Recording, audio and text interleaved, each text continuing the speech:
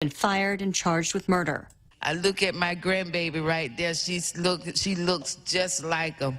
And when I look at her, I know that he's not gone. Mother-in-law Rochelle Gooden offering thanks to everyone who's shown support for the family. Meantime, each side accusing the other on Capitol Hill of failing to negotiate on police reform. Democrats say there isn't enough support to get a Republican bill to the Senate floor tomorrow. This doesn't finish until they say it's over. But if they won't even start it, that tells me that this is already over. South Carolina Senator Tim Scott, who authored the bill, has been urging support for a motion to proceed, which takes 60 votes. Democrats say the GOP bill isn't a good enough starting point, but Republicans say a version that passed the House goes too far. America is listening to Fox News. Oro magunom, matana lom suman kumin healthy and lessness. Karingin komniki matsaye nakshikisin zinginyan fashilklan masenge. Inwangin takayni and wangin napashali, matana lom suman. Akayakom is mongle ashosh kamofal esukomines be vitamin nasum. Karingin gubsifena in niceness in tia apashali. Overbound to gungom na yen, tia kalmotom, infame, inwelum, eaknas na sien kumatakyan. Inaksafye akola. Arela emergency contact list lom, aroy nash mo yaknas nas kaonlo in lomsuman, nakarangin in jash mit masin lomsuman. Aro makuno minako ye aknas na sien kuam in nasnas aim safe. Nanakmanas, matana in lomsuman. Message saying ye masin manyatlu, Micronesian Research Center at Choice Broadcasting. A restaurant apologizes for turning away a black mother and child. When Marcia Grant tried to eat at the upscale Ouzo Bay in Baltimore with her 9-year-old, she was told they couldn't because her son's outfit, athletic shorts, sneakers, and an Air Jordan T-shirt, didn't comply with the dress code. Grant, who's black, capturing the exchange with the manager on video, which also shows a white family allowed to dine there despite their son dressed in a similar outfit. The owner, the Atlas Restaurant Group, putting out a statement saying they're sickened by the incident and have placed the manager on indefinite leave. It's also revised its dress code to exempt kids under 12.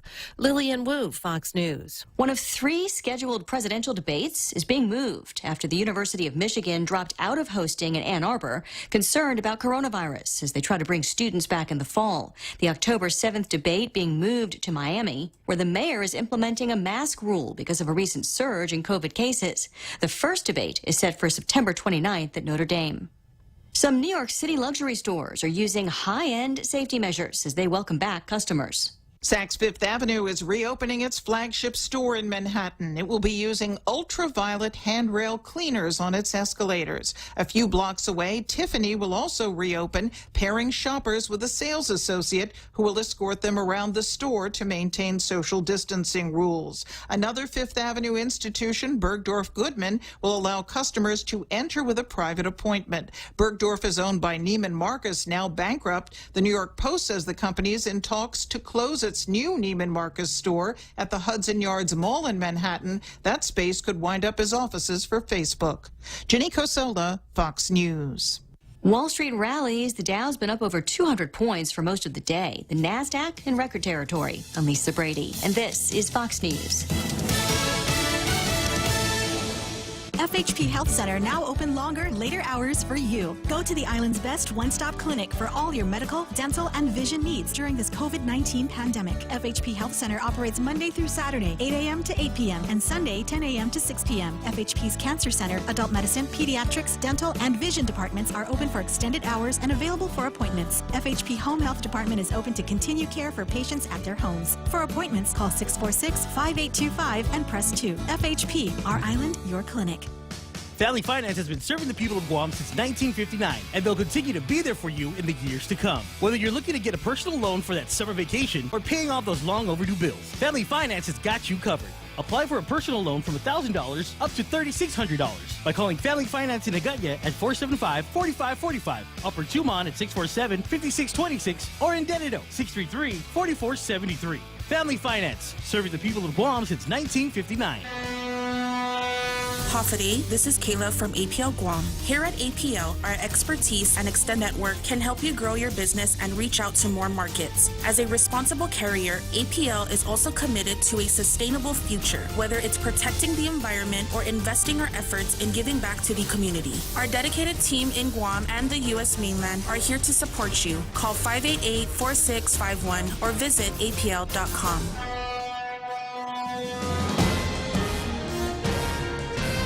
Half a day and good morning. It's 6:06. I'm Mana Silva Tyron with a look at your local news from the Guam Daily Post. One man is dead after a reported shooting at an Agana Heights residence yesterday. A suspect has been taken into custody and is being questioned by investigators. Few other details are available, but police say they received a call to the home on Tuhun Drive around 2:30 yesterday afternoon. Spokesman Sergeant Paul Tapau says that they made a check and discovered a lifeless male. The victim is believed to be in his late 30s or early 40s. His name has not been released. Pathologists will determine the cause of death after an autopsy is completed. Meanwhile, police are looking for a man who robbed the cashier at Buenas Market in Jotnya yesterday afternoon. Surveillance footage shows the man wearing a maroon-colored long-sleeve shirt with Guam written on the front. He was also wearing blue jeans and a hat. He entered the store about 12:39. He was seen entering the store from the driver's side of a pickup. The cameras also captured him while he was standing in line with another customer waiting for him to pay. When the customer left, the man went behind the counter and demanded cash from the till. A bystander who spoke with the store manager said that the customer held a knife up and demanded the money from the register and elsewhere in the store. The suspect was seen putting the cash in his pocket and walking out of the store. He had a bandana covering his face and was wearing gloves at the time of the robbery. Anyone with information is asked to contact the Guam Police Department or Crime Stoppers. Well, these cases and the increase in crime throughout the island can be seen as proof that we need to do better to fund the police department, and to that end, the Guam Police Department is asking the Guam legislature to plug another $2.9 million into its budget. This will help fund 6 major initiatives, they say, that include the hiring of additional police officers. 100 of them is what they're looking at. Acting Administrative Service Officer Virginia McNaughton appeared before the legislature yesterday for their budget hearing. Both told the Finance Committee the Department of Administration has a total of 173 applicants that are pending testing with them to see if they meet the requirements before they can actually certify a list. There are 19 recruits currently in the pipeline to be hired.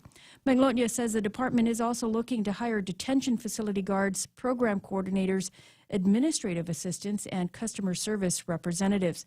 Now, senators inquired if the department had sought out federal grants or other resources to help the department. Speaker Tina Munya Barnes urging them to look for grant opportunities. But as it turns out, a federal grant that helped the Guam Police Department hire more police officers in years past has not been received again this year. The application for the grant wasn't submitted due to a shortage of personnel, according to GPD officials. In 2017, GPD successfully applied for the Community-Oriented Policing Services hiring program and received about $1.6 million in grants to hire 15 more police officers. That 3-year award expired this year. The DOJ announced another opportunity for a 2020 cycle with the March 11th deadline set. The Guam State Clearinghouse confirmed that GPD did not submit a grant for 2020 and referred questions on why the application wasn't sent. GPD Sergeant Paul Tapau later responded that it was due to a shortage of personnel, and GPD was not able to obtain all the required signatures to meet the deadline. However, he did say that should the COPS grant be available for 2021, GPD will submit interest in pursuing that grant. More news after this. Mezcla Chamorro Fusion Bistro in Hagåtña and Tumon are now open for takeout and free delivery services in selected locations. For more information, call 479-2652 or 3 or 969-2652. Open Monday through Saturday from 11 a.m. to 2 p.m. and from 5 p.m. to 8 p.m. Mezcla Chamorro Fusion Bistro brings you island hospitality with the true taste of modern Chamorro cuisine at the comforts of your own home. They take your favorite local dishes and serve them with extra flair you will only find at Mezcla, a true taste of Guam.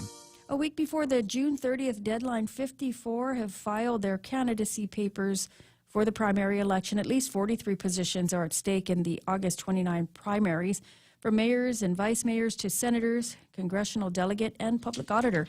As of yesterday, no candidates for delegate or public auditor filed their papers with the Guam Election Commission. However, Public Auditor B.J. Cruz did indicate that he will be filing his papers for re-election in his seat. Republican Senator Will Castro has said that he'll be filing his candidacy to run for delegate, as did incumbent delegate Mike Siniclas, who will be filing his candidacy for re-election. In the senatorial races, only 11 have filed their candidacy, 5 Democrats and 6 Republicans. The remaining 43 filers want to run for mayor or vice mayor. The governor is asking the Guam Power and Water authorities to give an opportunity to ratepayers to pay their delinquent power bills before cutting them off. The governor writing a letter to the utility agencies as July 1st, she says, would resume the disconnections. But the CCU has authorized the agencies to give payment plans to customers who aren't able to pay. Commissioner Simon Sanchez says that they'll use the month of July to allow delinquent ratepayers to negotiate payment plans. And one more positive COVID case reported from the Department of Public Health. This latest case had no contact to any confirmed case of COVID-19.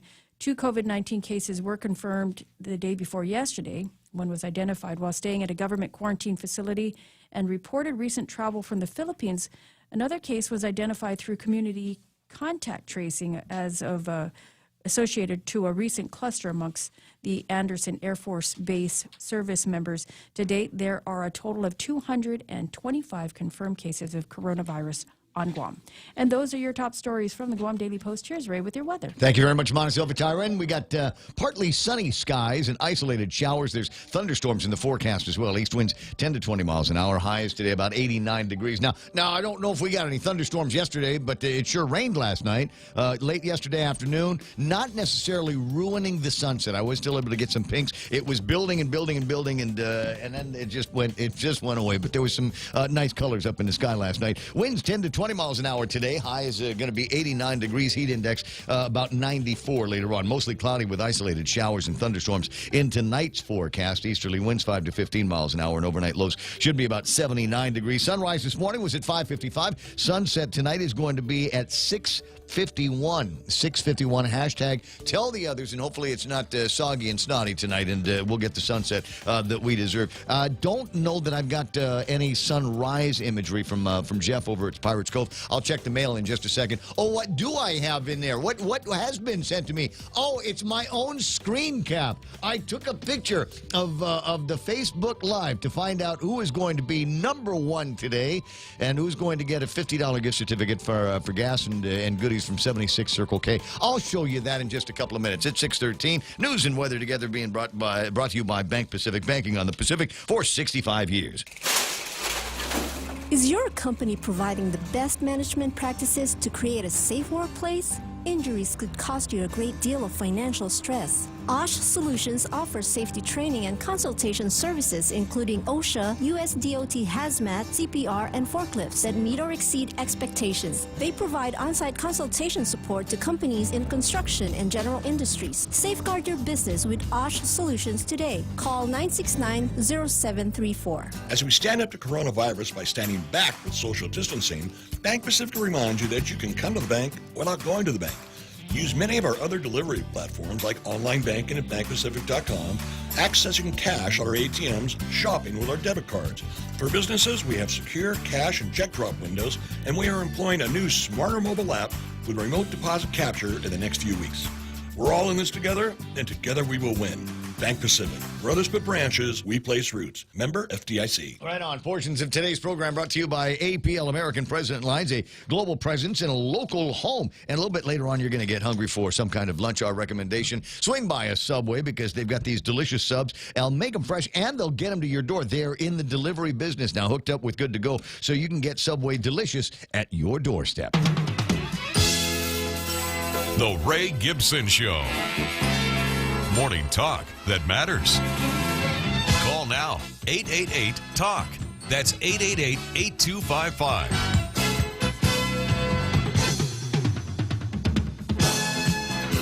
My shirt's on right side in. It's right side in today, everybody. Look. You got the shirt? Yeah. No I did the tag. check before you came in the studio. Yeah. Winning. Welcome to the program. Zippers up, everything. Zippers, yeah. I'm everywhere I'm supposed to You're be. good to go. Your hair's fixed. All you do is win, Ray. The hair is never, ever going to be truly fixed. I don't think. Am I losing my hair, you guys? No. Why are you looking at me? I've lost my hair. You're bald. Because every once in a while I'll ponder that. I don't know. Maybe it's just something about a certain age that you get to, and all of a sudden I can't. When I'm fixing myself up in the morning, I can't help but look at this top part here and wonder if it's beginning to thin more aggressively. I've never had thick hair ever. Yeah. But now I'm wondering if it's thinning aggressively, and Not whether that I noticed. Okay. Let's look at the positive. You have nice hair. And it's not all grayed out. It's not all grayed out. It's all yeah. So for now, it's okay. Sorry. And thinning runs in our family, so it's kind of like. Daddy didn't have a lot of hair when he passed away. Yeah. Granddaddy did not. But my dad had a full head of hair when he died. So I'm hoping. And of course, Mom. Mom always had hair. Yes, she did. 6:16 in the morning. As I said, welcome to the program. Excuse the mess. It is the Ray Gibson Show on 93.3 The Point. My name is Ray Gibson. Thrilled as usual to be here with you. The big question I have is, why isn't it Thursday yet?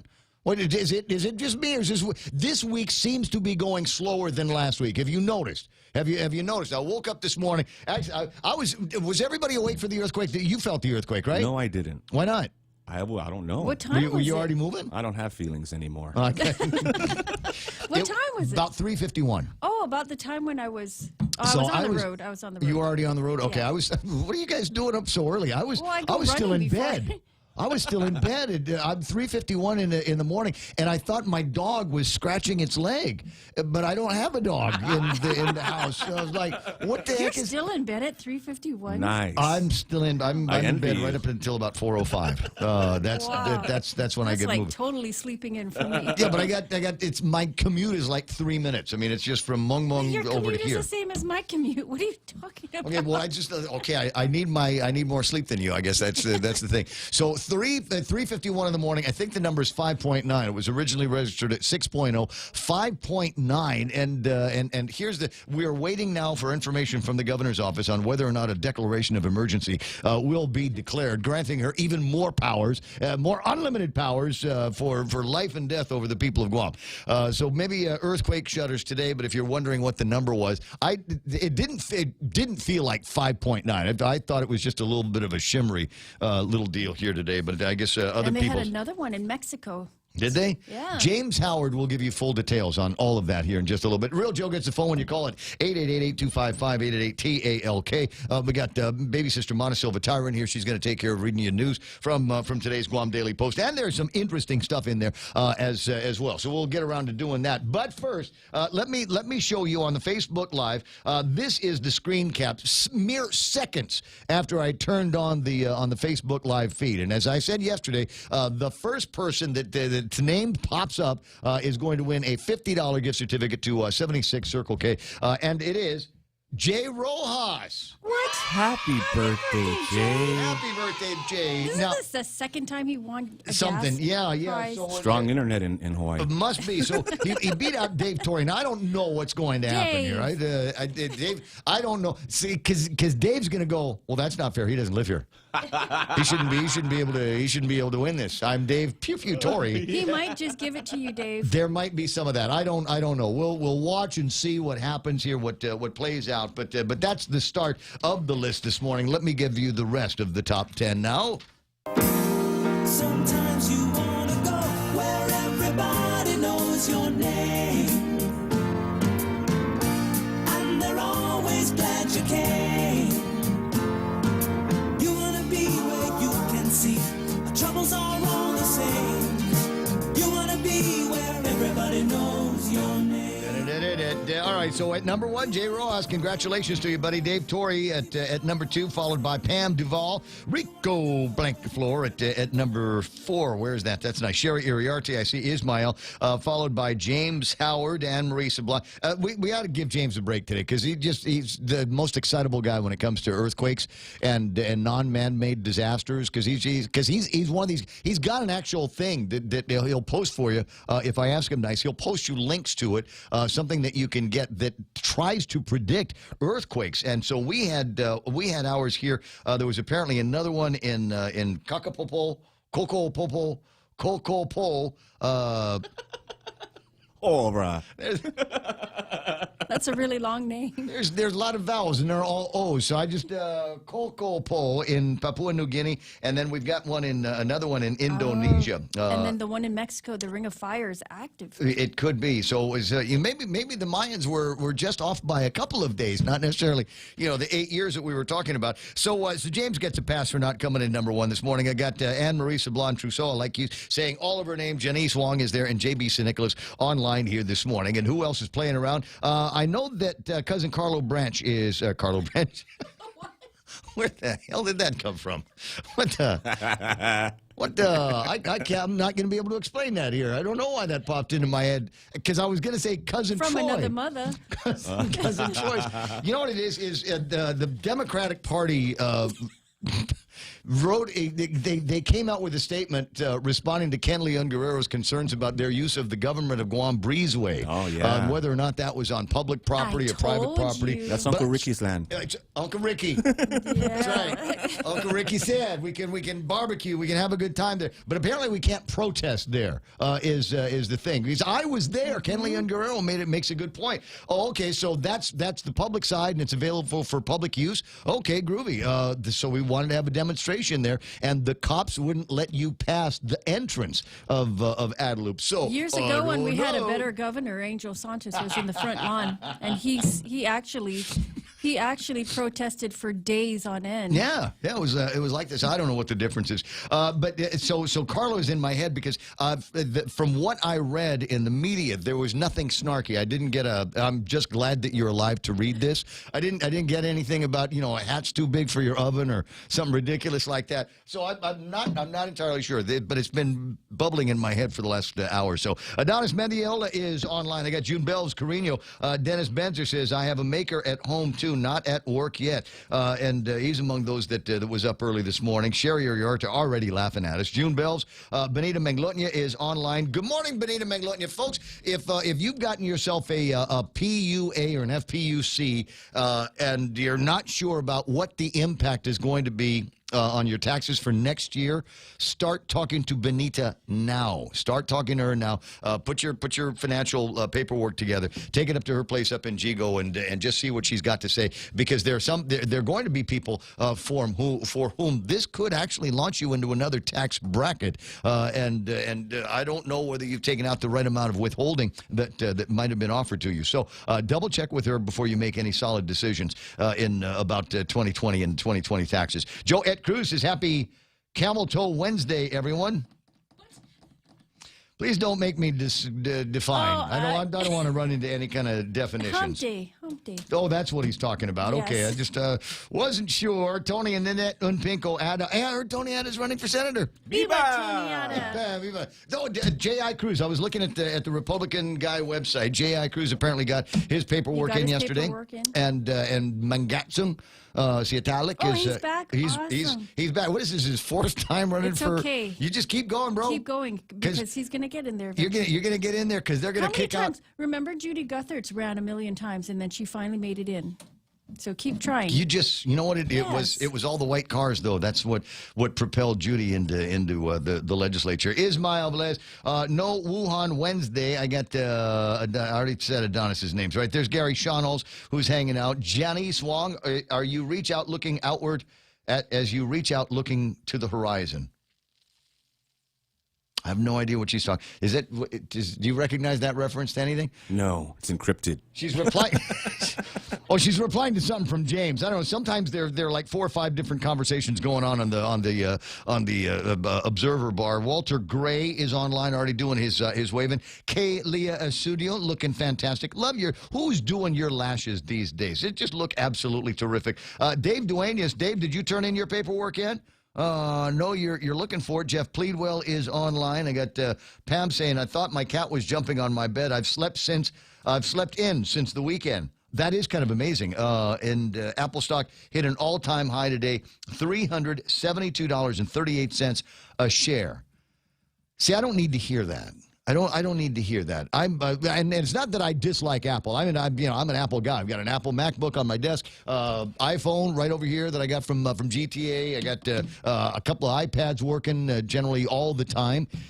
So it's not that I dislike Apple. I just get a weird feeling when I look at $372 because I'm the guy that sold Apple at about $110 a few years ago because I didn't think they were going to be going anywhere. Within days of me selling Apple at $110 a share, they come out with the iPhone 1.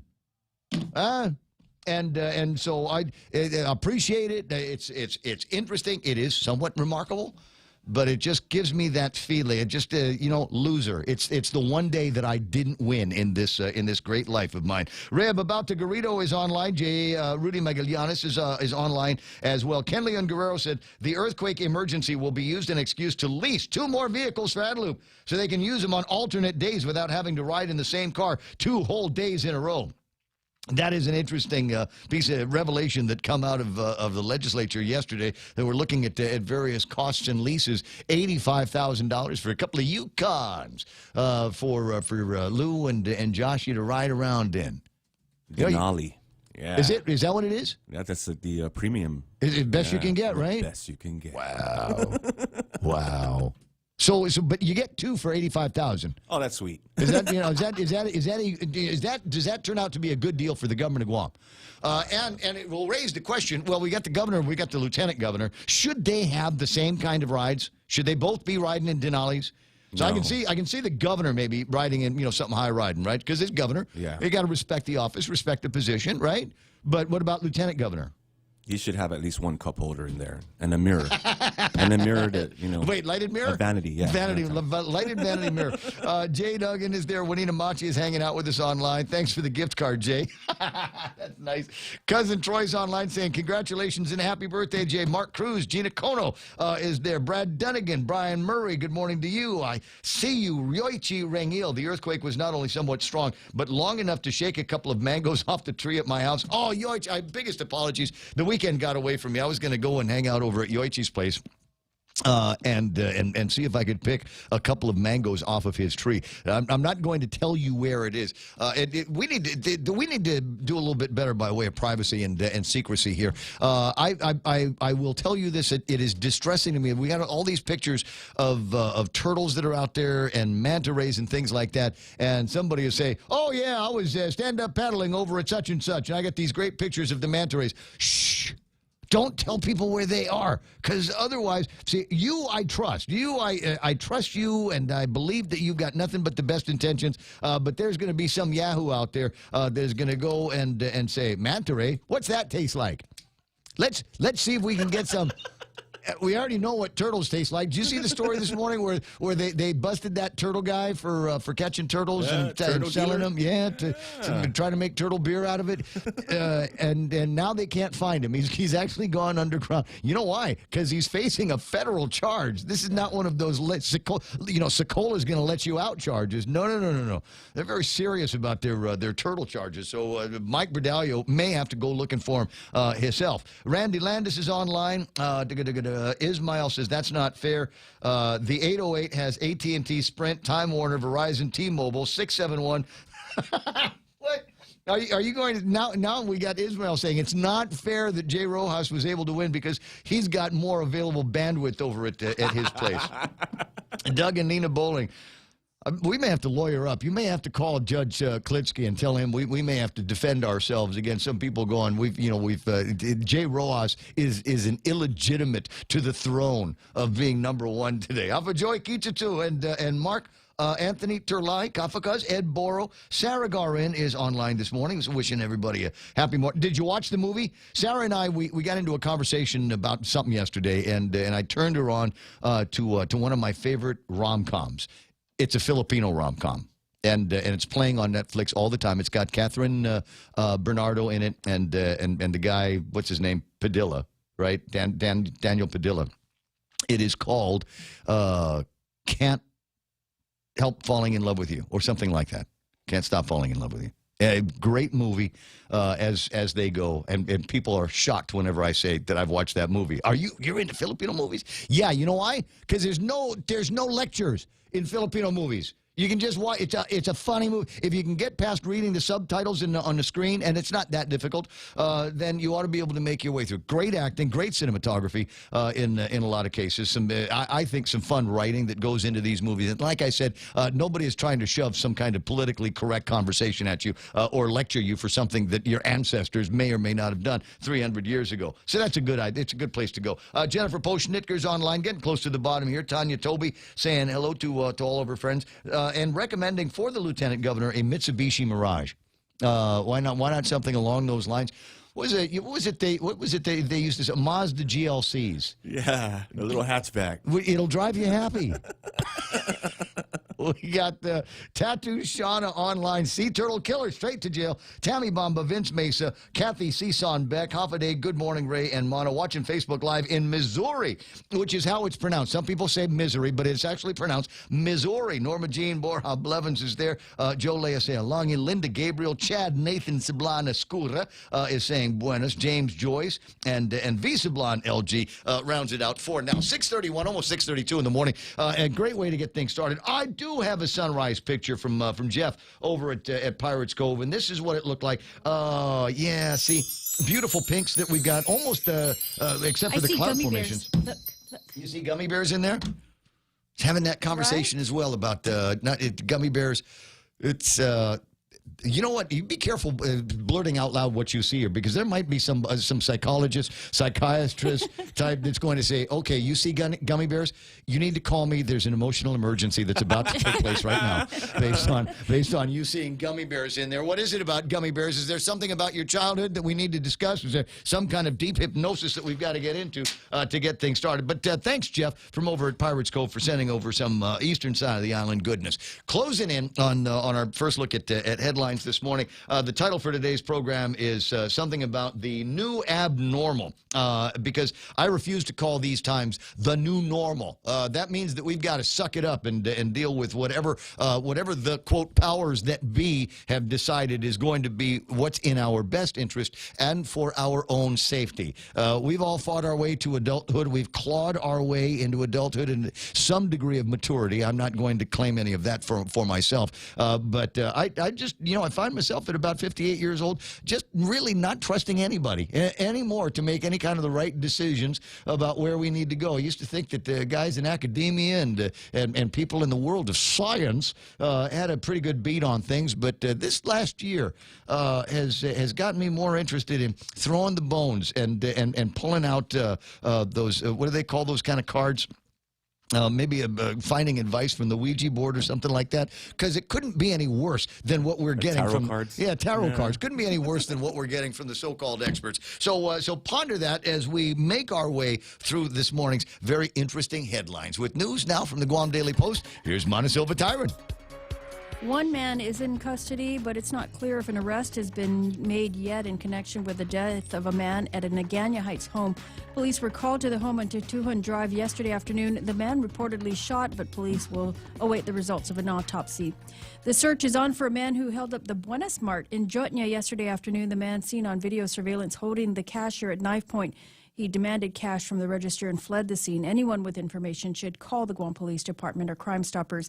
Meanwhile, the Guam Police Department, looking for an additional $2.9 million for its budget, they went to the legislature yesterday and said that the money would help them hire more police officers and fund other initiatives. Speaker Tina Munya Barnes urging the department to look for federal grants. One more person tested positive for COVID-19 to date. There have been 225 confirmed cases on Guam. They say 46 of those cases are active. And those are your headlines from the Guam Daily Post. For more on these stories, pick up a copy of the paper, log on to their website at postguam.com. All right, what have we got here? A lady said that she sees a man riding a camel in the Pirates Cove, sunrise picture. She sees a man riding a camel. What do you Joe? You picking up anything? I see the four horsemen of the apocalypse. They're right there. The fourth horseman of the apocalypse. You may be absolutely right. We do have an update though online this morning from after Visa Blonde LG checked in. Jay Rojas says, "I yield my throne. Give it to Uncle Dave." Wow. Aww. Amazing. Hey, Rojas. Wait, but Happy which Uncle birthday. Dave is he talking about? Torrey. Dave Torrey. Okay. All right, just wanted to make sure because there was a link to because there's about a zillion On Daves his out there. birthday, no less. Janice Wong says, get the Lieutenant Governor of the mini pickup truck they have on GU. God is the best artist, Norma Jean Blevin says. And as I said, Kathy Cison Beck says, I see a man riding a camel. Shoot him. Shoot him. Janice Wong says dog. And there's this from Mike Grace Bloss, maybe more so to the point about how weird the world is getting these days, saying stop 5G. Stop the rollout of 5G. We'll watch and see, guys. 888-8255-888-TALK is my telephone number. 888-8888 is the telephone number for iConnect. iConnect brings you the time right now. Swing by the iConnect they've got over at the Micronesian Mall. They'll talk to you about plans, get your phones, get your gizmos, all of that stuff. iConnect time at 6:36. You've got a job to do. Having the right equipment for the job is critical, and East West Rental has the exact tools you need. Get it done faster with the right stuff, whether it's landscaping tools, concrete tools, lifts, trucks, lights, generators, trench boxes, welders, tents, tables, and chairs. They're here to help you tackle any project you're working on, big or small. Open Monday to Saturday, 7 to 5, closed Sundays. Find what you're looking for at East West Rental Center in Upper Tumon or call 646-1463. The Guam Visitors Bureau and Island Beautification Task Force invite you to come out and join the community on Saturday, June 27th, as we work together to beautify our island. Showtime is at 8 a.m. Let's take a moment to show our island pride, to get up and move towards building a better, safer Guam for our friends, families, and visitors. Learn how you can sign up for a beautification site or donate supplies at GuamVisitorsBureau.com and follow social media pages for updates. Special thanks to the stations of Choice Broadcasting. Y'all gonna need to, I'm saying y'all a lot more because I'm reading y'all a lot.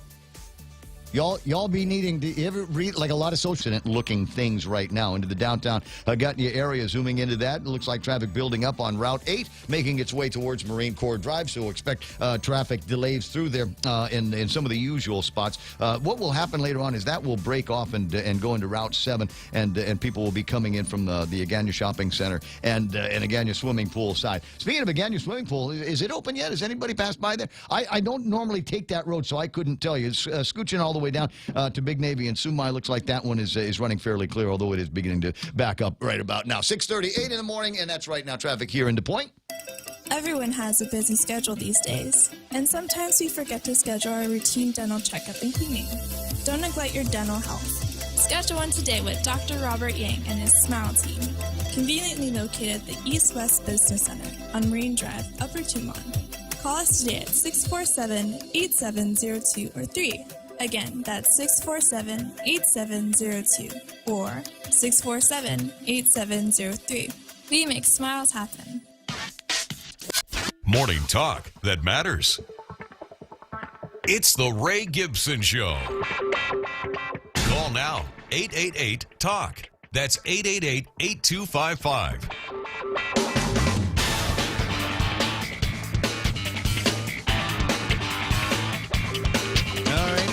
I'll see what I can do. Got a note here from Rudy saying, Ray, can you find out when the next release of the PUA is? My niece filed on June the 2nd, and they were only releasing May 29th to June 1st.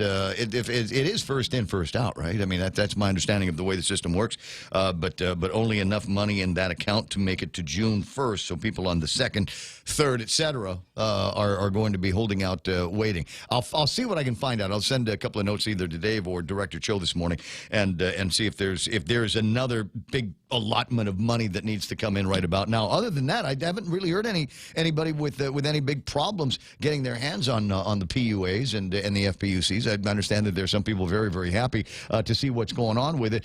Now you and I, Mona, had predicted that there was going to be, at least I did, predicted that there was going to be a second wave of major shopping on Guam. But a friend of ours, a mutual friend of the Ray Gibson Show, was over at where was the guy? He was over at GPO yesterday and took a bunch of snaps of what it looked like. Empty, yeah. This is GPO coming coming down the stairs over in the food court.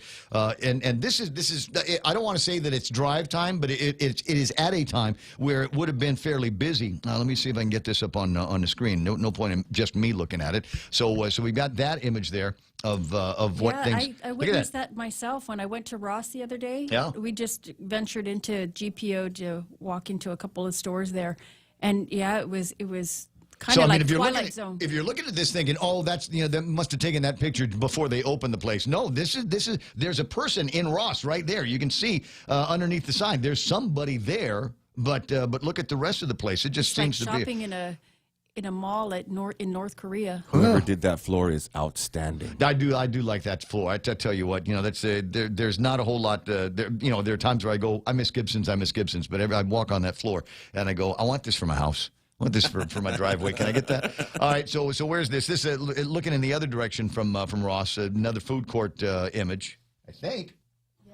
Yeah, they made all the tables. Oh, is that how they're doing tables there now? Yeah, keeping people away from each other. Okay, and there's nobody in there. Another picture here. You can see there's into Cinnabon and near the front of the store. And normally that's a big congregating area. That's a lot of people like to meet, have their coffee, and can you smell that photo? I love that. I can smell it. There's another picture shooting in the opposite direction. They're over by Haagen-Dazs, and that's a busy boulevard portion of GPO when you think about it. There's kind of an intersection to go out to the restrooms and the outside door. Nobody. There's another picture here, and again, I want to emphasize this is while GPO is open. The open sign is there. There's just not a whole lot of people shopping. You get one or two bodies that you can make out in the imagery. But other than that, it just ain't there. Hey, who put that in there? Who put that? This says politicians in diapers must be changed often and for the same reason. What subversive put that up in my picture feed here for everybody to see? There is an election coming up. Ken LG says it's going to be a great opportunity for people with new names to go in and challenge some of the incumbents. And what new names do we have in there? Hold on a second. Post did a story where they were looking at it. 54 filed candidacy. Here's the big problem, though, is the majority of people that have filed so far are only filing, they're like mayors and stuff like that. So they make more money. The mayors are at 85,000. Senators are only about 55. Right. But the mayors definitely work a lot harder. So if you're gonna do that, but if you're gonna be a mayor, I want to give you a couple of standards that you must apply. You've got to be at least as good. And I'm gonna leave a couple guys out. But I was talking with somebody just last night who was raving about her mayor. Absolutely, the guy in Petey, the mayor of Petey. Mayor Gumatauta. No, it's Jesse Alec. Jesse Alec. Yeah. Gumatauta's dead. Oh, okay, but he was a great mayor. He was fun mayor. I liked him very much. He was so awesome. But so we were talking about they've got this program. Some of the mayors got this program with fruit. Now my mayor says, "Hey Ray, come on by and we got a box of fruit for you." And I thought, okay, Groovy, I'll see what I can do. Apparently, Alec takes the fruit to the guy's house. Nice. He'll bring it to you. And now I want to call Rudy and go, hey, I'm a senior citizen. I'm over 55. The mayor of Umatic also does the same thing. Really? Yeah, and he goes and makes home deliveries. So they've got that program in Petey where you sign up for groceries. Right, you pay with a credit card, and he will send somebody to the Payless and go pick up your groceries. So if you're running for mayor, got to be at least that good. I like my mayor. I got Rudy Paco, and I think he's just. Junie and Jesse, those are my favorite mayors. But the only problem with Junie and Jesse is they leave the derelict vehicles on the side of the road for too long. Coming out of Barragata, you go up in towards Barragata Heights and the store. There's always a car that somebody's abandoned, and I think they leave it there too long personally. But otherwise, yeah, I think they're great. Rudy, you come in my village and you go by the bus shelters, and I tell you what, they're all clean. They're all clean. They got trash cans. There's a guy that comes by and picks them up all the time. We got a great couple of great WhatsApps for the residents in the village. So I'm just saying, if that's where you are headed with your political career, then I tell you what, you need to go and talk to these guys and find out what they're doing. That has and Jess from over in Manila or Ordot Salampago. Oh yeah. He's great. He's an absolutely terrific guy. Are you on your village WhatsApp for neighborhood MTM? watch? Yeah, For you are? Yeah. You're still on it, huh? Well, there's two. There's one that's very serious. Mine. Yeah, I had to leave mine. Too much God. Or did Yeah, you? too much. Someone stole 2 mangoes from my tree. Did they kick you off? Come on, be honest. No, they didn't. Not that one. There's 2 WhatsApps. We've got 2 groups in MTM. One of them is that one there. Where, you get somebody and they're just kind of hanging out, or here's the pray the novena or whatever. Here's what's happening over at the church. Not that it's bad. It's just there's different things for different people, so it's a little bit broader. And then there's another one that's run by a drill sergeant. Oh boy. But he's in charge of security for MTM. He actually goes out and roves. Oh, I like that. So if he sees a bunch of guys over at the basketball court after they should be home, he takes pictures. He guy shoots video. Nice. And if you try to put something in there that belongs in the other one, he'll tell you right off. This is not for that conversation. Take it to the other group. Take it to the other that group. Going on in chats. Hoorah! Semper Fi! This guy's chewed through cigars that are made of steel. I like that. 6:46 in the morning. I have a copy of a letter that the governor had sent off to both of the bosses over at the utilities, the major utilities, John Benavente and Miguel Berdallo. While I understand that your utility must maintain adequate revenues to support operations and meet long-term debt requirements, these obligations pale in comparison to the most basic needs of those who have been recently unemployed or have been severely impacted because of the COVID crisis.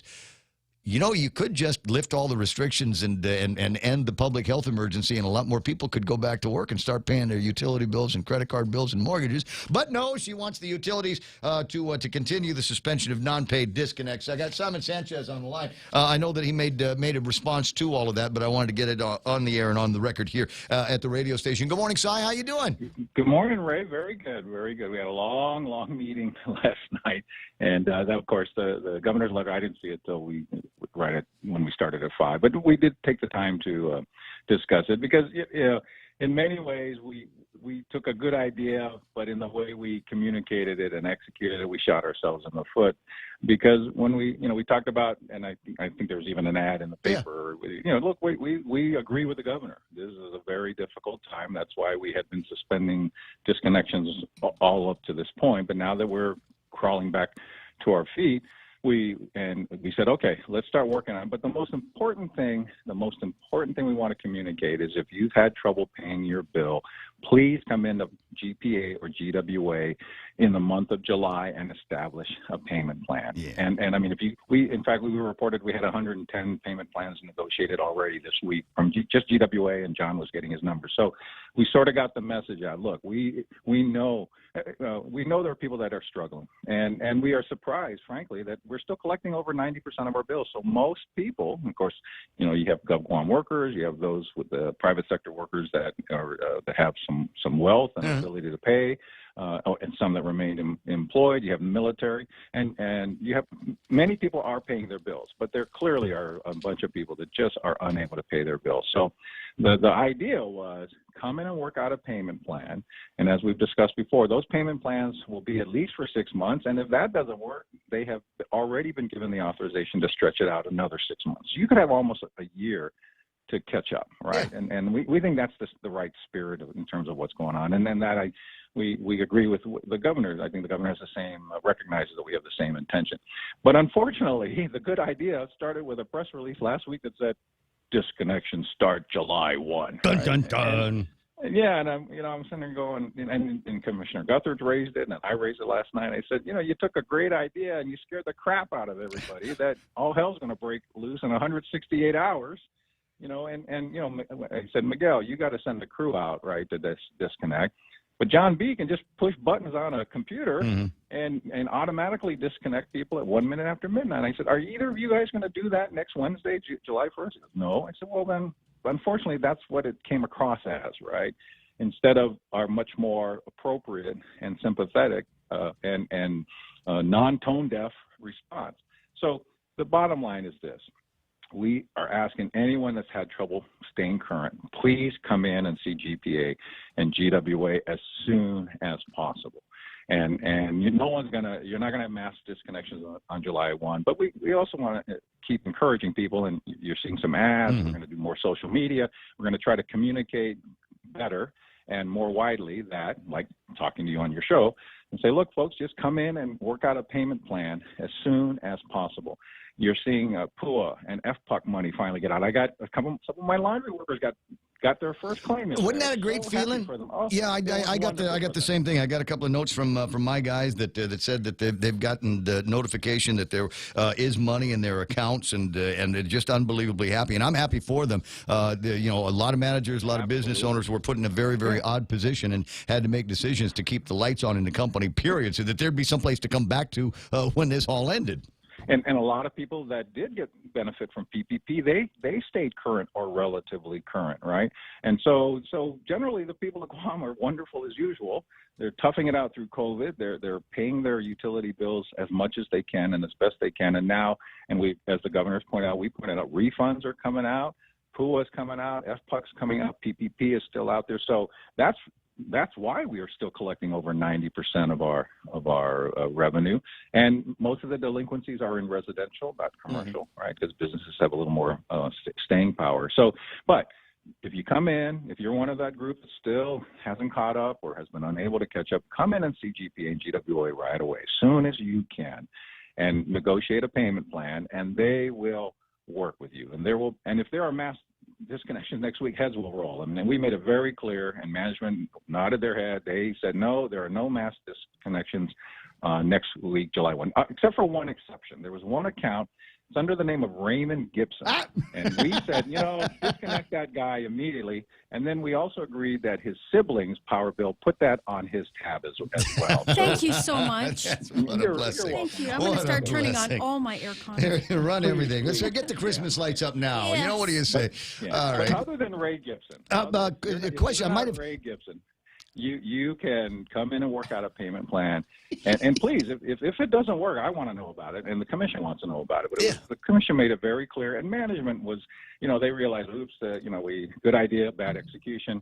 But the bottom line is they will implement payment plans. So I think the spirit of the governor's letter is going to be met. All right. It's consistent with our spirit. And except for Ray Gibson, we are going to work with everybody. I think, and I think that's fair. I think there are many people listening saying, you know what, that guy's had too many breaks in his life. Check your Gibson privilege. Huh? Would you? Yeah, you got 168 hours, Gibson, to get a payment plan in for Pull down his statue, will you? Amen. All right, Somebody listen, take it down. I'm going to break away. I'll talk to you pretty soon, Si, before we get in trouble. People start throwing more. I will. I appreciate it. Simon Sanchez from the Consolidated Commission on Utilities in a response here from the governor's office where they were panting about, people are going to get non-pay disconnects. Will there be more of that? I don't know. We'll watch and see where the rest of this comes out. And I did. Is it Rudy or Rico? I think it was Rudy that asked me the question about PUAs. I've sent a note off to Director Cho, and I'm sure I'll get a response at some point about how they're going to be doing these PUA and the FPUC payments. Because the way you describe it, it makes it sound like it's being done like the tax refunds, right? So you signed up on this date and on this date, and if you signed up before this date, then your check is already there. If you signed up after, then we got to wait until more money comes in from the funding source in Washington, D.C. I would think that it would be somewhat continuous as the applications are approved. Then the amounts get funded into the ETF. But as we pointed out, all of this stuff was put together by bureaucrats, and you just never know how it's going. Number one, it's bureaucrats working with computer people, and in that case, you might run into a place where it makes perfect sense to them, but in the real world and using real world speak, it makes less sense than all. Yep. Thank you, Ray. We'll tell Denise. I'll see if I can get you some information before the end of the program here. Happy birthday, Jay, from Vince Mesa online this morning. Ismail says, yes, got an A on my paper on managing groups and teams for my management class as part of the MBA. Watch out, little Lou, I'm coming for you. Norma Jean Blevins, Aladdin, riding a magic carpet. Again, we're stuck on the sunrise from Just Pirates Cove and the interesting cloud patterns that are in there. What's that, Sherry? It looks like more like a creature from the Star Wars movie. Vivian Cunningham is staying silent on the subject. That'll be all right. Jennifer Poschnittger, think of the money, taxpayers' money, that would be saved. Greg Karabrock, back in the days, a pickup truck was what our commissioner drove, not a four-door brand new truck. Pam, the trucks that these guys are driving around, it is possible that what you are seeing, probably not new, but there was a time a few years ago where Eric Palacios was working over at the department, where was it, Environmental Protection, EPA, and wanted to do a solid for the mayors because he was going to run for office and wanted the backup of the mayors. So he gave them all brand new trucks. And he said you can use these to assist with recycling in the villages, and no sooner did he say that, and all of the mayors got the keys to their fancy trucks.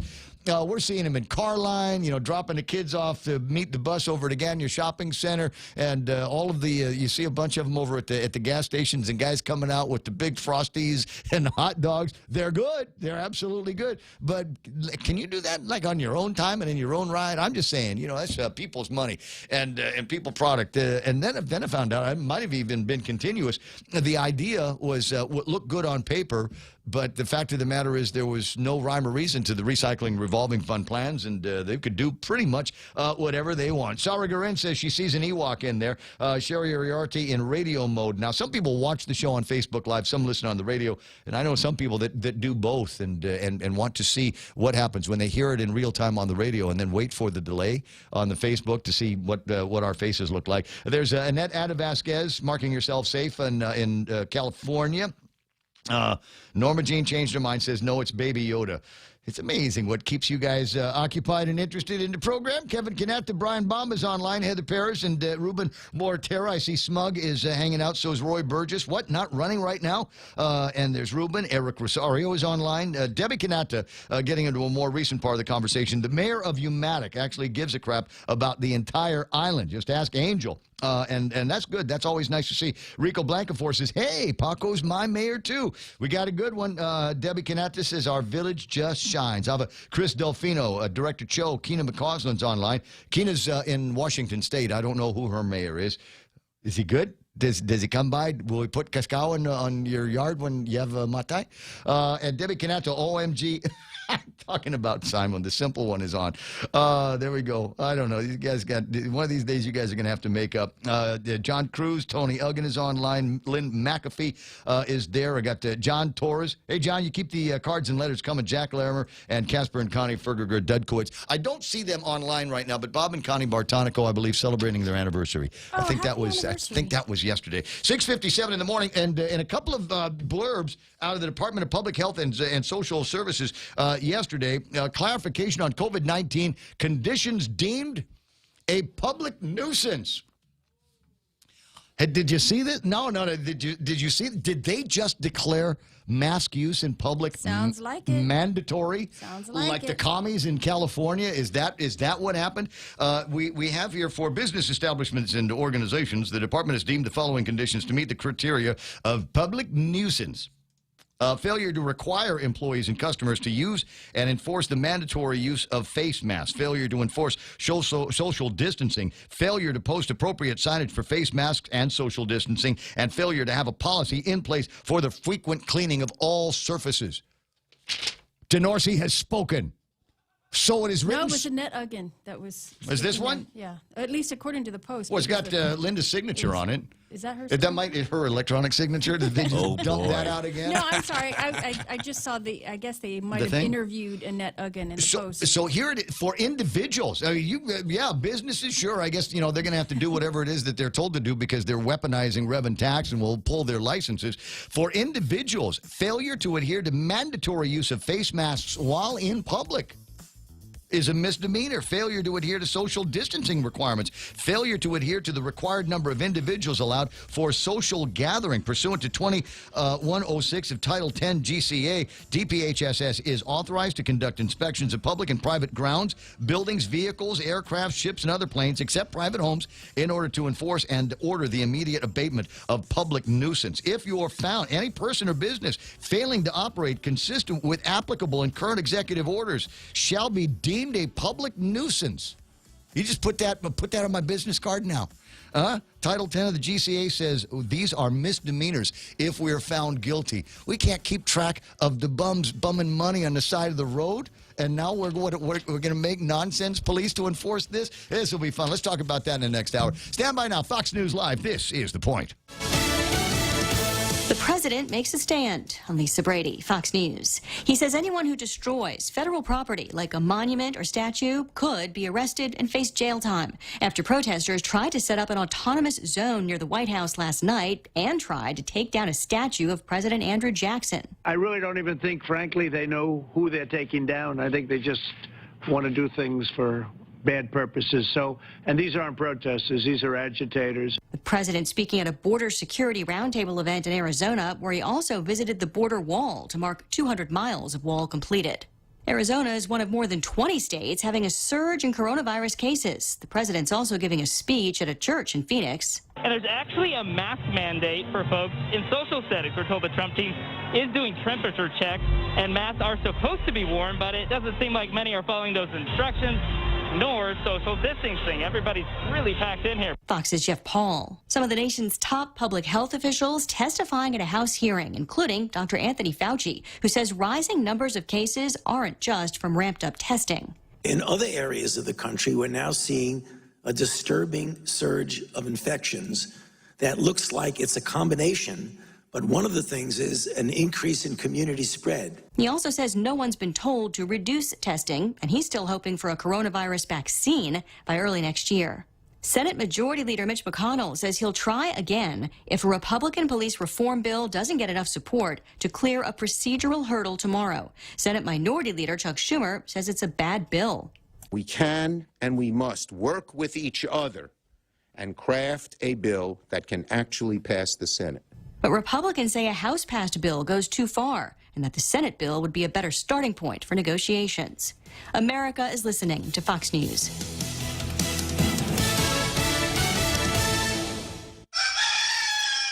What's for breakfast at KFC under $3.95, you ask? What's for breakfast at KFC that's different than the other guys, you ask? KFC's chicken wrap, sausage wrap, the Colonel's chicken congee, chicken fried steak, sausage biscuit and gravy, and biscuit sandwiches made with KFC's original fluffy biscuits. All for under $3.95 and all only at KFC. Plus, with waffles and the Colonel's chicken fried rice, we've got something for everyone. So visit KFC for breakfast today. It's finger-licking good. When you can do what you need to do from wherever you are, why wouldn't you? The Going Online Together partners encourage you to explore all the ways you can safely, securely, and conveniently go digital. Pay bills, check account balances, register for services, and much more. And don't worry, when you practice safe online activity, you can trust that your personal information is secure. Be part of the new norm, make life easier, and join in the movement of going online together. A man shot and killed by police in Atlanta is remembered with a big turnout at the iconic Ebenezer Baptist Church. An emotional conclusion to the funeral for Ray Shard Brooks. Inside the church, invited guests and family. Outside here, a jumbotron and an overflow crowd. Brooks, of course, black man, 27 years old, shot and killed by two white police officers on June 12th outside of Wendy's. This after fighting with the two police officers, taking one of their tasers and trying to flee. The Reverend who gave the eulogy here said this is more than just about Brooks. He said it's about the mass incarceration of black men in the United States. Fox's Steve Harrigan. A woman is now in custody, accused of setting a fire that gutted the Wendy's restaurant where Brooks was killed in the parking lot. Atlanta fire arson investigators announcing the arrest of Natalie White with assistance from county sheriff's officials. A Massachusetts utility ordered to pay a massive fine for deadly explosions 2 years ago. A judge says Columbia Gas has to pay $53 million for the blasts that hit communities north of Boston, killing one person, injuring several others, and destroying dozens of buildings. Columbia Gas pleaded guilty 3 months ago, admitting it didn't properly monitor overpressurized gas lines. The fine is the largest ever levied on a company under the federal pipeline safety statute. Columbia Gas was purchased by another company shortly after its guilty plea. A 3-year probation period also imposed by the judge will end once that sale is final. Gernal Scott, Fox News. An annual event President Trump has spurned is now canceled for this year. The White House Correspondents' Dinner scrapped after consultation with medical experts and others. The Correspondents Association says it had been working to make the event safe, but is now working on a virtual presentation. I'm Lisa Brady, and this is Fox News. As we emerge from the effects of the global pandemic, Security Title is rethinking how to best serve our customers. With our houses clean and closets reorganized, here's a reminder to take a look at the title to your house and other real estate. Is your trust in order? Is it time to update your wills? Do you have the best interest rate available on your home? As we get back to work, there's no better time to revisit your most valuable asset, your property. Call the professionals at Security Title. We are here to help. Wow, nice smile. So perfect and all. Thanks. I owe it all to Dr. Robert Yang and his smile team. They do wonders for a healthy, happy mouth. Got teeth? Don't wait until they hurt. Schedule your routine checkup and cleaning with Dr. Yang and his smile team. Suite 119 in the East West Business Center, Upper Tumon. Call 647-8702 or 3. The best thing that happened to teeth since toothpaste. Dr. Yang and his smile team. They make smiles happen. Half a day. This is Michelle from APL Guam. Here at APL, our expertise and extensive network can help you grow your business and reach out to more markets. As a responsible carrier, APL is also committed to a sustainable future, whether it's protecting the environment or investing our efforts in giving back to the community. Our dedicated teams in Guam and on the U.S. mainland are here to support you. Call 588-4651 or visit apl.com.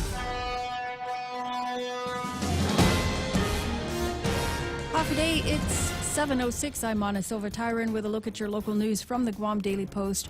One man is dead after a reported shooting at a residence in Agana Heights, and police are questioning a person of interest. There's no indication at this time whether another person of interest is involved. Officers with the Guam Police Department were called to the home on Tutuhan Drive at about 2:30 yesterday afternoon. Sergeant Paul Tapau says that they made a check of the home and discovered a lifeless man. He's only described as being in his late 30s or early 40s. Investigators, again, have one person in custody. For now, the case is classified as a death investigation. Tapau says that could change depending on the results of the autopsy. The search is on for a man who held up the Buenas Market in Jotnya yesterday afternoon. The man seen on video surveillance holding the cashier at knife point. He demanded cash from the till and fled the scene. Anyone with information should call the Guam Police Department or Crime Stoppers. Public health officials are reaching out to 24 establishments, including restaurants they believe airmen visited despite having restrictions on their movement. Public Health's Annette Uggan says that they are looking into locations that have been identified through case investigation, and each are being contacted. The cluster under investigation includes 35 airmen from the Air Force unit. The Air Force unit, Gentry Boswell of the 36th Wing says that the command is investigating and the airmen will be held accountable if the investigation confirms they were in violation. The airmen were housed at the Guam Reef Hotel when they arrived on May 25th. And were supposed to limit their movement to work and the hotel. However, it was discovered that they had gone out to various local businesses. Uggan says the affected establishment's employees who worked at the times and dates coinciding with the airmen's visits will be screened, interviewed, and possibly tested. She wanted to emphasize, though, that there are other contact tracing efforts underway, as there have been other positive cases identified recently, including one person whose nature of being exposed has not been determined. 2 other Air Force service members also tested positive for COVID-19, and they're not related to the cluster at the Reef Hotel. All 37 airmen are in isolation on the Air Force Base, according to the 36th Wing. Well, in light of the island's reopening and easing of restrictions, Public Health is warning that they will be taking the wearing of masks seriously, and it could lead to criminal charges. Public Health says failure to wear masks and adhere to social distancing rules and public health policies could be deemed a public nuisance. Any person or business that fails to follow executive orders and or public health guidelines shall be deemed a public nuisance, which is considered a misdemeanor. Meanwhile, as of yesterday's test, Guam has a total of 225 confirmed cases of COVID-19. There have been 5 deaths, 174 people have been released from isolation, and Public Health says 46 active cases. And we'll have more news right after this. Let Chili's do the cooking for you. They're open to satisfy your craving for their delicious burgers, tacos, and ribs. Or feed the whole family with a variety of all-in-one platter offerings. Get your Chili's favorites in a way that works for you. Curbside pickup or delivery. Plus, receive a 10% discount on all regular to-go pickup orders. Call 648-7377, WhatsApp 929-7376, or delivery with Good to Go. Visit Chili's Guam on Facebook or Instagram for more info. Chili's, you can still savor the moment at home. A former Guam National Guard sergeant facing federal charges of producing child pornography scheduled to go to court in September. Jerry Thomas Guerrero II appeared via teleconference yesterday for a status hearing. Guerrero's attorney, Jay Arreola, told the court that the pandemic and ongoing lockdown in the state of Arizona has caused delays, adding that it's where the evidence is located. It was also said during the hearing that more than half of the potential jurors recently questioned have responded that they're not comfortable with serving during this pandemic for jury.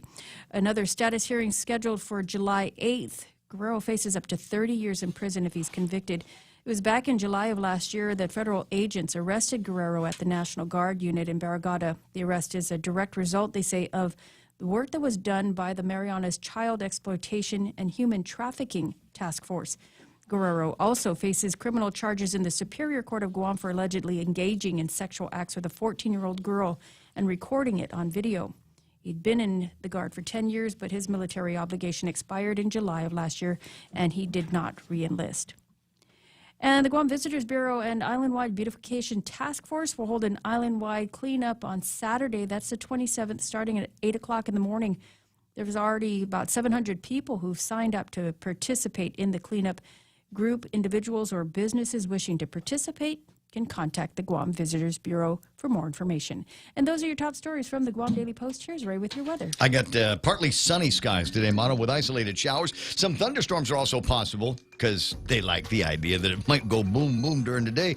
East winds up to about 20 miles an hour, highs 89 degrees for tonight. Mostly cloudy skies with isolated showers. There's thunderstorms in tonight's forecast as well, and the possibility maybe some of aftershocks of the 5.9 earthquake that we all felt about 3:51 this morning. East winds 5 to 15 miles an hour, lows about 79 degrees. Heat index will bring things up to about 94 degrees today. Sunrise this morning was at 5:55. We got sunset today at 6:51. Hashtag tell the others, as I'm fond of saying, because I think we all need a little bit of sunset in our lives. Even a little bit soggy like it was last night, it was still nice. I got a picture that I took from over at the beach bar where I was watching the sunset last night. Maybe I'll put that up on the screen so that you can see even on that side of the island, even as the rain was falling, we still had a decent looking sunset. Or maybe I'm just that good of a sunset photographer. You'll find out when I load the thing up. That's news and weather together. This is The Point. GPSI Guam is a professional technical services company that is a registered contractor for the federal government. They are SBA approved, 8A, and Hub Zone certified, providing program and project management, administration, technical support, logistics, and commodities. Find out more about GPSI and how they can help you today. Contact GPSI if you need assistance in meeting your small business subcontracting goals at 671-477-3058. They'll be happy to assist. As we stand up to coronavirus by standing back with social distancing, Bank Pacific reminds you that you can come to the bank without going to the bank. Use many of our other delivery platforms like online banking at bankpacific.com, accessing cash at our ATMs, shopping with our debit cards. For businesses, we have secure cash and check drop windows, and we are employing a new smarter mobile app with remote deposit capture in the next few weeks. We're all in this together, and together we will win. Bank Pacific. Brothers but branches, we place roots. Member FDIC. I got 713 in the studio here this morning, and a reminder that portions of the Ray Gibson Show are brought to you by KFC. And they want me to talk about donuts, but can I just say that the red rice is in my head? I was at someplace the other day, and that's what they had barbecue going on, but nobody wanted to make red rice, so they called KFC up in Barragata and had it delivered over, and it was terrific. And one of the things that we were remarking about, how is it possible that KFC, you can go to any KFC on Guam anytime, day or night, any season of the year, and get the red rice, and it tastes exactly the same way as it did in 1974 when they first started making it. How do you do that? How do you maintain that kind of quality all over the years? And you know what their big deal is now? It's donuts. It is donuts. They've got hot donuts with Kentucky Fried Chicken. Get it in a box meal or a family meal. 10 pieces of dark meat, 3 large size, and 4 donuts. You can call them at 300-FAST for delivery. KFC, it's finger-licking good. Now, the other thing before I'm all done here is it's not just, take a bite of a donut and then have a piece of chicken, donut chicken. You can now buy, like they've got the double-ishes, you can now buy a chicken sandwich made with donuts instead of buns. You have to try it today over at KFC. Bray Gibson Show is also being brought to you by Guam Regional Medical City, the first choice for your specialty care needs. Bringing you closer to the action. Any speaker, anytime.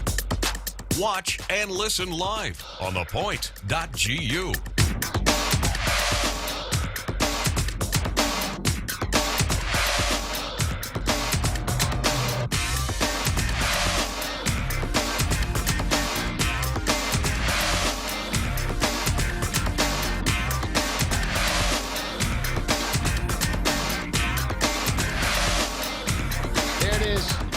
There's the shot. Let me put this up on the screen. Sunset last night over at the beach bar and at the end of Tumon. It was starting to rain, but the sun was putting up an impressive fight. It said, well, we're going to have some color up here tonight, and some beautiful blues and some pinks in there and some clouds that I'm not going to try to attempt to determine what those shapes actually represent, because somebody will call me out as troubled if I do. I'm just saying. But a great time had by all, and it's one of those things. It gives rise to decisions. It gives rise to decisions. So I go to the beach bar and I sit down. Lady comes over and she says, "What would you like to drink, sir?" I said, "Heineken Light. Heineken Light." Sir, here it comes. Oh, okay, here comes the pitch. We've got a deal. You can get 5 for $20. Really now? Yeah, 5 for $20. How's that sound? You like the way it sounds? And I'm going, I don't want to drink 5 beers right now. And I'm going, but then I thought about it. Challenge accepted. Yeah. Here we go. Fortunately, there was somebody else around to help me with that. But you ought to think about that. So that's the backdrop behind what was going on with the picture. 7:16 in the morning. 888-8255. 888-TALK is the telephone number. We're going to try to attempt to get Dave Del Sol on the radio. I know we had him on the air yesterday, a couple of days for the PUAs, but as now the checks are coming out, there are all these other people go, okay, I got my check, standing right next to somebody that applied around the same time going, but where's mine? How is it you got your electronic funds transfer? You and I signed up about the same time, maybe same day. What's going on? Are there differences in the way the banks are handling some of these electronic funds transfer? Because some of the guidance that I'm getting, some of the questions I'm getting from people now that I brought it up is the thing that the people that have the checks in common, Bank of Guam. If you're banking over at Bank of Guam, then you've got the ETF that's already in there, the electronic EFT that's already been taken care of. What about some of the other banks? So I'm sending out a couple of notes to dudes that I know in the banking business, local banking business, that are not Bank of Guam, to see if they've got some issues there. But we'll get Dave on the line, see what he's got in terms how these dollars are going to be meted out. It's first come first serve, obviously, but. And it is possible that you might have gotten your check. The guy next to you might not have, even though we signed up on the same day. But it's possible that there are errors and issues with their application that's slowing down the process for them. So it's kind of like the Department of Revenue and Tax. We've got money for the tax refunds. We'll pay the status A approved error-free returns. If everybody else has got a problem, then you're going to have to go and figure out what that is and resolve it. Go back to Higher Guam. The guidance I got on that initially is go back to higherguam.com, and you will note if there is a transaction number, that's an indication that how do I want to say this? The check is in the mail. If you don't have a transaction number, then there might be an issue that you need to resolve on your Higher Guam application. Again, details coming up in a little bit. We'll take a look at what happened on the market here today. Was it good? It was good. Look at all the green here on the screen. S&P 500, 31, picked up 13 points. NASDAQ at 10,131. 71. Record territory picked up 74 points. I got Dow Jones Industrial Average, 26,156. They're up by 131 points. FTSE is in the green by 75 points. The Nikkei, 22,549. They picked up 111 points. Hang Seng Index, I think the fattest achievement here this morning. Hang Seng at 24,907, up by almost 400 points. Shanghai plus 5, and the DAX is plus 260. They close at 12,523. Ismail, a little bit earlier, has found my weak spot. He's found the literally the chink in my armor, and now everybody knows that if you want to get under my skin, ask me about selling Apple at 110. Today, what did he say it was, 326 or something like that? And Apple just came out yesterday, sent me an email about all of the groovy new things that their new iOS 14 is going to be able to do, and the iOS 7 for your Apple Watch. But here's the thing, is all of the things that they're touting is stuff that my Google Pixel was able to do last year, this year. And in fact, one of the things a buddy of mine that I follow on Twitter was remarking that Apple's making a big deal about their Translate app, which is in there, which is identical in form and function to the Google Translate app that I've been using for at least 3 or 4 years. So it's one of those things where they're kind of slowly catching up, but still in all, I got the same email. $327. Yeah, I got the same email, except that at the bottom of my email there was a little postscript from the guy, the CEO, Tim of the company. He said, and your friend Ray sold at 110. Stop that. That's what it said. Cut that out. Cut that out. Rudy Magallan is typing in, by the way, Bitcoin is at $9,600. But absent any kind of context as to how it got there, how long it's going to stay, and whether or not this is going to be a good deal for me, I don't know. You know, you're not going to sell your house and throw it all into Bitcoin? You know what? I thought about it yesterday for half a second. Then I decided a better investment would be 5 for 20 for a bucket of Heineken lights over at the better beach. investment might just be to light it on fire. The house? The money. Oh, see, you and I go up and down the same line on this thing. It's just one of those, I don't have enough understanding. It still feels like a wild Las Vegas gamble. So I'm just not sure if I'm gonna put things in there. As long as you want your markets totally manipulated, right? By the shadowy figures of the world who control Bitcoin and those kinds of things, go for it. I prefer the shadowy figures that we have here on Guam to run the way things are. 7:21 in the morning. Jerry Robertson in for the Extra Point. We do have a couple of businessy things to bring to you this morning. It is 25. Today is 24, right? So tomorrow, Thursday. Again, can I get an answer on this question? Why is it still only Thursday? Wednesday. It feels like it should be Thursday. We should be talking about what we're doing on Friday, all of that stuff, but it's just Wednesday. I put the trash out last night. We'll see what happens. Tomorrow, Thursday, so make a plan. You can be in one of Boris Hertzl's PTAC programs, Essential Government Websites. Much of government contracting is done online. The Guam PTAC will discuss the various essential websites vendors need to be familiar with to have a better chance for success in government contracting. So you'll learn about, as I said, some of the essential government websites, including, I believe, Pornhub and Tinder, I think, are included in those. So you'll get a chance to see just how they can create some degree of magic for you. We'll get into this a little bit later on. I'll put the link up. The government of Guam, the Department of Education, is going to be conducting a survey. Have we figured out how we're going to be doing school year 2021 yet? They've had some conversations among themselves in the administration of the Department of Education. I don't believe that they have reached out to all of the teachers and the union. I'm not sure if that's what's happened. But they've got an island-wide parent-teacher organization, PTO representatives, a survey that is being distributed through them. You can also find the survey. I'll post it up on Facebook Live because I found it this morning. So I'll give you a link directly to the survey, which will save you time navigating on the GDOE website. And they will ask you some interesting questions about, how many kids do you have in the system, what schools do they go to, and what are your expectations for what the year is going to look like. Stand by one. Let me just copy this link and then put it up on Facebook Live so that everybody can see exactly what it looks like. If you've got kids in the DOE system, this might be your sole opportunity to customize, if you will. No, I'm sorry. That's the wrong link. That's going to take you to a story about people being forced to wear masks or something like that. But anyway, it might be your sole opportunity to be able to help guide the Department of Education on what your expectations are going to be for the kids based on things like access to internet. Do you have access to the internet and a computer at the house? Yeah. You do, but a surprising number of people don't have access to the internet at their house. And they were talking about community internet. Didn't Bob Kelly chime in on that at some point?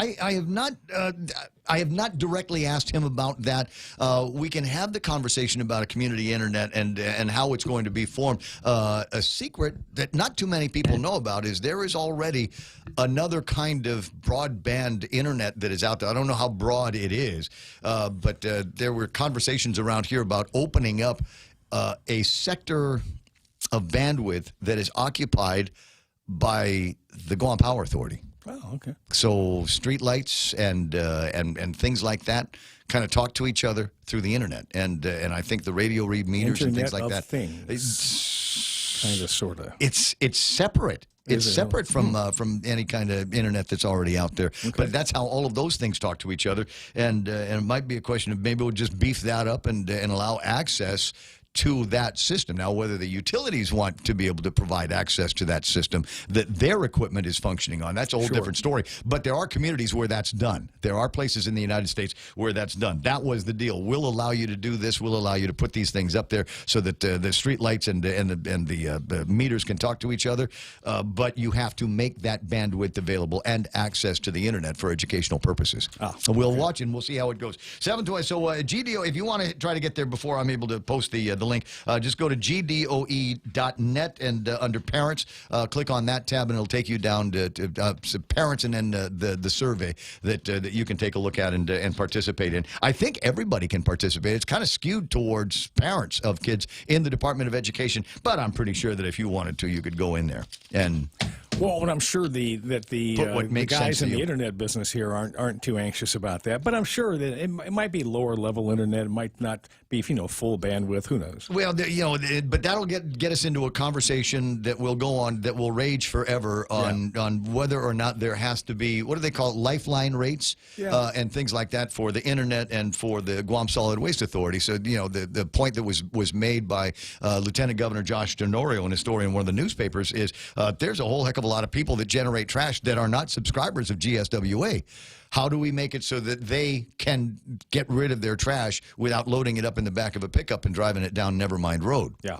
So there's that one. How do we do that and provide equity to the people that are paying into the system? Then the same thing. I mean, I've got an internet account, and so how much of what I'm paying should I, as a consumer, allow for my utility to make available at a lifeline rate to somebody else?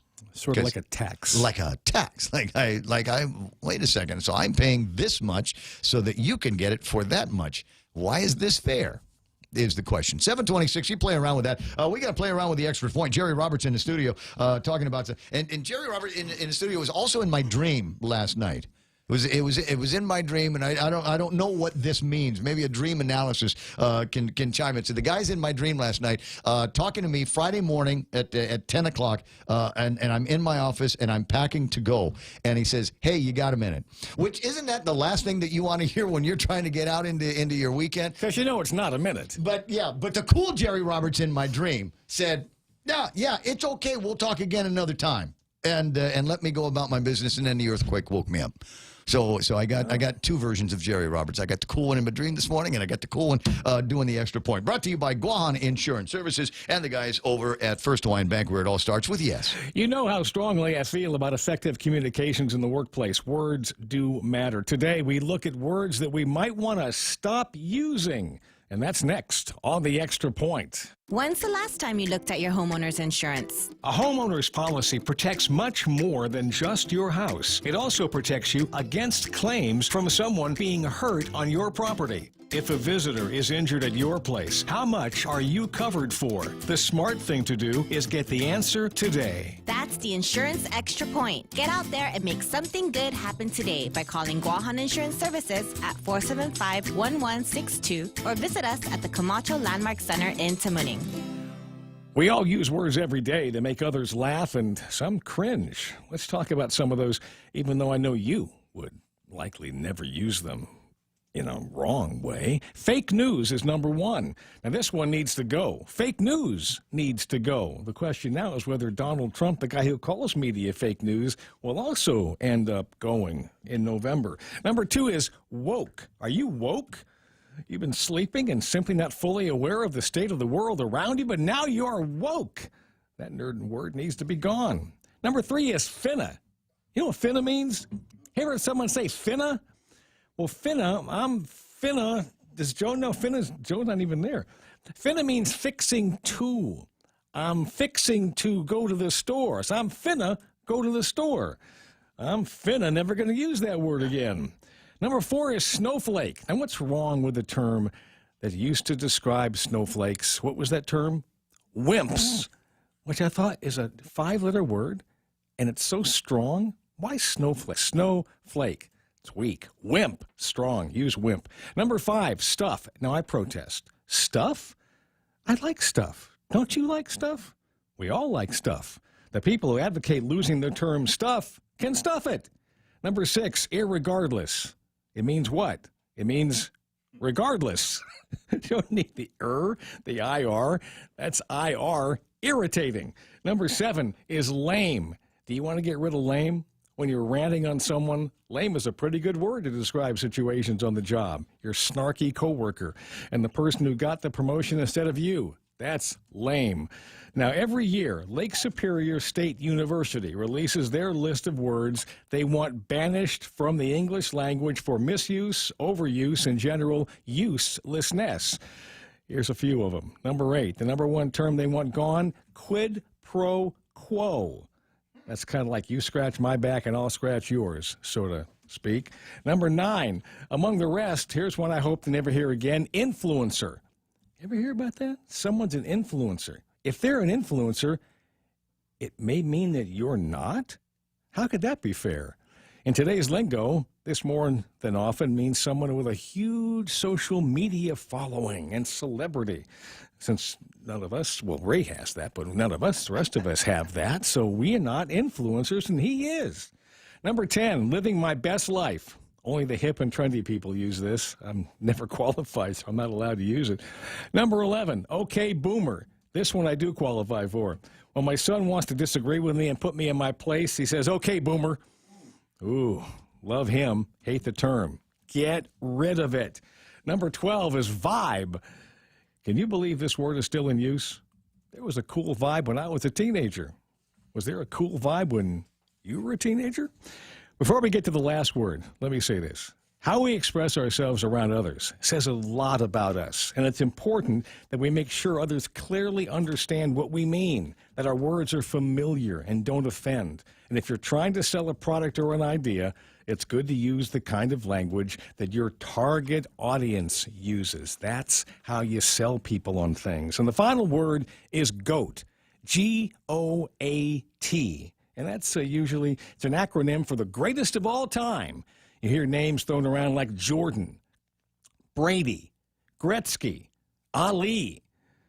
But in reality, only one was the true GOAT. And he was actually not a goat, but a lamb, the Lamb of God. That's the extra point. Be responsible and make something good happen today. For 93.3, The Ray Gibson Show, Guahan Insurance Services, and First Hawaiian Bank. I'm Jerry Roberts. But I love using some of those terms. Do we have to absolutely stop using it? They say we have to get rid of them. Snowflake is my favorite. Yeah, that's among my favorite. But wait, repeat after me. Go ahead. Wimp. It's much better. I agree. I agree. There's strength in that. But I think there's a little bit more, there's certainly political correctness behind it, number one. But number two, how do I want to say this? It's, the word's not going to come to me. The phrase isn't going to come to me. It achieves the same result. It does. But it's a little... There's a visceral reaction. Yeah, right. Now, years ago, there was a word that nobody uses anymore except for Joe. Dweeb. Remember dweeb? Yeah. Okay. But dweeb, a synonym of dweeb is dork. A dork, nerd? Well, now wait a second. Mm-hmm. Think of the power behind dork. When you say dweeb, it weakens you just to say the word. But dork, strengthens you. It's the K. It's the explosive sound of the K. That's what it is. So figure out what the words are. If you're looking for more ways to insult people, I think one of the new ways that we've come up with around here is referring to somebody as a Karen, whether or not their name is Karen or whether they're a female. Start? I keep seeing that. Where did that start? I'm not sure. I don't know exactly where that came from, but it's there. It's out, and now everybody seems to be using it. You just go to Twitter and look up Karen or Karens, and you will see exactly what it sounds like. It's middle-aged white woman complaining about something. I'd like to see the manager of the Supreme Court, please. I'm not happy with their most recent. Get the manager in front of me now, could you please? Or the kind of Karens. I was watching. In fact, I was watching one this morning where a guy was accosted by a Karen for not wearing his mask, and he went off on her and recorded the whole thing and got pictures of her, pictures of her house, pictures of her car with the license plate and everything. And she starts freaking out about being called out as a Karen. Odd. See, 7:34. You'd asked about Bob Kelly. Yeah. Guess who's on the phone? Oh, Bob Kelly is joining us for a little bit of the extended extra point. We were talking earlier about this public internet that the folks over at the Department of Education are looking for. I want to say that I've got a thing in front of me that says exactly what it is, but you've given it some thought. Good morning, Bob. Hey, Our Bob. telecommunications correspondent for the program. Go ahead. Good morning. Well, first off, just a technical thing before we talk more on the public need for having it, and that was the question about using power lines. And not even GPE uses power lines for their own internet. They have their own fiber backbone, which, by the way, does have extra capacity. Right. But the reason power line, while it technically works, is not a good thing in a lot of cases, is, number one, there is the expense of it, but you're also putting what amounts to radio frequencies into the power lines. And what you've got is these stretched all over the island, and they will provide interference to other communication devices. No, I wasn't referring to using the lines themselves as the conduit, as the carrier for it, but I'm aware that there is a separate kind of, and you mentioned it, fiber system that has the capability and perhaps a little bit more capacity to carry information, not just specific to the utilities, but could also be branched out to provide bandwidth for a Department of Education internet. What would be possible if GPA would want to work it out is their current system uses fiber and also interconnections on power line poles. If you go around the island, there's something called Tropo system, and it is a wireless internet, and that's part of how they operate their SCADA system and other things. But it's limited somewhat on the capacity. But the fiber optics that go in, when they put in a fiber optic, they might put in anywhere sometimes minimum of 24, in some cases 48 or 96 strands of fiber that go into a conduit, and both those conduit pathways have extra capacity, but they're also in many cases only using 3 or maybe 4 or 6 of the total of the fiber, and there's a lot of unused fiber. But not only them, GTA has, Guam Telephone, Docomo, everybody putting fiber in has unused fiber that's buried around the island that could be lit up and provide additional pathways. But that's for future growth and also to back up in case they have a problem with the fiber. There is spares underground. You don't have to go pull more, but there's a lot of what we'll call dark fiber under the island.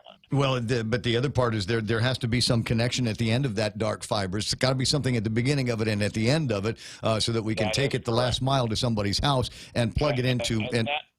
So you're still going to need, for GTA, you'd need a DSL modem for everybody else, some other mechanism that comes in on the pair or on the cable. But again, who's going to provide that for low or no cost?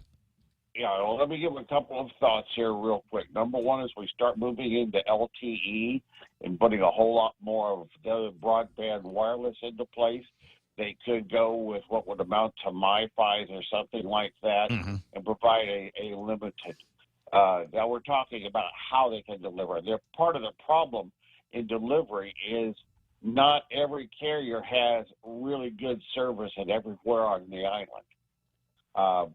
Just dealing even in MiFi, which we do in my company, we have to use different SIM cards in different locations for wireless because a company that works in one place might not work in another. So company A did not work here, so I had to go with company B. But when I moved the MiFi to this other location a mile away, the reverse was there.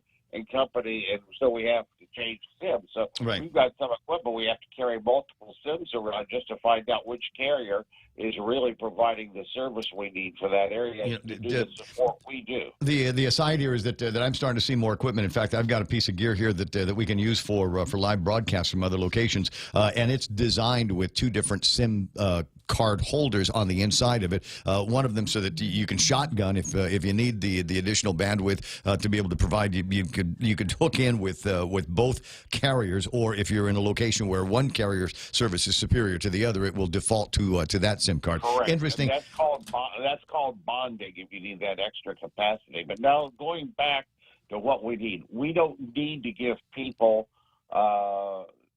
speeds that are way, way up there to be able to provide the support for the schools. And I think what we want to look at is to provide a low-speed internet, something that works for web pages and maybe even some basic video, medium or low-grade video for this education standpoint as a lifeline rate for those who really need to qualify. But I'm not going to want to watch that when I want to run all my TV channels on that particular. Well, yeah, but that's not what it's. That's obviously not what it's going to be meant for. Bob, I appreciate the time. I appreciate your expertise.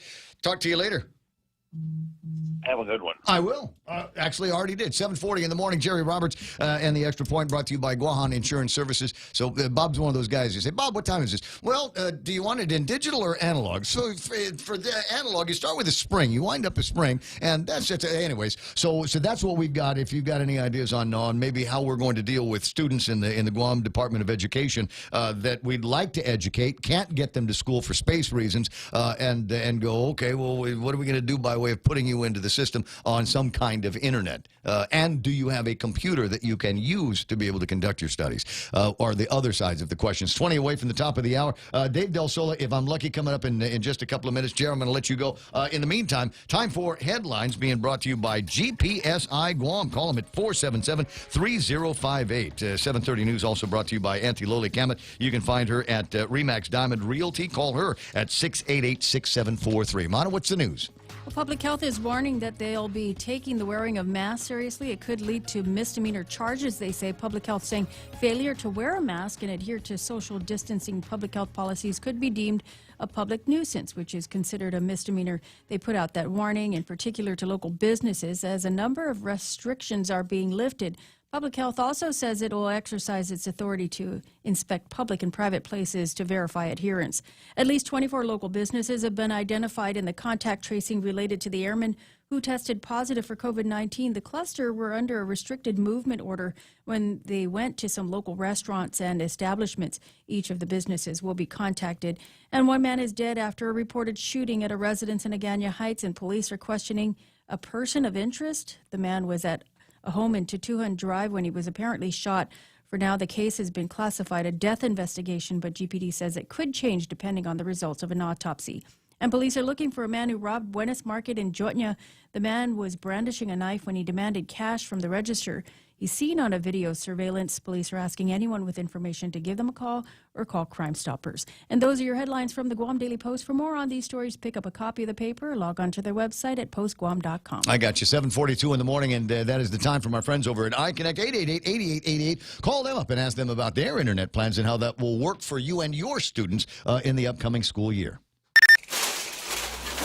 Is your company providing the best management practices to create a safe workplace? Injuries could cost you a great deal of financial stress. OSH Solutions offers safety training and consultation services including OSHA, USDOT Hazmat, CPR, and forklifts that meet or exceed expectations. They provide on-site consultation support to companies in construction and general industries. Safeguard your business with OSH Solutions today. Call 969-0734. Becoming a homeowner can be a scary process, but it doesn't have to be, especially if you have the right guidance. Break through your fears and go to a real estate professional that will ensure a higher chance of success. That person is Lolita Cammett of RE/MAX Diamond Realty. Lolita also specializes in commercial leasing, land sales, local residential sales leasing, and military and corporate relocation. Don't be afraid. Call Lolita Cammett from RE/MAX Diamond Realty at 688-6743. That's 688-6743. 7:43 in the morning. Portions of the Ray Gibson Show brought to you by, I know that guy Ray Gibson. He's a cool guy. He's not messed up in the head at all. You don't hear him talking about Toyotas on the in this clouds in the screen and stuff like that, and gummy bears. Anyway, portions of the Ray Gibson Show brought to you by Wendy's. You got to try this for a limited time. They've got breakfast baconators, honey butter chicken biscuit, or the sausage, egg, and Swiss croissant. And you're going, Ray, I couldn't possibly eat all three. I'd like to eat two of them, but I don't have a lot of money. All right, well, buy one of them and get the other for just $1 more. This is such a great deal. So get that Baconator and then get that egg and Swiss croissant for just $1 more. This is a fantastic deal. You can only find it over at Wendy's. Now that's better. Ray Gibson Show is also being brought to you by Security Title. Got one of those real estate transactions that you don't want everybody to know about? Ron and Kim can keep a secret. That's what they're all about at Security Title. The Guam Visitors Bureau and Island Beautification Task Force invite you to come out and join the community on Saturday, June 27th, as we work together to beautify our island. Showtime is at 8 a.m. Let's take a moment to show our island pride, to get up and move towards building a better, safer Guam for our friends, families, and visitors. Learn how you can sign up for a beautification site or donate supplies at GuamVisitorsBureau.com and follow social media pages for updates. Special thanks to the stations of Choice Broadcasting.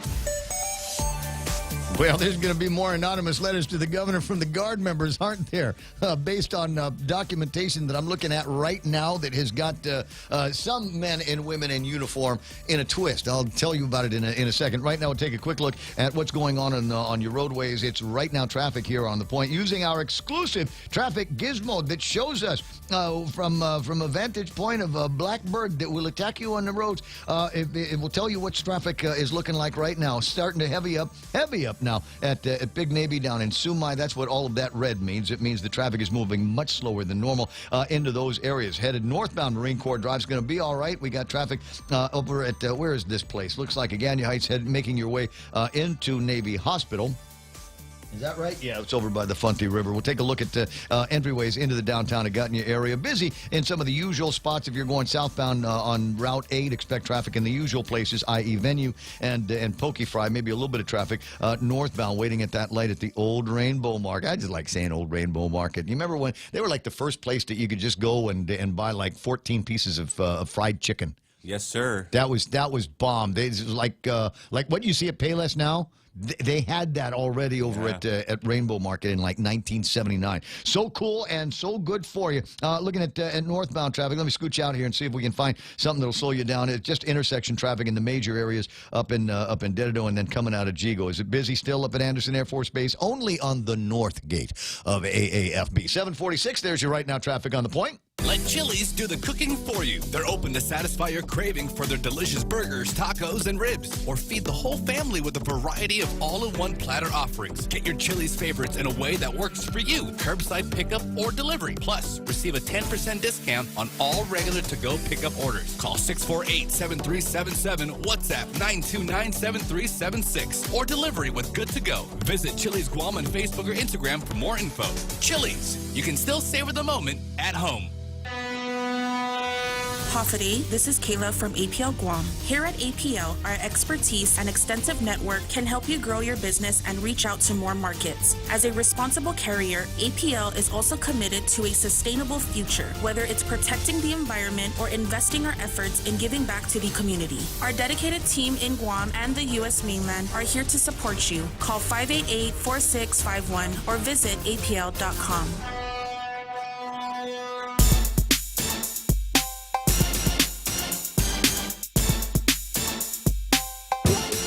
Well, I've seen a whole lot of stuff getting written down. Dr. Tom Shea has sent me a missive this morning based on a story that you'll see in both the PDN and the Guam Daily Post talking about the way that we are going to reopen the island to tourism come July 1st. No quarantine, no testing. is what they're saying, and to the degree that the folks in the hospitality industry are going to be excited to see how lubricated the process is for people inbound. We still have to worry about what happens when they get on their planes and go back to another location. However, Dr. Tom Shea's got issues with that because it's only specific to a few of our source markets.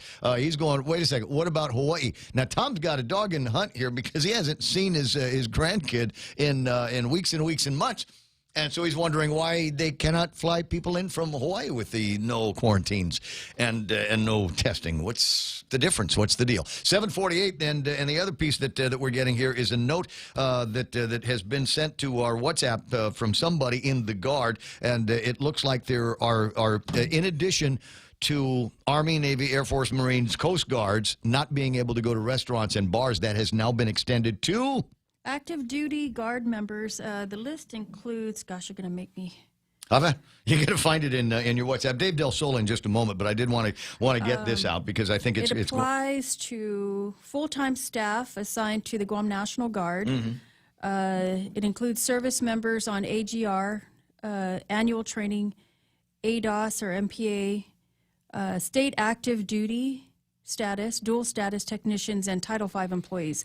Dependents of military and civilian employees are highly encouraged to adhere to this order as well. So if things weren't tough enough for the restaurants and the bars out there, now they're off limits to guardsmen and women as well. Yes, effective immediately, all personnel listed below are restricted from patronizing bars and dine-in restaurants. They're still allowed to do their takeout orders and stuff, but they can't patronize any of those establishments, and it could be subject to disciplinary or administrative action. It just seems like every day there's something new and topping that comes out from everybody. We worry about force preparedness and things like that. So monkey see, monkey do. We don't like what the armed forces are doing, so we're going to be doing it too as well out here. And I can imagine that members of the Guard are looking at that, going, "You got to be kidding! You got to be kidding!" I already had reservations, for heaven's sakes. 10 away from the top of the hour. Dave Del Sol on the line. From about the only place where I'm not feeling the wave of matopping is the Department of Labor, and the PUAs are going out. And we figured something like this was going to happen. So as soon as the checks start going out, you might have people that were side by side in the application process. One guy's got it, one guy doesn't, and there's a bunch of reasons why that could be. What are they, Dave? Good morning. Oh, there could be various reasons, and there could be something, an unresolved issue in the application, or something that doesn't look quite right that needs a second look.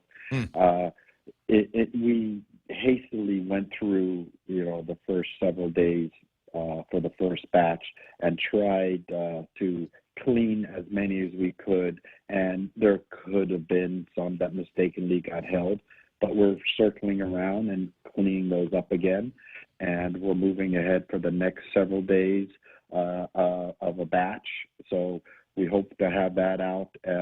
We've already made a request to start the payment process for the 2nd, 3rd, and 4th of June. And as soon as those files are batched up and moved over to DOA, I'll let you know so that we can get a better idea of the timeline of when payments will be made from that. Okay, so obviously it is first in, first out as far as the payments are going to be. Yeah. But those payments can only be made against good applications.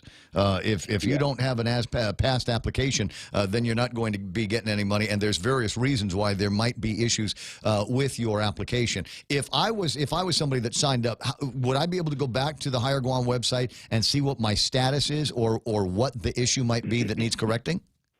You should be able to go back to your dashboard and see if there is unresolved issues. That's about as much information you're going to get.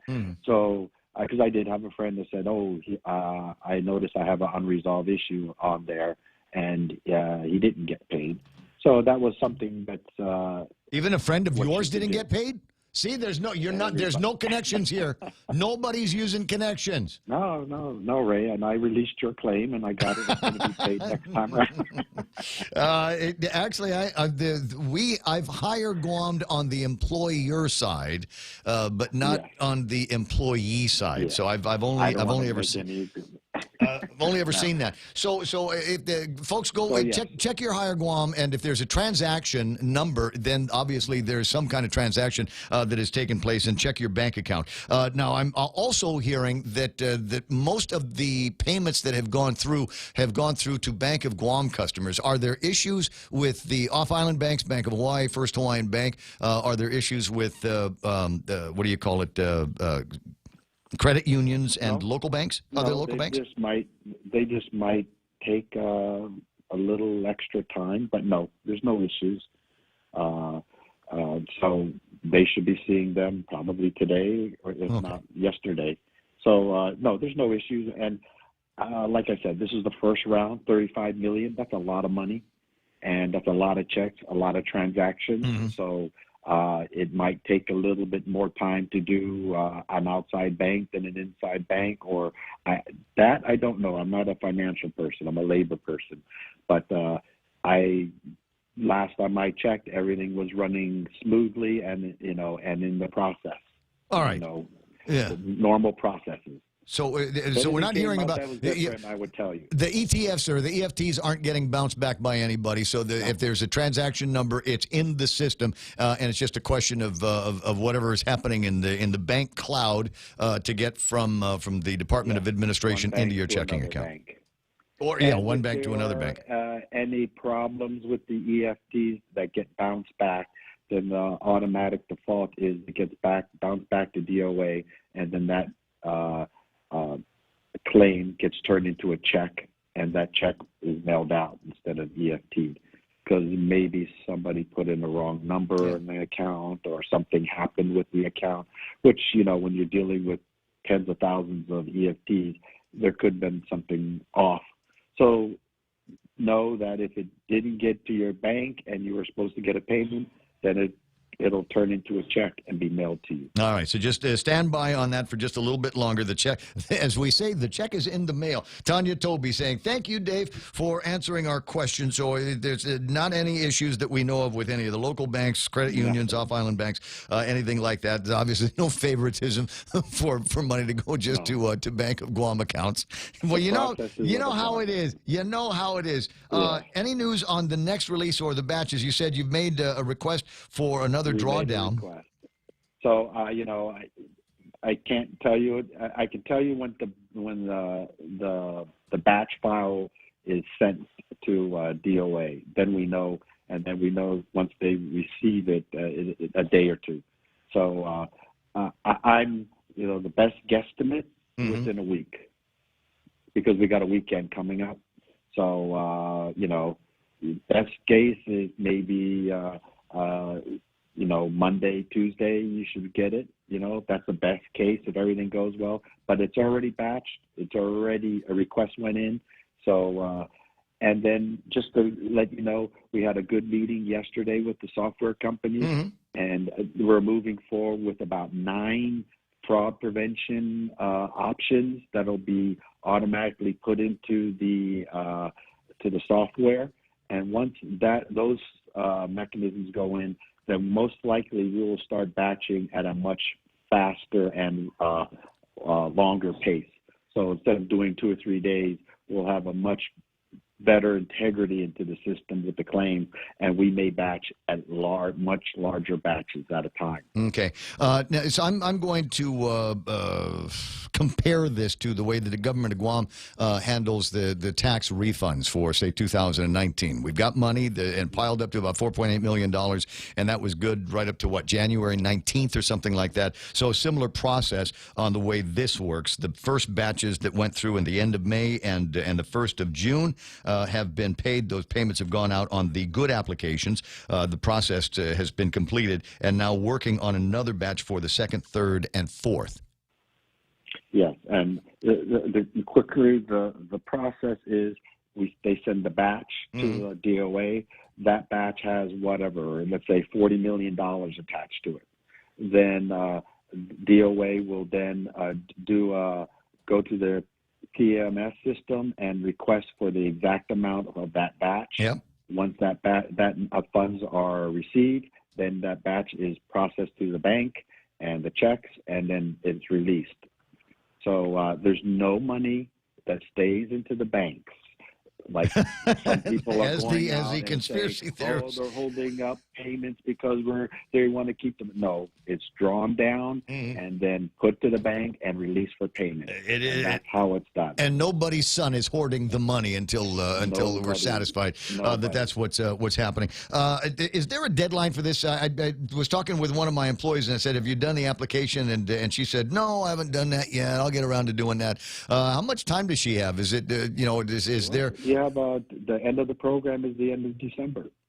So you could file something before the end of December, and for going back, even if you were back to work and you want to claim it from March, April, and May, and you never went around, you can still do it. That's as far as I know. You have to the whole program to claim your retro or to go back, whatever you do. So. But after December is closed, then as far as I know, it's closed. Unless they extend it. When we have more time, tell you what, when we got more time here, because I got news coming up in just a second from the network. I do want to talk about going back to some of the usual work of the Department of Labor. You guys are having a labor clinic for the Fair Chances Hiring Process Act. Guys, this will keep you out of hot water with some of your potential employees and may change the way you go through your application process. It's already law, and these guys are doing clinics to give you the information you need so that you are within the confines of the law. We'll talk about that in the next few days. All right, Dave? Sounds good. All right, buddy. I'll talk to you pretty soon. Ray. No, I was happy. Thank you very much. It's always great to have access to the guy that's got the information that most people want to know about, i.e. $35 million or so that are floating around in the economy right now. And where is your share of that money? Well, those are the answers to your questions. Go back to your Hire Guam dashboard. Take a look. If there's a transaction number, then it's in the mail. If it's not, then you might need to go back and find out where the errors are in your app. It's 8 o'clock in the morning. Fox News Live is next on The Point. There was no directive. I'm Lisa Lacera, Fox News. The nation's top infectious disease expert tells a House panel, despite what President Trump told a rally in Tulsa, there's been no slowdown in testing for coronavirus. Dr. Anthony Fauci, the director of the National Institutes of Allergy and Infectious Diseases, says to the best of his knowledge, no one on the coronavirus task force has been told to slow down testing. He says it's the opposite. Also, much more surveillance if you want to get your arms around and understand exactly what's going on in community spread. Officials with the Centers for Disease Control, the Food and Drug Administration, and Health and Human Services also told a House committee that testing will continue to expand. Fauci also says a COVID-19 vaccine could be ready by the end of this year or early next year. Jared Halpern, Fox News. A sobering milestone in Texas. It has surpassed 5,000 new cases of the virus in a single day for the first time. Republican Congressman Michael Burgess says people need to take precautions while continuing to go about their daily lives. As you begin to increase the mobility of people, we all knew cases were going to increase.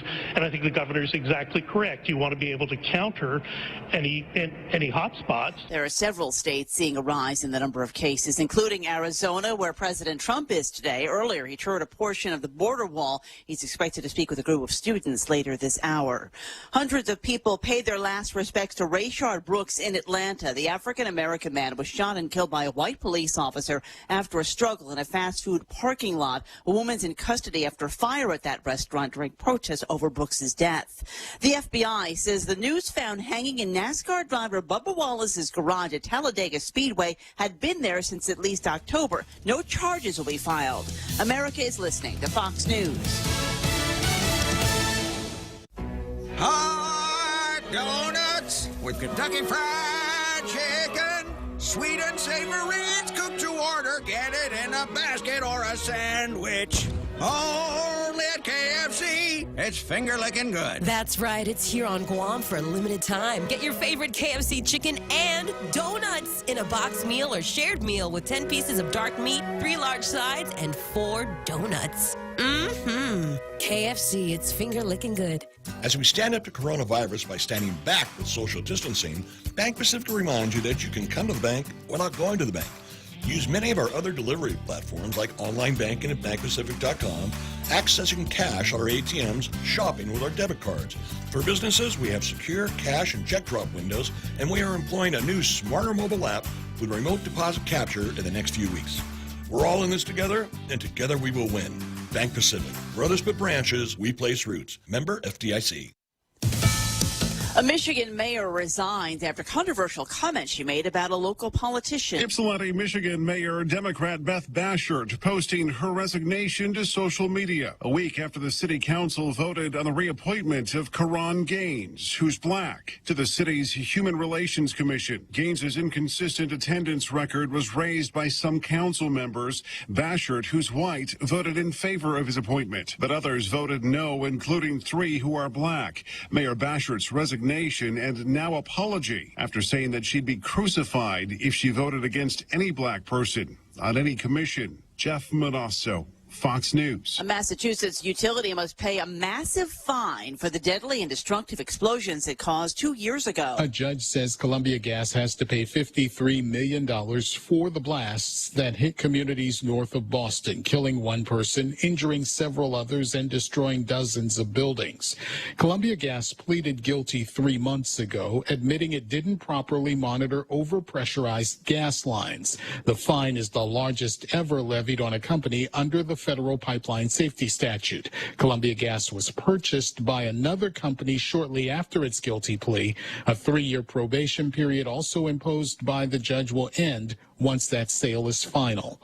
Gernal Scott, Fox News. Bill Cosby has won the right to appeal his 2018 sexual assault conviction in the Pennsylvania Supreme Court. The court has agreed to look at 2 aspects of the case, including the judge's decision to allow 5 other women to testify about long-ago encounters with Cosby, and they will also look at Cosby's claim that he had an agreement with a former prosecutor that he would never be charged in the case. Cosby is currently serving a 3 to 10-year sentence for sexually assaulting a woman in his home in 2004. I'm Lisa Lacera. This is Fox News. Becoming a homeowner can be a scary process, but it doesn't have to be, especially if you have the right guidance. Break through your fears and go to a real estate professional that will ensure a higher chance of success. That person is Lolita Kamet of RE/MAX Diamond Realty. Lolita also specializes in commercial leasing, land sales, local residential sales leasing, and military and corporate relocation. Don't be afraid. Call Lolita Kamet from RE/MAX Diamond Realty at 688-6743. That's 688-6743. Family Finance has been serving the people of Guam since 1959, and they'll continue to be there for you in the years to come. Whether you're looking to get a personal loan for that summer vacation or paying off those long overdue bills, Family Finance has got you covered. Apply for a personal loan from $1,000 up to $3,600 by calling Family Finance in Agutya at 475-4545, Upper Tumon at 647-5626, or in Dededo, 633-4473. Family Finance, serving the people of Guam since 1959. Wow, nice smile. So perfect and all. Thanks. I owe it all to Dr. Robert Yang and his smile team. They do wonders for a healthy, happy mouth. Got teeth? Don't wait until they hurt. Schedule your routine checkup and cleaning with Dr. Yang and his smile team. Suite 119 in the East-West Business Center, Upper Tumon. Call 647-8702 or 3. The best thing that happened to teeth since toothpaste. Dr. Yang and his smile team. They make smiles happen. Half a day, it's 8:06. I'm Mona Silva Tyron with a look at your local news from the Guam Daily Post. 1 man is dead after a reported shooting at an Agana Heights residence yesterday. A suspect has been taken into custody and is being questioned by investigators. Few other details are available, but police do say they received a call to the home on Tutuhan Drive around 2:30 yesterday afternoon. Spokesman Sergeant Paul Tapau says they made a check and discovered a lifeless male. He's only described as being in his 30s or early 40s. A pathologist will determine the cause of death after an autopsy. Well, police are looking for a man who robbed the cashier at Buenos Market in Zotña yesterday. Surveillance footage shows the man wearing a maroon-colored long-sleeve shirt with Guam written in the front. He was wearing blue jeans and a hat, and he entered the store about 12:39. He was seen entering the store from the driver's side of a pickup.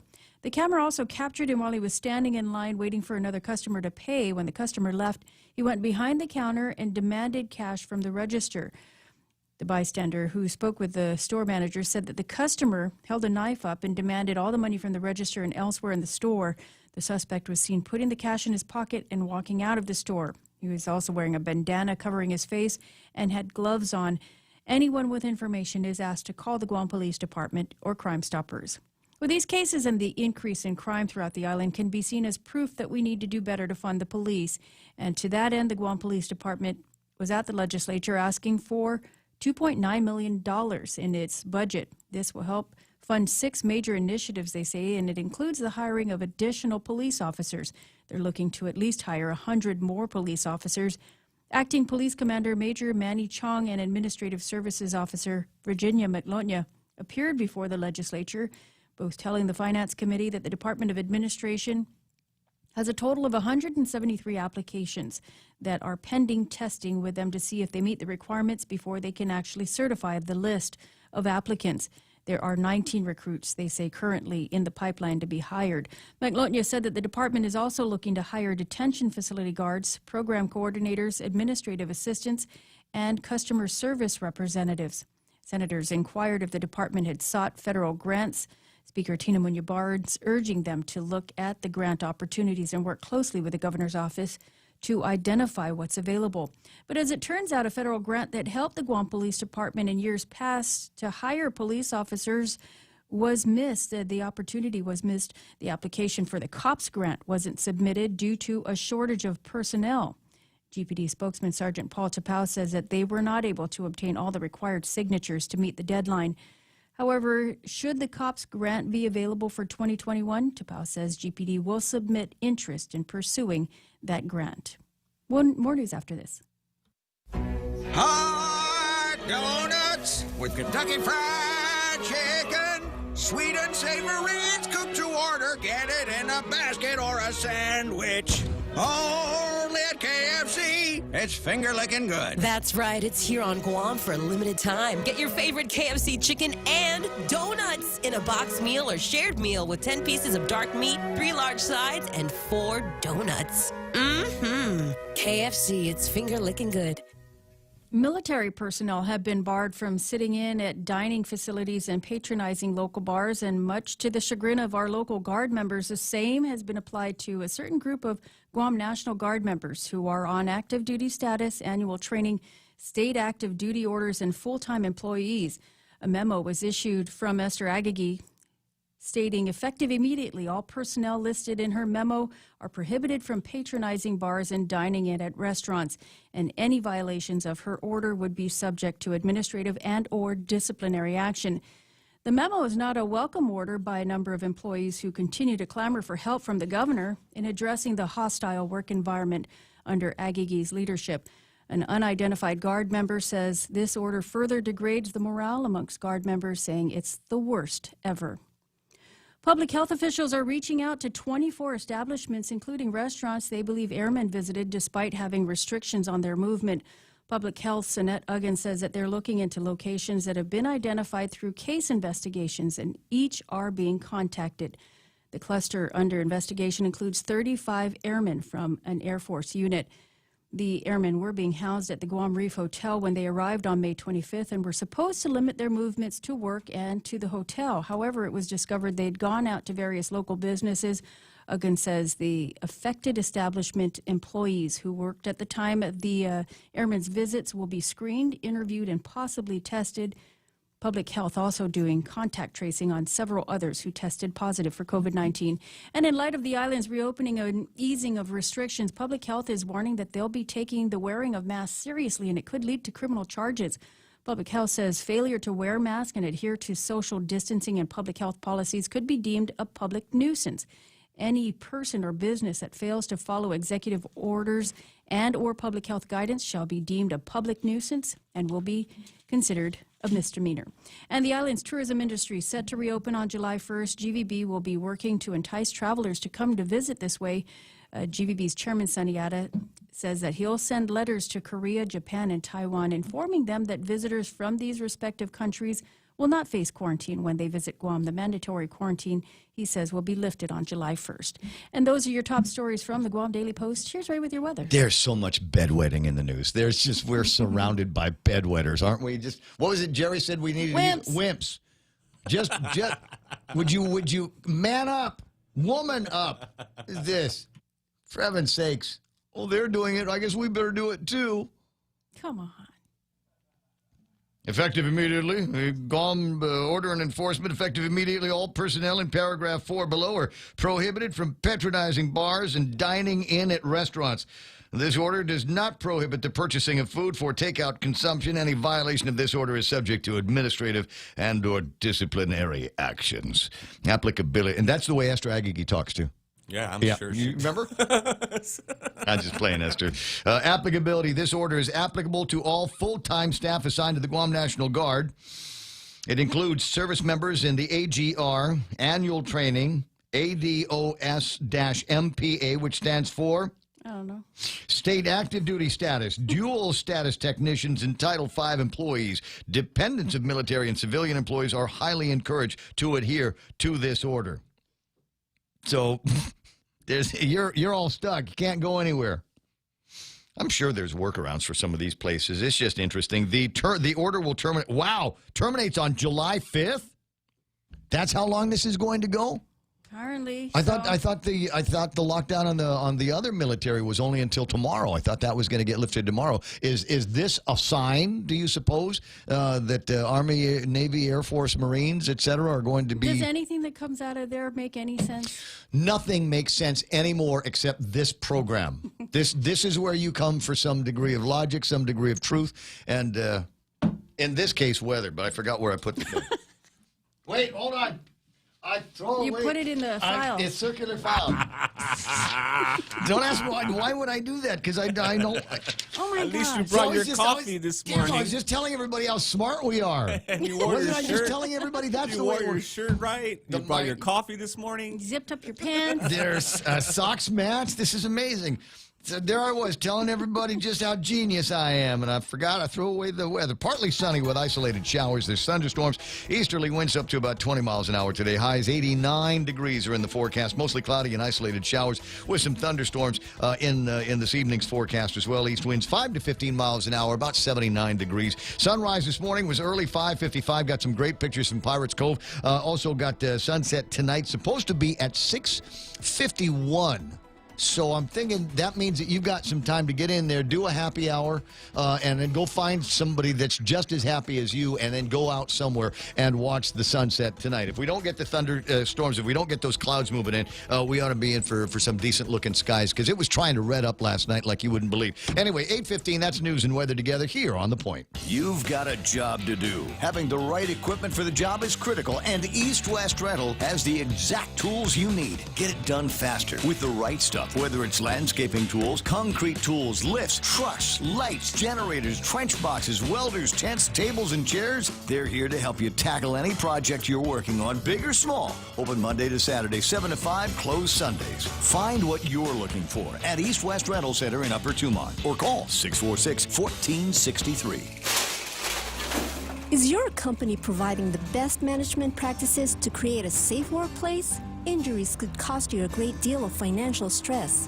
OSH Solutions offers safety training and consultation services including OSHA, USDOT Hazmat, CPR, and forklifts that meet or exceed expectations. They provide on-site consultation support to companies in construction and general industries. Safeguard your business with OSH Solutions today. Call 969-0734.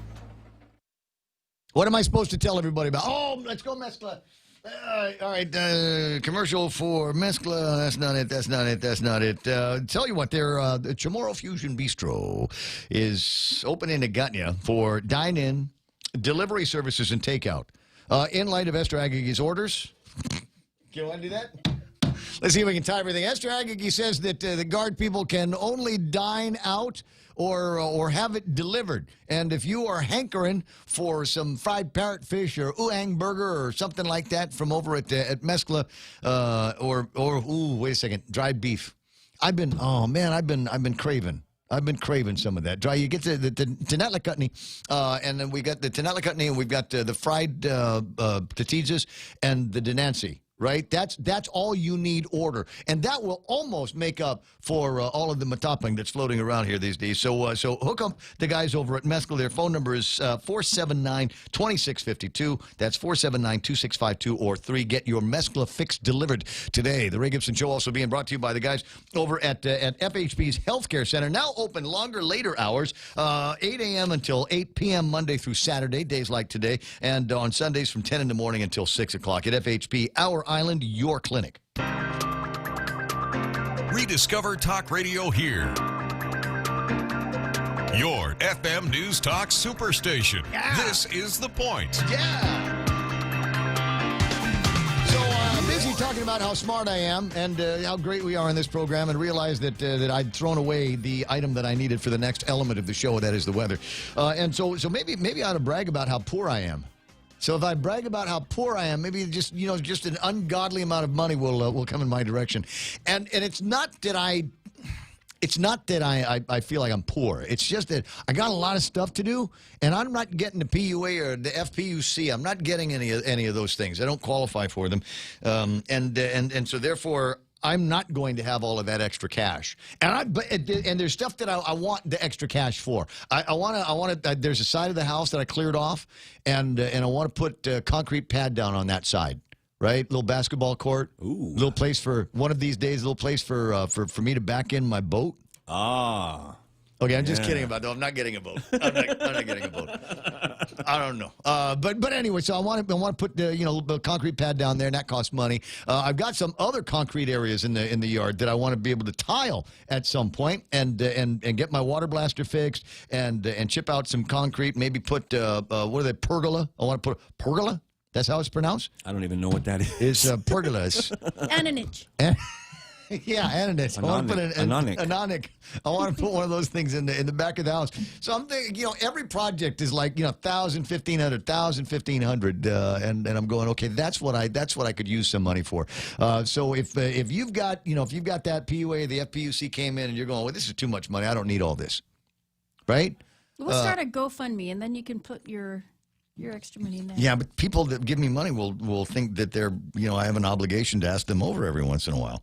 I don't know if that's going to go in that direction. Anyway, 8:19 in the morning, and now far be it from me to tell you what to do with your WhatsApp and the information that comes and goes on your WhatsApp accounts. But over the last 24 hours, 3 or 4 people have sent me WhatsApp deals.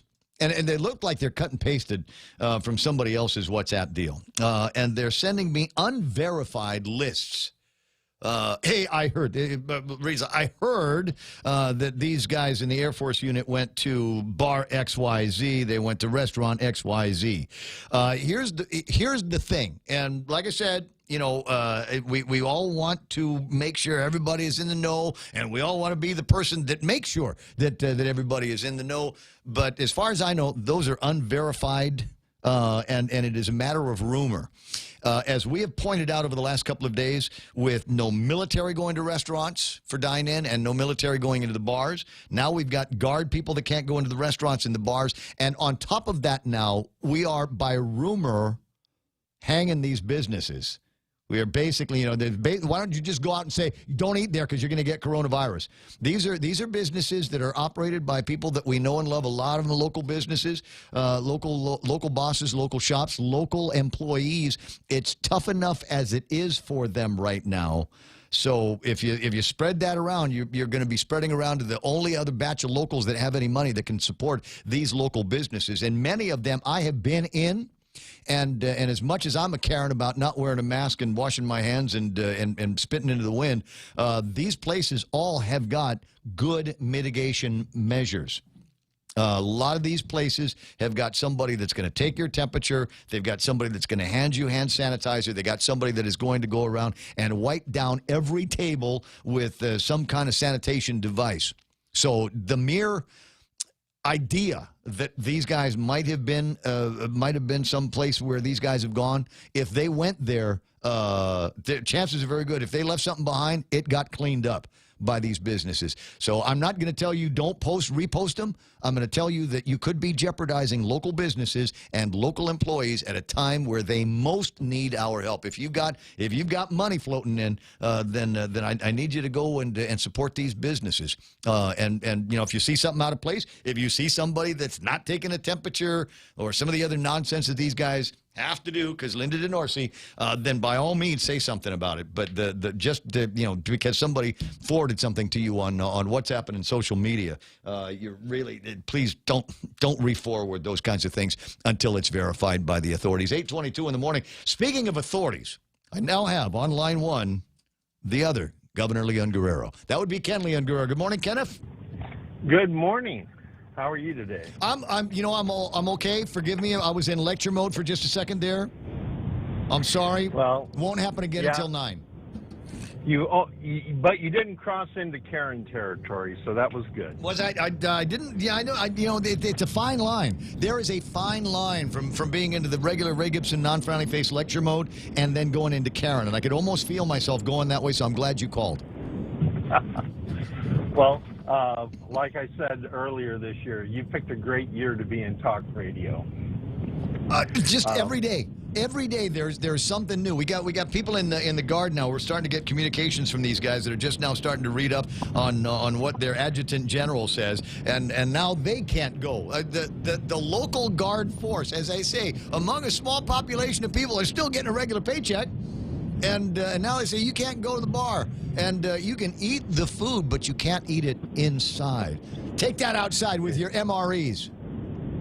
Yeah, but bringing it back to our emergency of the week emergency. Well, can we just clarify something? Let me go over some of the numbers. If you discount the guys in his Air Force unit, then we've only got 183, 184 cases, verified COVID cases on Guam, of which there are 4 active cases now. There were 4 yesterday. 1 got released, but they picked up another one in some testing. There are 4 active local cases of COVID-19 on Guam. Can you tell me, Ken, a number between 1 and 5 that would represent the number of those active COVID cases that are even in a hospital? 1. 0. That's wrong. That number is too high. There are 0 local COVID cases in the hospital. And you know what? I think everybody's reading these stories on the BBC about the coronavirus spikes in the United States, like the BBC Cares. And now there's another story that got sent to me about how the cases are spiking in Florida. Nobody's dying, but the cases are spiking. So everybody's freaking out about that. Oh my God! Everybody's got boogers. So anyway, sorry, I didn't mean to rant. It's your turn to rant. Go. Yes. As the great Adelut Gate debacle continues, here we are now going into prime season, and you saw the response from the Democrat Party of Guam that everybody is free to use Adelut unless you're protesting or you're Republicans. Then you're not allowed to use Adelut for a staging area of any kind.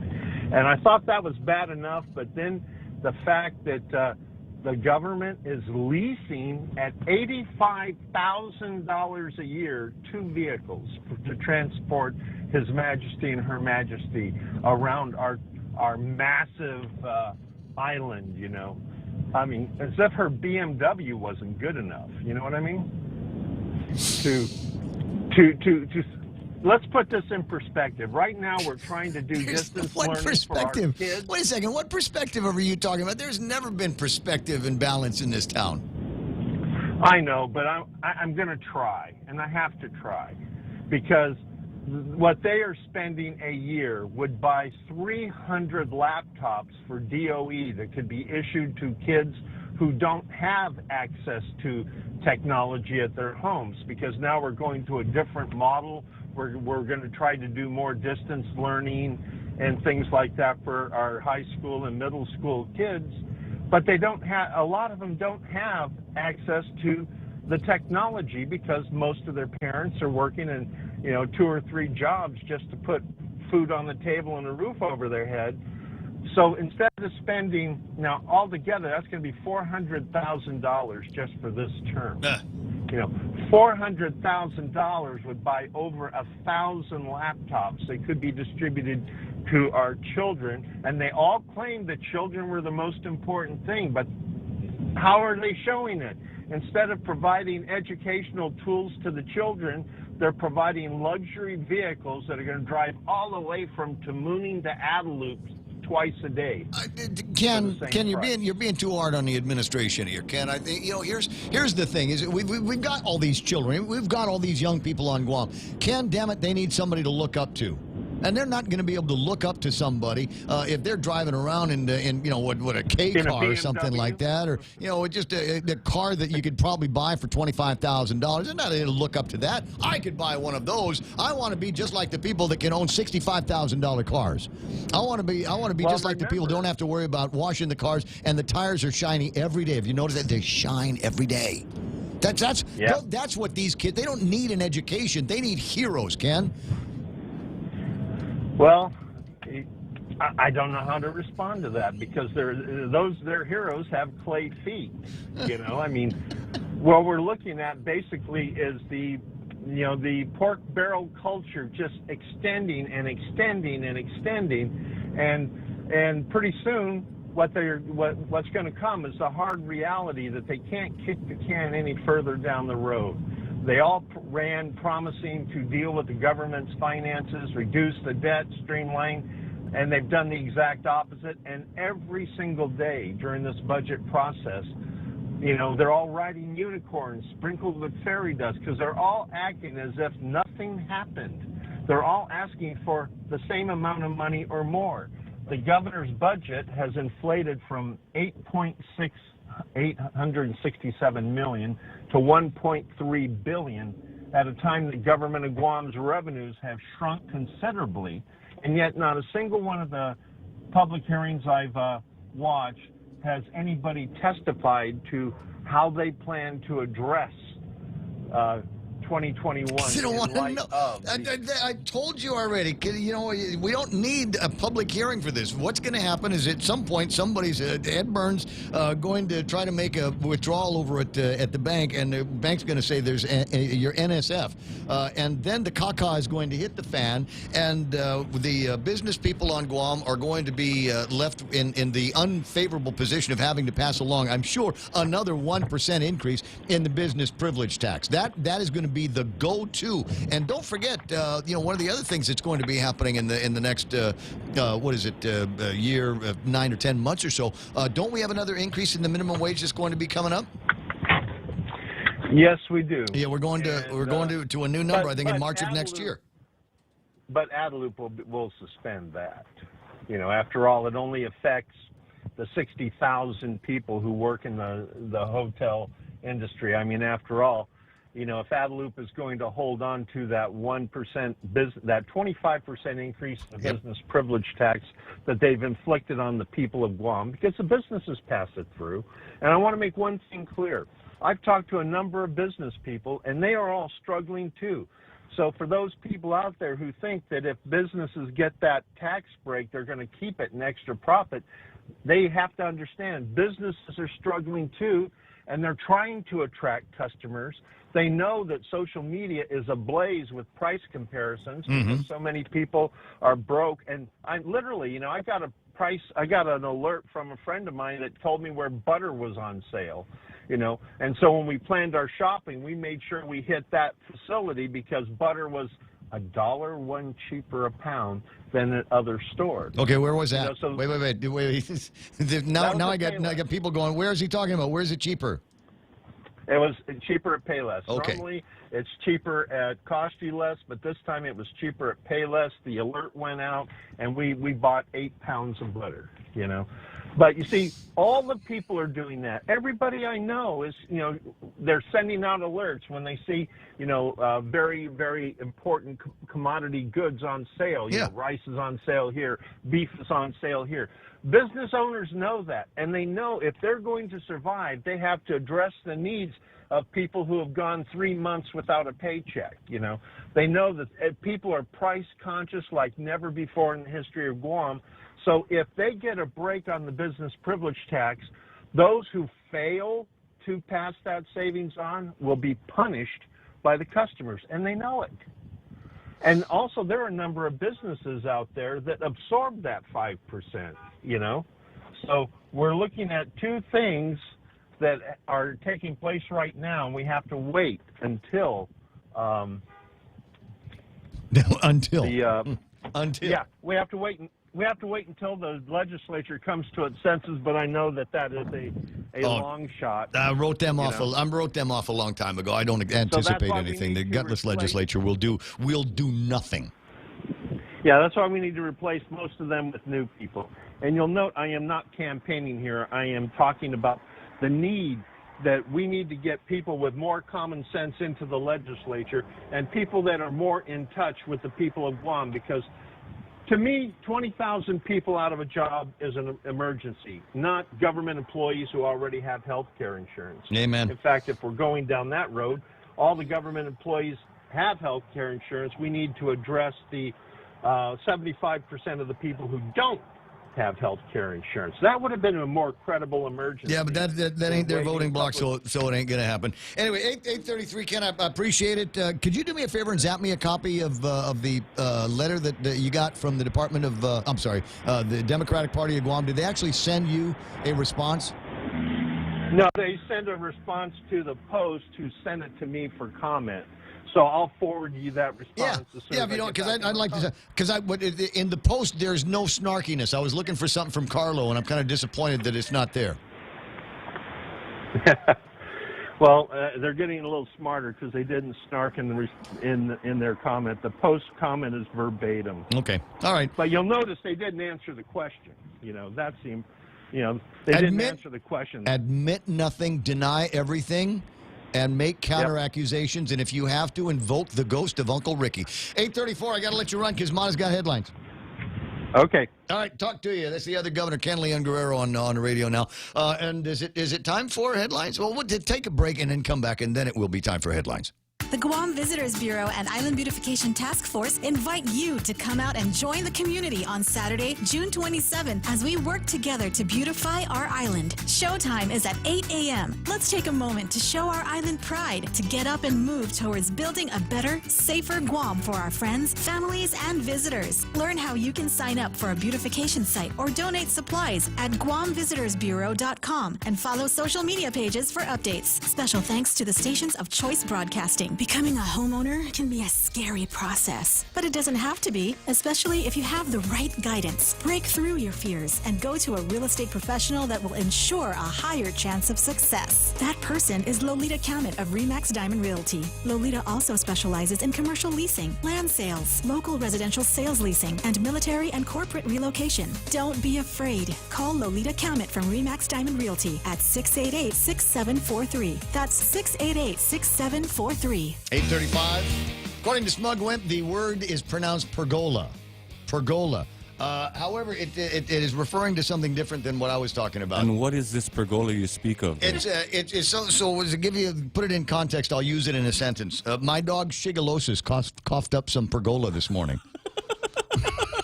I get it now. You get it? Okay, there we go. It's 8:30. It's the slimy part. If you know, it's a little bit more watery, and then the hard slimy part, that's the pergola.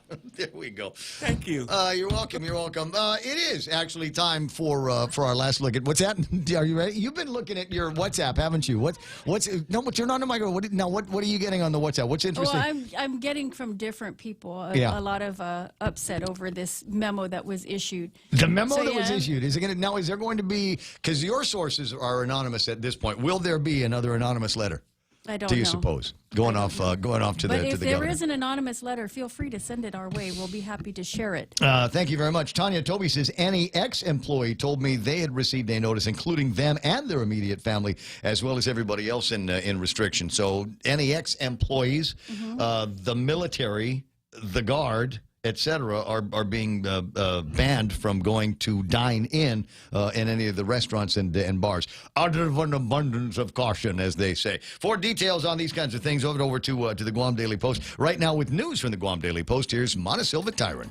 Well, military personnel have been barred from sitting in and dining in at local restaurants and patronizing local bars, and now an order from Esther Agigi barring certain Guam National Guard members from dining in and going to local bars. A memo sent out today to Guard members on active duty status, annual training, and full-time employees and others. It is effective immediately and continues through July 5th. Employees are voicing their frustration this morning, saying that the morale at the Guard is already at an all-time low, and this order further degrades the morale. The frustration over leadership under Agigi has been subject of numerous anonymous letters begging for help from what they call is a hostile work environment. Public Health says that they'll be enforcing their order to social distance and wear masks in local businesses, and they say failure to follow public health policies could be deemed a public nuisance, which is considered a misdemeanor.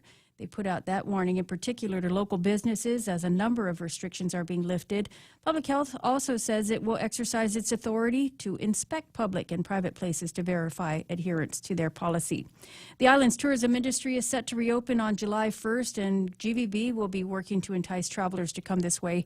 GVB's chairman, Saniata, says that he'll be sending letters to partners in Korea, Japan, and Taiwan to inform them that visitors of these respective countries will not face quarantine when they visit Guam. The mandatory quarantine, he says, will be lifted on July 1st.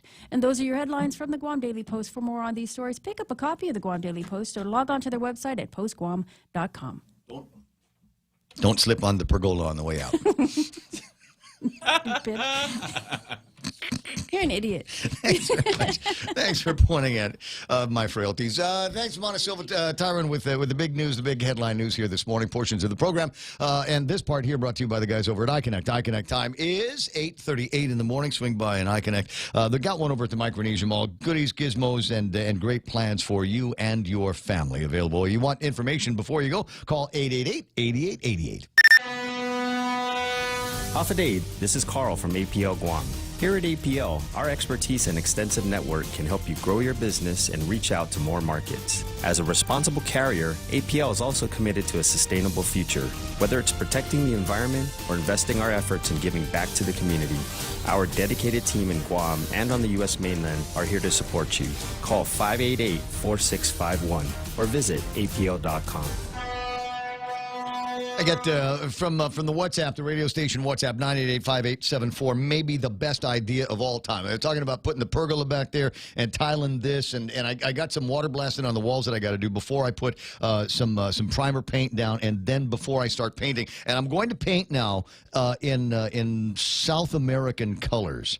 Kind of islandy, kind of Caribbean, like some darker yellows and some aqua colors in the backyard. I want it to feel like a little bit of a cantina in Argentina or someplace. Yeah. Did I pick someplace with like stable government?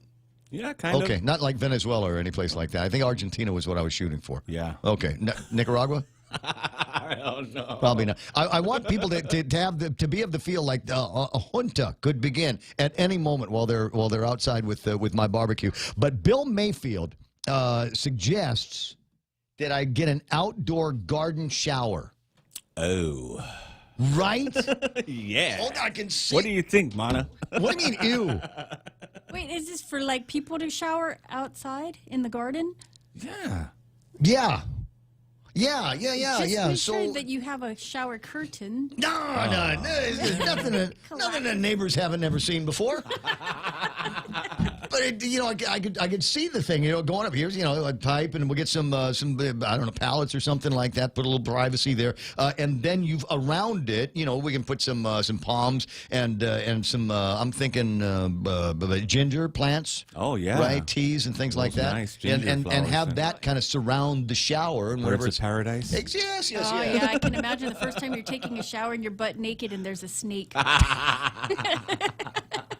It's 8:41 in the morning. Now time for our last look at right now traffic. There's going to be traffic out there somewhere. Keeping an eye out. Have not yet heard anything about any, not checkpoints. That's not the word I want to use because checkpoints has a negative connotation. There's seizure of your, which amendment? Fourth Amendment rights, yeah? Anyway, so not that, but speed traps. Let me know if you've got anything like that that's happening out there. By this time, it's all intersection traffic. Don't see anything by way of that. But what you've got to watch out for, though, is not so much that's the intersection traffic. And yeah, it's still a little bit busy down at Big Navy and Sumai. What you've got to watch out for now is traffic on Route 8. I come home through Teedzin. And then I get to the intersection over by Cars Plus. And then it's decision time because there's construction going on. First of all, you got a Payless there next to a Benson, and everybody is busy these days. And so it slows down naturally there. Plus, we've got the construction of, by popular demand, I think, another traffic light situation up on Route 8. So we've got construction there. So northbound traffic will snag, in mid-morning. So watch out for that if you're moving in that area. Don't see it just yet on the right now traffic gizmo, but watch out for it. And what you might want to do is rather than go directly north, make that north turn and contribute to the issue, my suggestion would be go right. Take the turn down Biang Street down to Roy T. Demion and use the back roads if you want to head north that way. 8:42 in the morning, and that's right now traffic. This is The Point. business COVID-19 coronavirus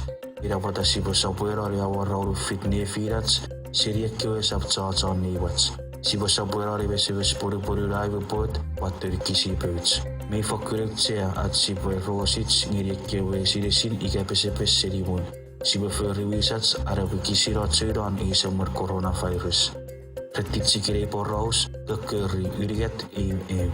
A citizen Avito Seriatsu Office Micronesian Resource Center, Echo Radio Station Not Choice Broadcasting, Mewa U.S. Department of Interior, Office of Insular Affairs.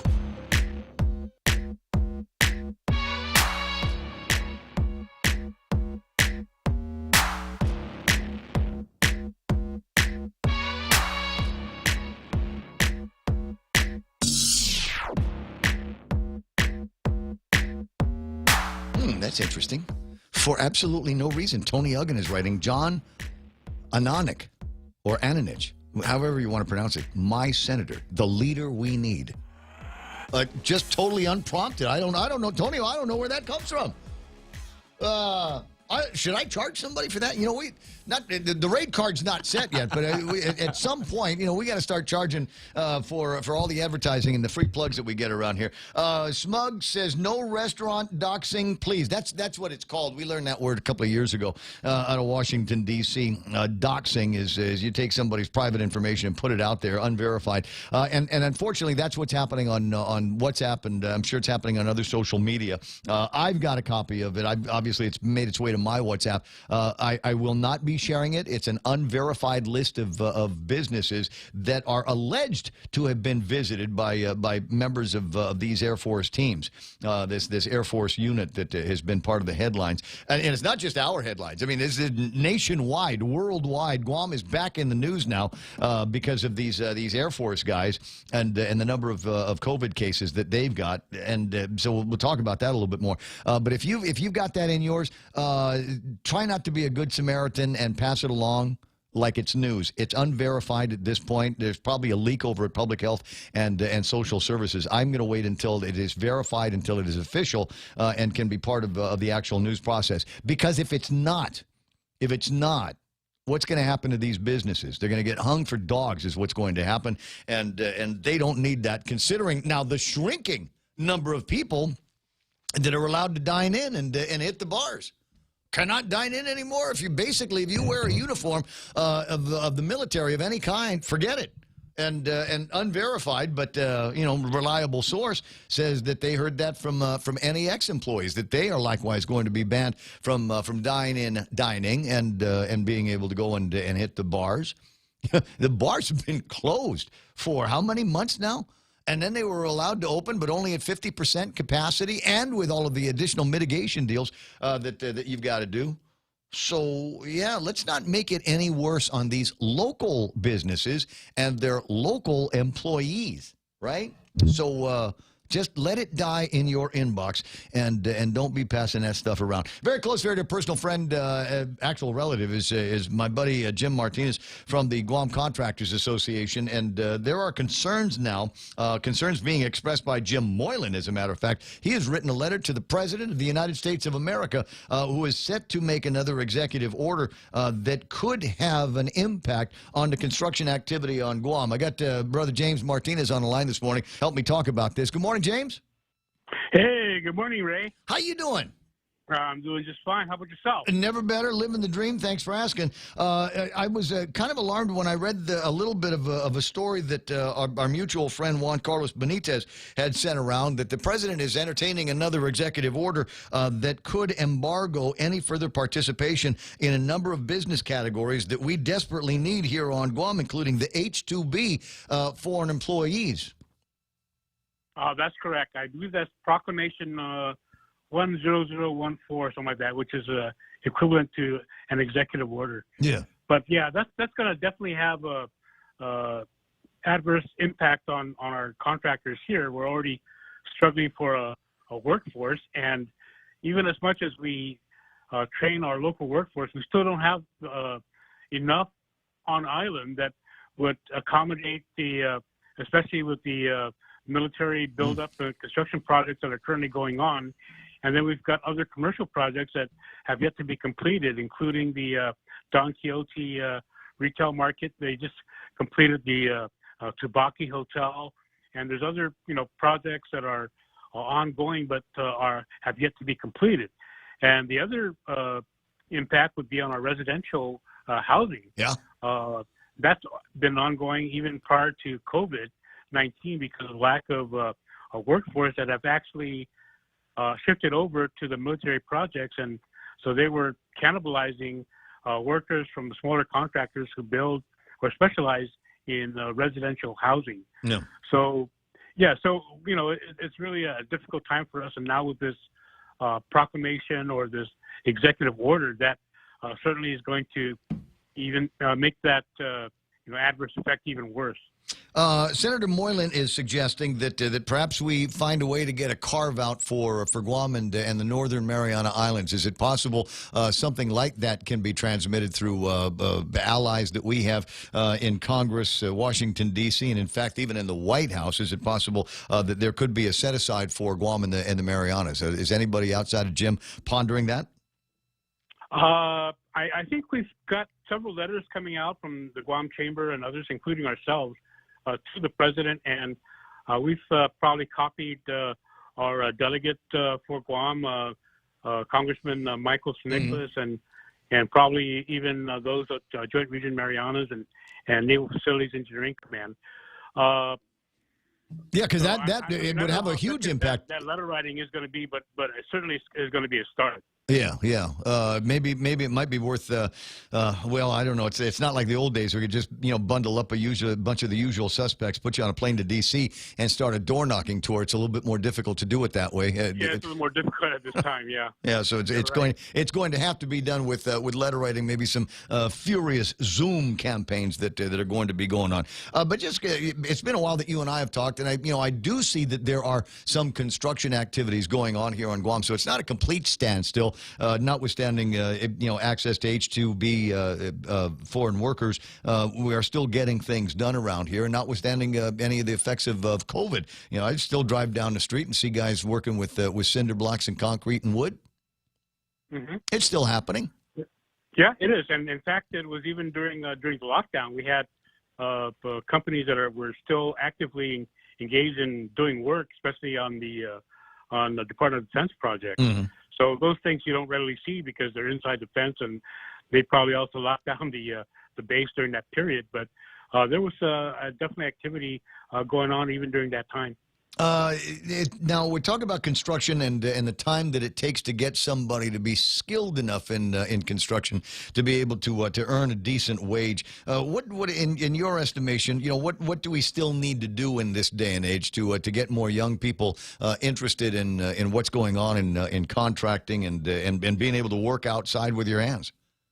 Well, that's the key, basically, just getting that interest. So we've been, for the last few years, actually been engaged with some of our students that are still in high school to consider careers in construction because, like you mentioned, it's an honorable career and you do make good money, at this, and you're always going to have a job. Projects on Guam are in a cyclical manner where once the project is done, a new project begins. Mm-hmm.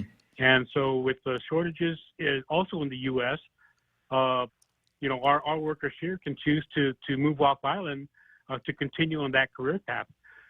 So many places where you can get certification. Once you've got that certification, it travels globally. So look for opportunities like that when they come up. And there's almost always something coming up over at Guam Community College or the Trades Academy where the demand is. Fortunately, for me, I'd like to get these guys trained up and working on as many local projects on either side of the fence as possible, and then find ways to get some of these guys that are underground. There's a lot of underground, unlicensed, and unpermitted construction that's going on here on Guam, and I'd sure like to see some of those guys working in positions on actual jobs.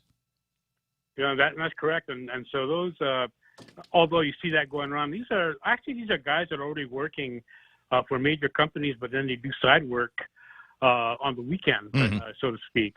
And I don't know if that's the underground folks are talking about, but yeah, they do have that. I'm talking about the underground cash economy, almost gig work guys. Those guys, the tile guy, the cabinet guy that everybody has, the guys that will do some of the work outside. You pay them with cash, and there's no receipts, no GRT, none of that stuff. It's all just a bunch of guys. Now I don't know if they're already working on other projects, because it seems to me like a lot of these guys are taking on some home refurbishing and things like that on a continuous basis. They go from one house to another because everybody wants to redo their house and make it available for $2,500 a month to rent out to the military guys. That's exactly right, and also because of the, I guess most of the workers are working for bigger companies and larger projects, which are basically the military projects.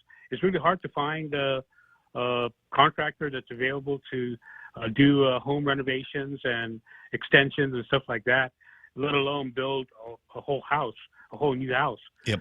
So that's the challenge we have in our labor market, is to have enough of those folks to do that type of work, especially with a lot of them going and working for some of the bigger projects on base. They think that that's going to be more secure than working these residential contractors, and once the house is built, it's done. Yeah. But there's always going to be those types of construction that's going to be done throughout the island. We just need more people interested, like you said, and we recruit them to take on these jobs. Yeah, one of these days. We all can't be brocanics like you and I. Jim, it's always a pleasure talking with you. We'll keep an eye on what happens with this proclamation in Washington, D.C. Perhaps all it will take is a letter from Senator Jim Moylan. Yeah, I hope that's what it takes. But yeah, we're also joining him and submitting our own letter as well. And I think the chamber have indicated that they're sending or had sent something to the president as well. So, we hope at least that would make a dent and bring the attention so that, and then we can work on a phase 2 and phase 3 if needed to get this thing changed and to get an exemption for perhaps Guam and the CNMI. It got a note here from our friend Dave, says, what do you think of the next 6 months of construction? Will there be any drops in price? I don't think drops in price is anywhere in the outlook, but right now where a lot of the materials have gone up in price, but I think the main price increase is going to be in labor. Again, we have to pay premium labor, especially if we're bringing folks from the U.S. that demand a higher typical wage. That's why we want to train more for local guys, and then if they need to graduate at the pay scale, then they could seek work elsewhere in the U.S. with those credentials. Now, on the H-2Bs that we're talking about here, does that apply to I'm assuming the Filipinos, because I know that they were singled out before too in recent conversations. Does this apply to the Mexicans? Because I understand that we've got the DOL was instrumental in connecting up a couple of Mexican nationals with construction companies here on Guam. Do you think we might see a greater tide of those, or are they going to be embargoed as well? I think they're going to be embargoed as well. Yeah. He didn't refer to any specific country or territory, but what he mentioned was foreign visas, which is the H-1B, H-2B, possibly the CW program like at CNMI. So they're going to be also embargoed the Mexican work or Mexico's or workers from Mexico will also be embargoed as part of that. Yeah, so Philippines and other countries. this is the way it is. They think of labor in the United States of America, and they go, well, no, we got to get Americans working these American construction jobs, and that's okay when you have a whole lot of people that are willing to do the work. But around here, we don't have a huge population of people. Number one, that want to do the work. We have to import them. This is still America, so it could be that exceptions will need to get made for Guam. James, it's always a pleasure talking with you. Hope we get a chance to get together, and a happy belated Father's Day to you. Okay, thank you, Ray. Good talking to you as well. All right, amigo. Have a fantastic day. 8:57 and change, 888-825-5888-TALK. I had asked and have received. Sound like a broadcaster when I say it that way, right? Yeah. I have asked and received. From the other governor, Kenley and Guerrero, wanted to get some paperwork. The Democratic Party of Guam has issued a response to recent concerns made about the use of Adelup Breezeway for party events. Dateline again, in Guam, there have been recent concerns over the use of the Adelup Breezeway for recent party events. It says the area used as a public space available to all, regardless of their political affiliations, with the acknowledgement of the governor's office. The Adelup Breezeway is situated between the governor's complex and the public land overseen by the Department of Public Parks and Recreation. As a courtesy to both entities, DPG gave notice to these offices, and that's why they're allowed to do that for those purposes. They said, it's, if you're public use, then you ought to be able to use it. However, as Kenley and Guerrero has pointed out in a couple of places, there were a bunch of people that wanted to go down there, have a peaceful demonstration of issues that they had with the government of Guam, and in particular Adelup, and were barred from being able to do that because of the massive police presence that all of a sudden popped up over at Adelup out of an abundance of concern. So I don't know about that. We'll watch and see where the rest of this is going to take us. I got James on line one, but James, just a note, only a minute and a half left in this hour before I get to Fox News, so you might want to stop and start the conversation again. Good morning. Good morning, Ray. I'm an engineer and I'm in the construction business, and I just wanted to ask a question as to why everybody thinks, with all of the unemployed folks that we still have, especially right now, why do we still need to bring in foreign workers? I keep hearing references to people that are interested. They're not interested because they don't get paid a reasonable scale. Okay? That's the reason why they're not interested. Why would a young man want to go into the construction trades here when he can go stateside and do the exact same thing, have a lower cost of living, make more money, and have a better life, when they immediately, and I see it on a weekly basis here, local young men walk in the door, apply for a job, and they're automatically paid less.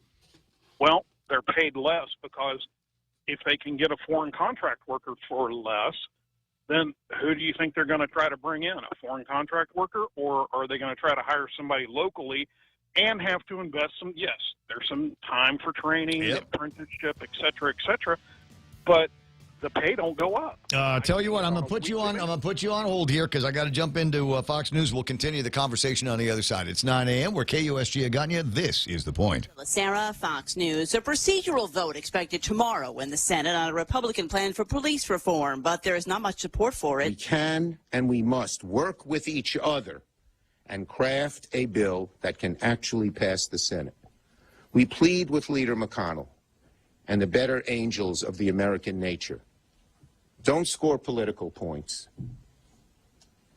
Come together with us. We will negotiate in good faith, get a good base bill, and we can move forward. Senate Democratic Leader Chuck Schumer. What I'll do, if we are unsuccessful tomorrow, is change my vote and move to reconsider. That means this issue can come up again without a 2-day wait. Senate Majority Leader Mitch McConnell, the bill put together by South Carolina Senator Tim Scott would create new reporting standards for use of force and training and incentivize departments to ban the use of chokeholds, but does not go as far as the bill from House Democrats.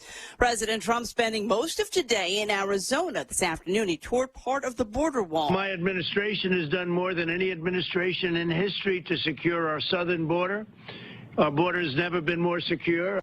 This hour, he's addressing a group of student supporters. The news founded NASCAR driver Bubba Wallace's garage at Talladega Speedway had been there since last year, according to the FBI. The news was discovered Sunday. Wallace is the only African-American full-time NASCAR driver. No charges will be filed. Georgia's legislature has passed hate crimes legislation, which would impose additional penalties for crimes motivated by the victim's race, color, religion, national origin, gender, sexual orientation, or disability. It now goes to Governor Brian Kemp for his signature. Ask your Amazon smart speaker to play the news from Fox. America is listening to Fox News.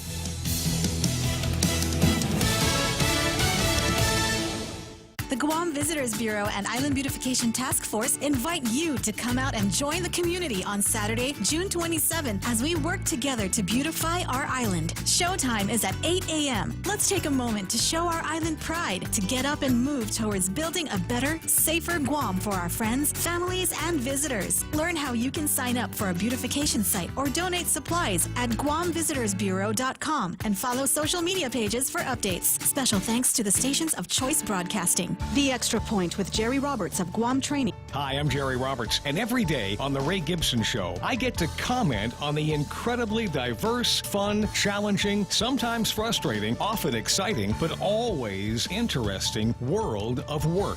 I hope you'll be there with us. You can find daily transcripts of The Extra Point at GuamTraining.com. Tune in every weekday morning at 7:20 for The Extra Point with Jerry Roberts. Brought to you by Guahan Insurance Services and First Hawaiian Bank on 93.3 The Point. An appeals court cutting the damages awarded in a lawsuit against Johnson & Johnson. A Missouri appeals court denied Johnson & Johnson's request to overturn the verdict in a lawsuit linking baby powder and other talc products to cancer, but cut damages by more than half to $2.12 billion. 22 women and their families sued Johnson & Johnson in 2018, blaming the company's products for their ovarian cancer. Despite lowering the award after dismissing some of the claims, the appeals court concluding Johnson & Johnson worked tirelessly to conceal that its talc products contained asbestos and published articles downplaying safety concerns, the company vowing to appeal to Missouri's Supreme Court. Steve Rappaport, Fox News. The city of Charleston, South Carolina, has voted in favor of the removal of the statue of former Vice President and slavery advocate John C. Calhoun from downtown square, and they will place it, as they put it, in an appropriate site where it will be protected and preserved. 4 episodes of the sitcom 30 Rock will be removed from circulation because they contain characters in blackface. Series co-creator Tina Fey made the request and issued an apology for the pain that they have caused. The show ended in 2013, but is still in syndication and on several streaming services. Another staffing change at the White House. The second in command in the White House press office is leaving the administration. Principal Deputy Press Secretary Hogan Gidley will leave the White House to become the Trump campaign's national press secretary. He'll be filling the spot that's been vacant ever since Kayleigh McEnany left the campaign to become the White House press secretary. A White House official tells Fox News that the personnel move has been in the works for about a month and is not a response to the poor attendance at Saturday's campaign rally in Tulsa. In Washington, John Decker, Fox News. Wall Street, the Dow gained 131, the NASDAQ plus 74, the S&P added 13 points. I'm Lee Silasera. This is Fox News.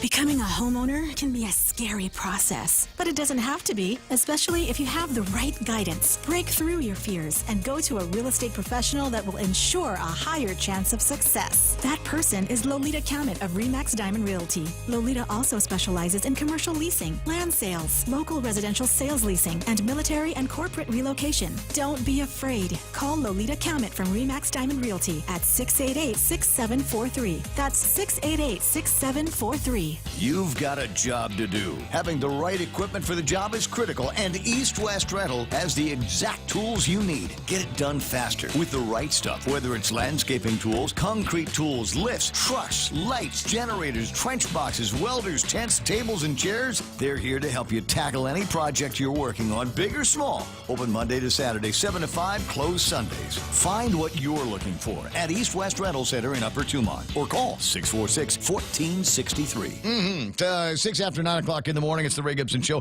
Portions of which brought to you by the guys over at Chili's. Get your Chili's favorites in all the ways that we've come to be able to do them. And apparently now everybody's going to be doing it this way, because if you wear a uniform of some kind in this town, there's a pretty good chance they won't let you dine in anymore because out of an abundance of caution.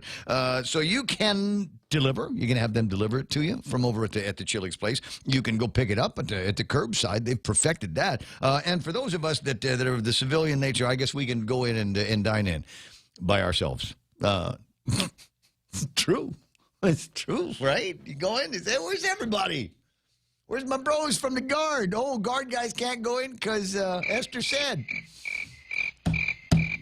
Anyway, so check out Chili's Guam on Facebook or Instagram. They'll be able to get you some more information. The Ray Gibson Show is also brought to you by Charlie Hermosa and the guys over at APL, American President Lines. Global presence with a local home. The Coconut Wireless is back. The Ray Gibson Show. Call now, 888-TALK. That's 888-8255.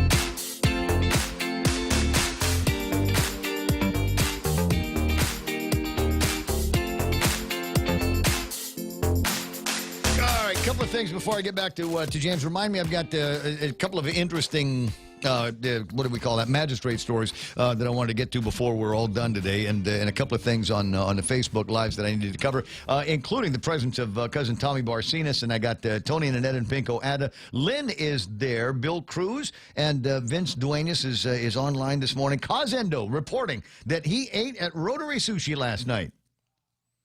So here's the thing about Rotary Sushi. So you go to Rotary Sushi and they got the little train that comes down the track, and if you see something, you should be able to reach out and grab it and then put it down and scarf it, right? But no. But no. Oh. What the? So we just point like this? I don't know how. He says you Point with your lips. Can't grab off the assembly line. Then why bother? Overall, the taste and experiences were on point. I'm very, very glad to hear that. And then we see Debbie Canetta, worth a discussion. Tina Marie has joined the broadcast. So is Nolly Laurenti, Mark Cruz, Bell Netadog, Donis Mendiola, Millie Lujan Faison. Millie, I'm waiting for the invitations for the fundraisers for Vince. I know they're not supposed to be called fundraisers, and they're not have those kinds of organized events, but nudge, nudge, wink, wink, might find a way to sneak $10 into somebody's purse. Keenan McCausland is online. I got Robert Lancy talking about selling the houses for an astronomical price. We're still talking about construction on that one. If possible, I might do some riffettes on that. Heather Paris is online. Bill Cruz says to pick up a trade through Trades Academy or GCC, you need a good people to participate in whatever field is being offered. I took 4 years of courses to be a certified electronic tech number 2. Congratulations, Bill. That's not easy. Kat Phillips-Uggan, Jose Martinez online. Smug. Most of the reason I taught IT at GCC was because if a kid had to go off island to get an education, there was a good chance they weren't coming back. Guam needs the brain trust. But it's true, though. You can get you can go to GCC and get some great certification, and you can get some decent jobs around here. But the rate that IT is exploding across the country, there's a lot of people that are willing to trade in living on Guam and the kind of paradise that we've got for I don't know. You get hospitals that are good and schools that are good, and it's just taxes that are high, but you get a lot of great services as a result of all of that. To live stateside, as they say. Daphne Cruz saying strip clubs are open. Why does it say they're not allowed to open? Daphne, how do you know there's stripping going on in there? It might have before COVID-19 been a strip club, but maybe now, maybe the girls gone home, maybe they're doing something else. A lot of babysitting, I think, might be going on with some of the girls. So I don't know if there's actual stripping going on. Maybe they're just playing cards. The go fish. I don't know. Well, Real Joe, shall we investigate? Yes, sir. Right away, sir. Let's go now? Oh, no, it's only early. Pam Duvall says, Ray, your voice could sell a Guam bomb. Thanks. Aris Nitch is there. Anita Santos, Big Sister Shelley. Sherry DiFantorum is there.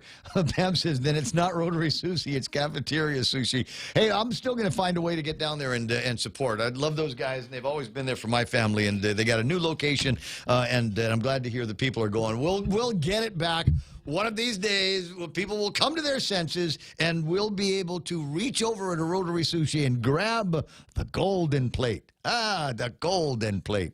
I forgot what those numbers were. You ever go someplace? Jim, I'll get to you in a second. You ever go to like a rotary sushi? You ever go to one in like Japan? A rotary sushi place in Japan. Never. And it's amazing because you can pile this stuff up, and they have electronic gizmos. So they basically will just kind of, they'll run a laser over your plate. They just go and run, tick, tick, tick, tick, tick against them, and that's what you're paying. Oh, you don't even. cool. But at rotary sushi, the old lady just counts. She just kind of looks at it and says, $75.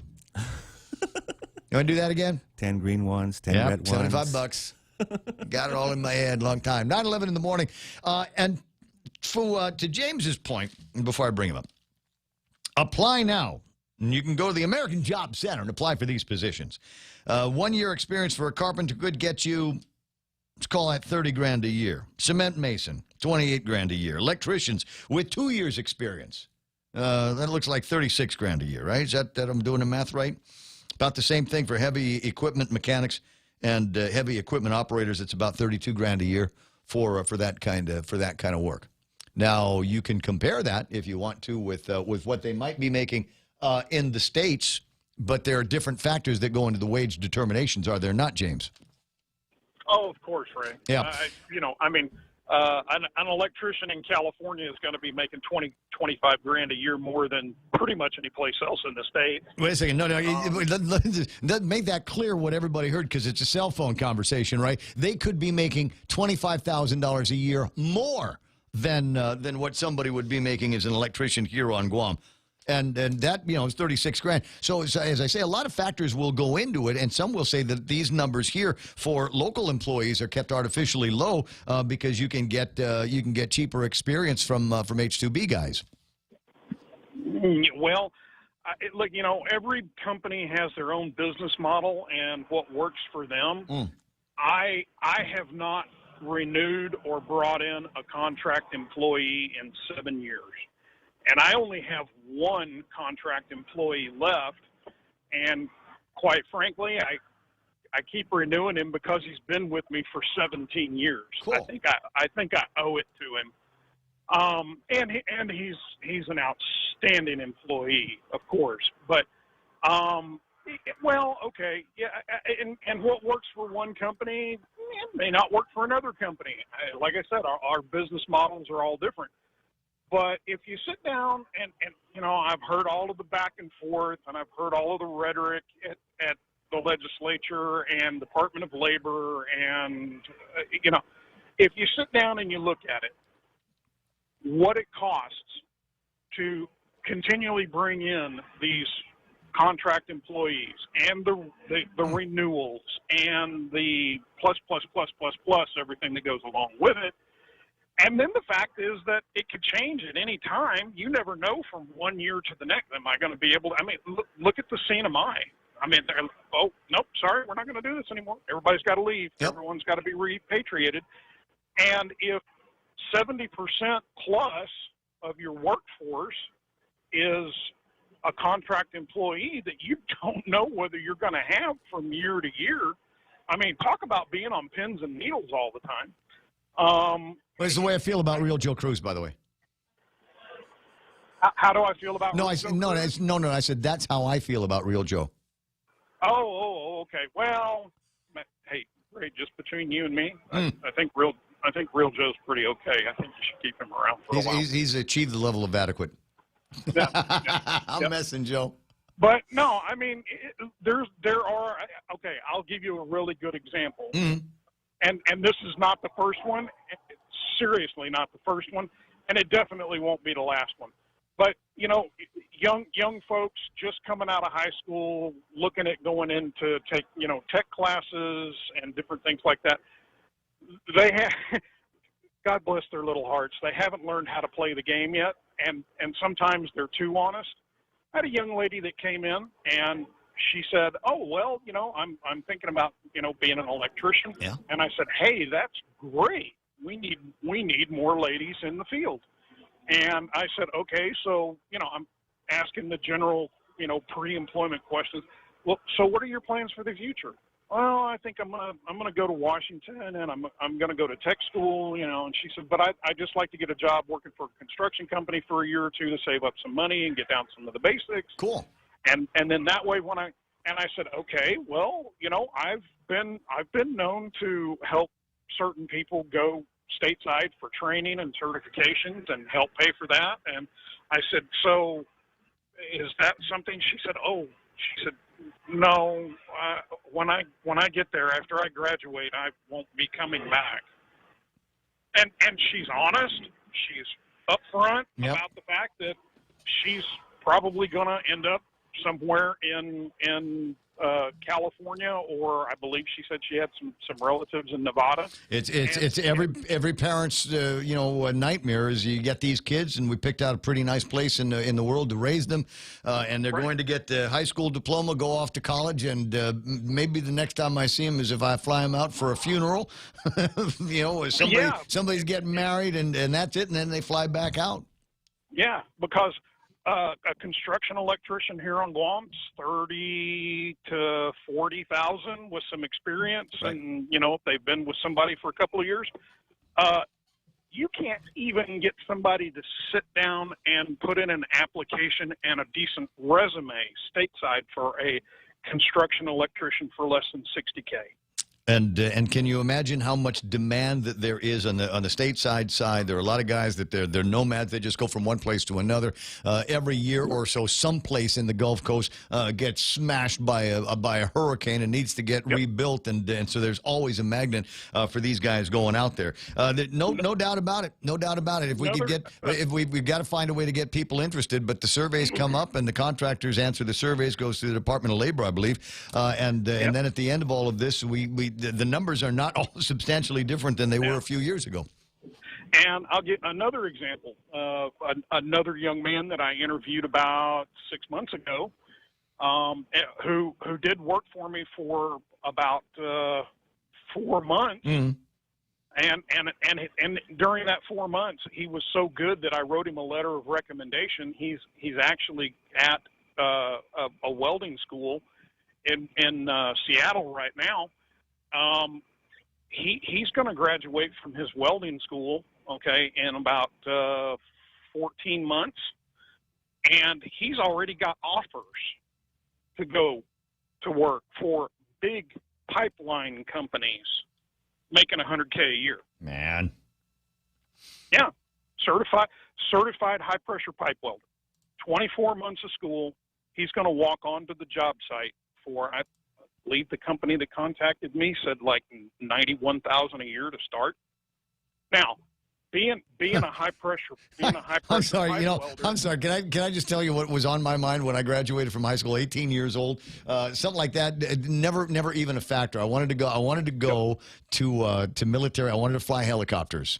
And they wouldn't let me do that. And so that it was either that or journalism. But neither one of those, including, I think, a military career, unless I got way, way, way up there, and not with this mouth, is that going to happen. But I'm thinking that was the big deal. That was, the way it was starting to look and shape was maybe a career in the military for me. But, end of the day, even at that, how much would I be making now? I mean, unless I got, a couple of stars going, I don't know that would have been the career move. But if somebody had said, hey, go to welding school, Ray, I don't know if I would have responded to that. Jim, I got to let you run. One last question Not a problem, Ray. Before I let you. How's your mom?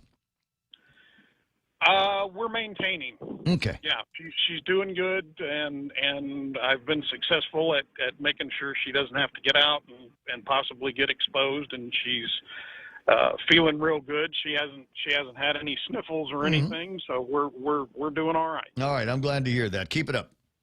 All right, thanks, Ray. Talk to you soon. 888-825-5888-TALK. 20 after 9 o'clock in the morning. Ray Gibson Show until it's not going to be. What's that going to be? A 10? Yes. 10. Do we want to do another one of those giveaways tomorrow? That sounds like a plan. Okay. Do we have any more left? Not sure. Okay, I'll find out. Might be able to. Find out. Yeah. Hey, guys, I kind of screwed up and gave away too many of your gift certificates. But I don't know. I might have a couple other gift certificates. We'll work on a decision before it gets to be. And no, I'll just make the decision now. Yes, we'll do another $50 gas card giveaway tomorrow for the first person that can be the first person online on the Facebook Live. This morning it was Jay Rojas, On but Guam? he's got it. Yeah, and this should be on Guam. Can we please be on Guam in order to play and win?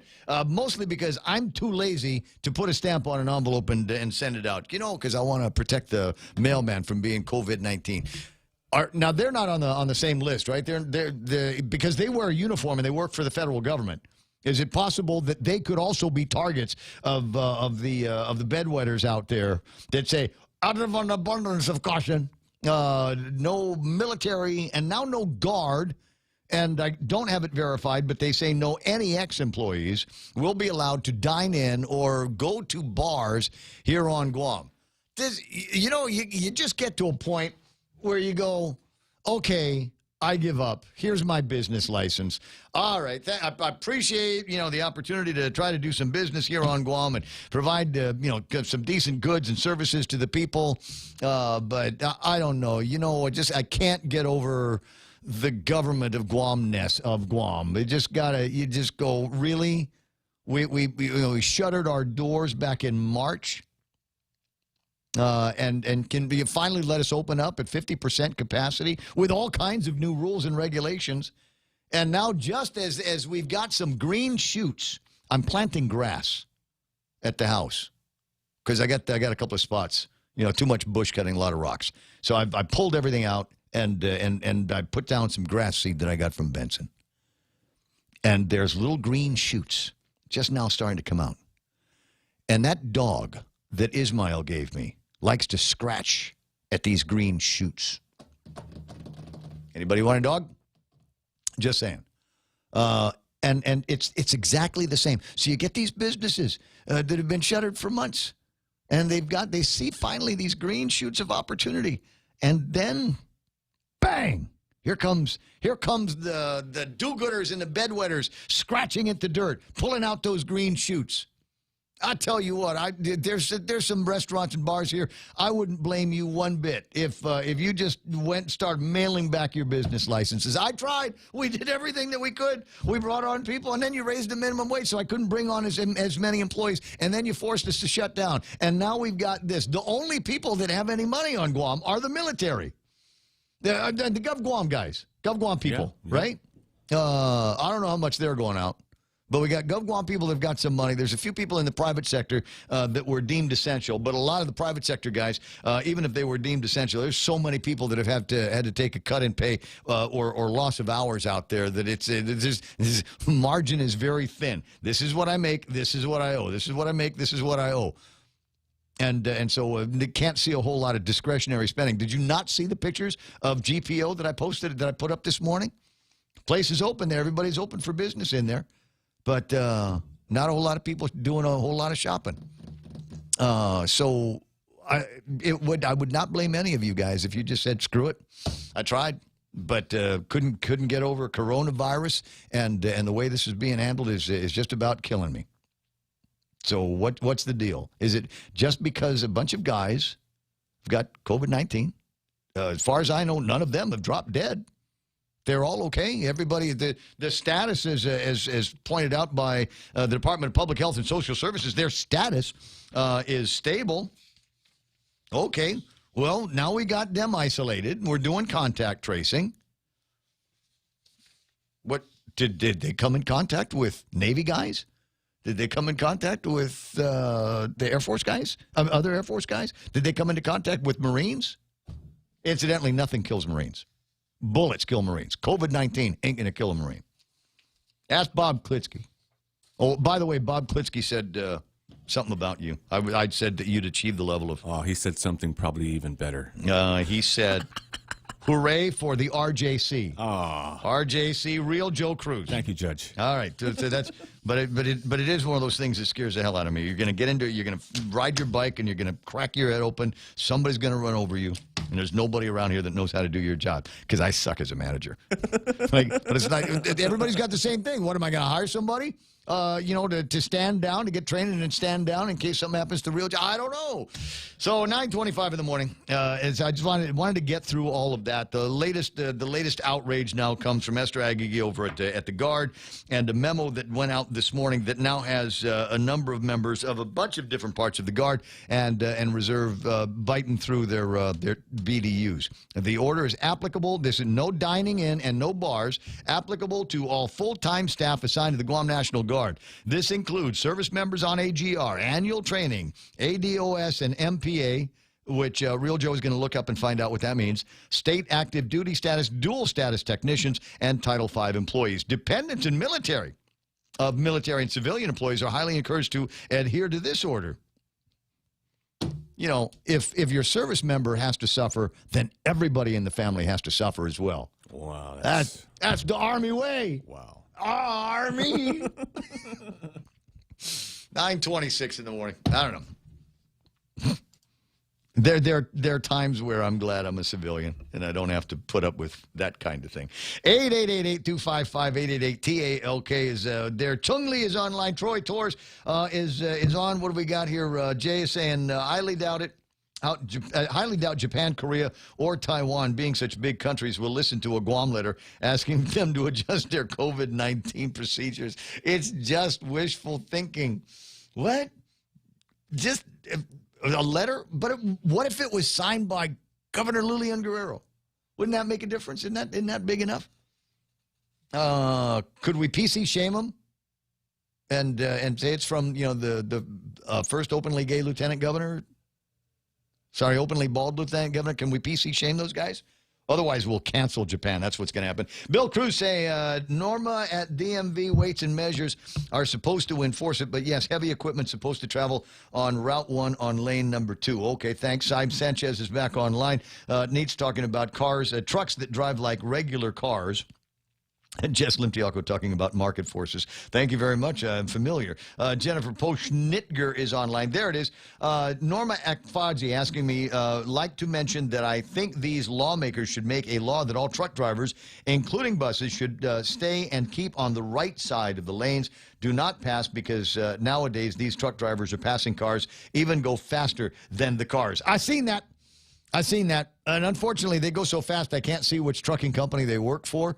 But it seems to me that a lot of these trucking companies ought to have some kind of fleet management that will detect when guys are speeding and weaving in and out of lanes. And if they don't, there's a couple of companies that do that kind of thing. It's number one, it ain't good for you.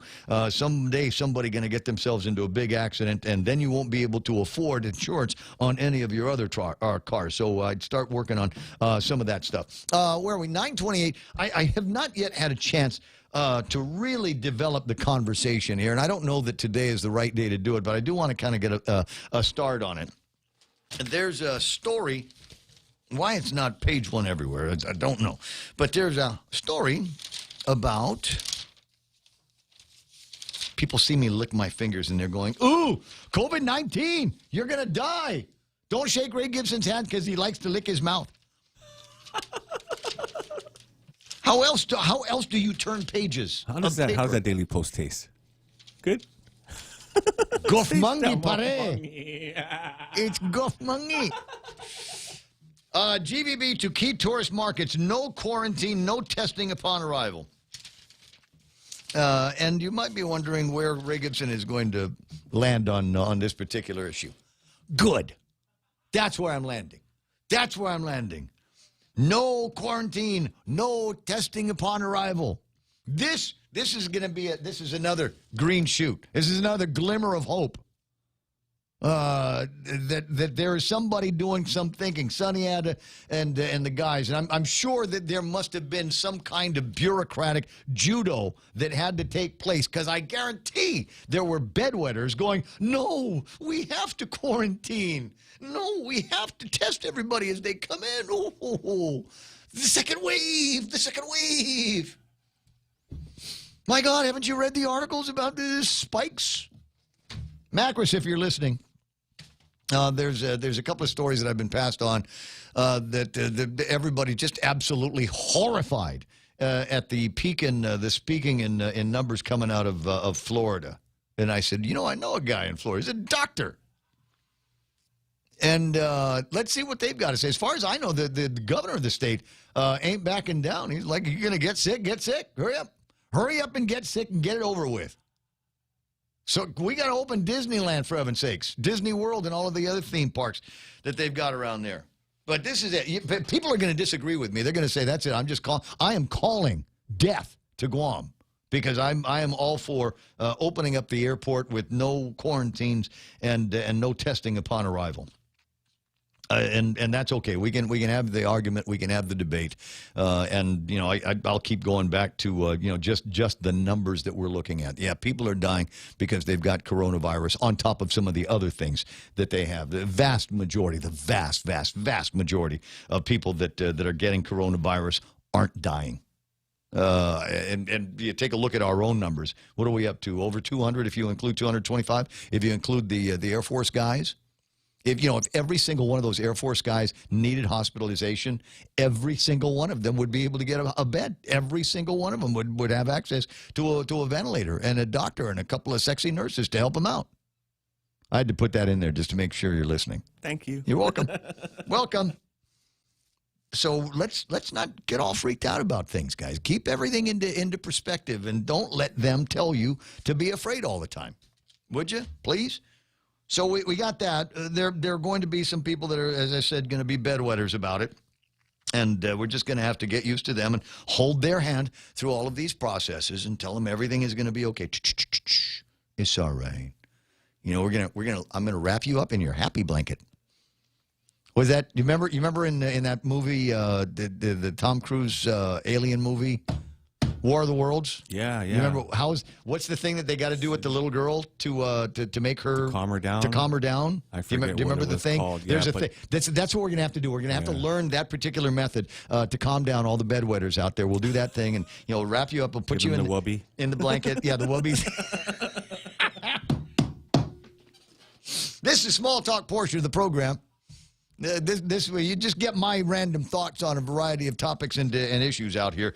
But I was glad. I was more happy, not just that they made this decision, but I was very, very happy that in the way the story is written, because it looks like it's you know what? We sailed over here and then we burned the ships. We're not going back. We're not going backwards on this. Sonny Atta said Tuesday that a letter will be sent to Korea, Japan, and Taiwan informing them that visitors from the respective countries will not face quarantine when they visit Guam.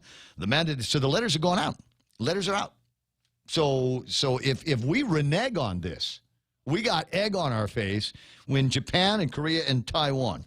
Mandatory quarantine will be lifted July 1 when the tourism industry reopens. That announcement has been refined and is being reported today to our travel partners in those countries. Atta said during a GVB press conference at the governor's office, it will be very clear that we will not be requiring quarantine upon arrival to Guam, and that is a big goal, a signal that we are ready. So just that statement over at the governor's office.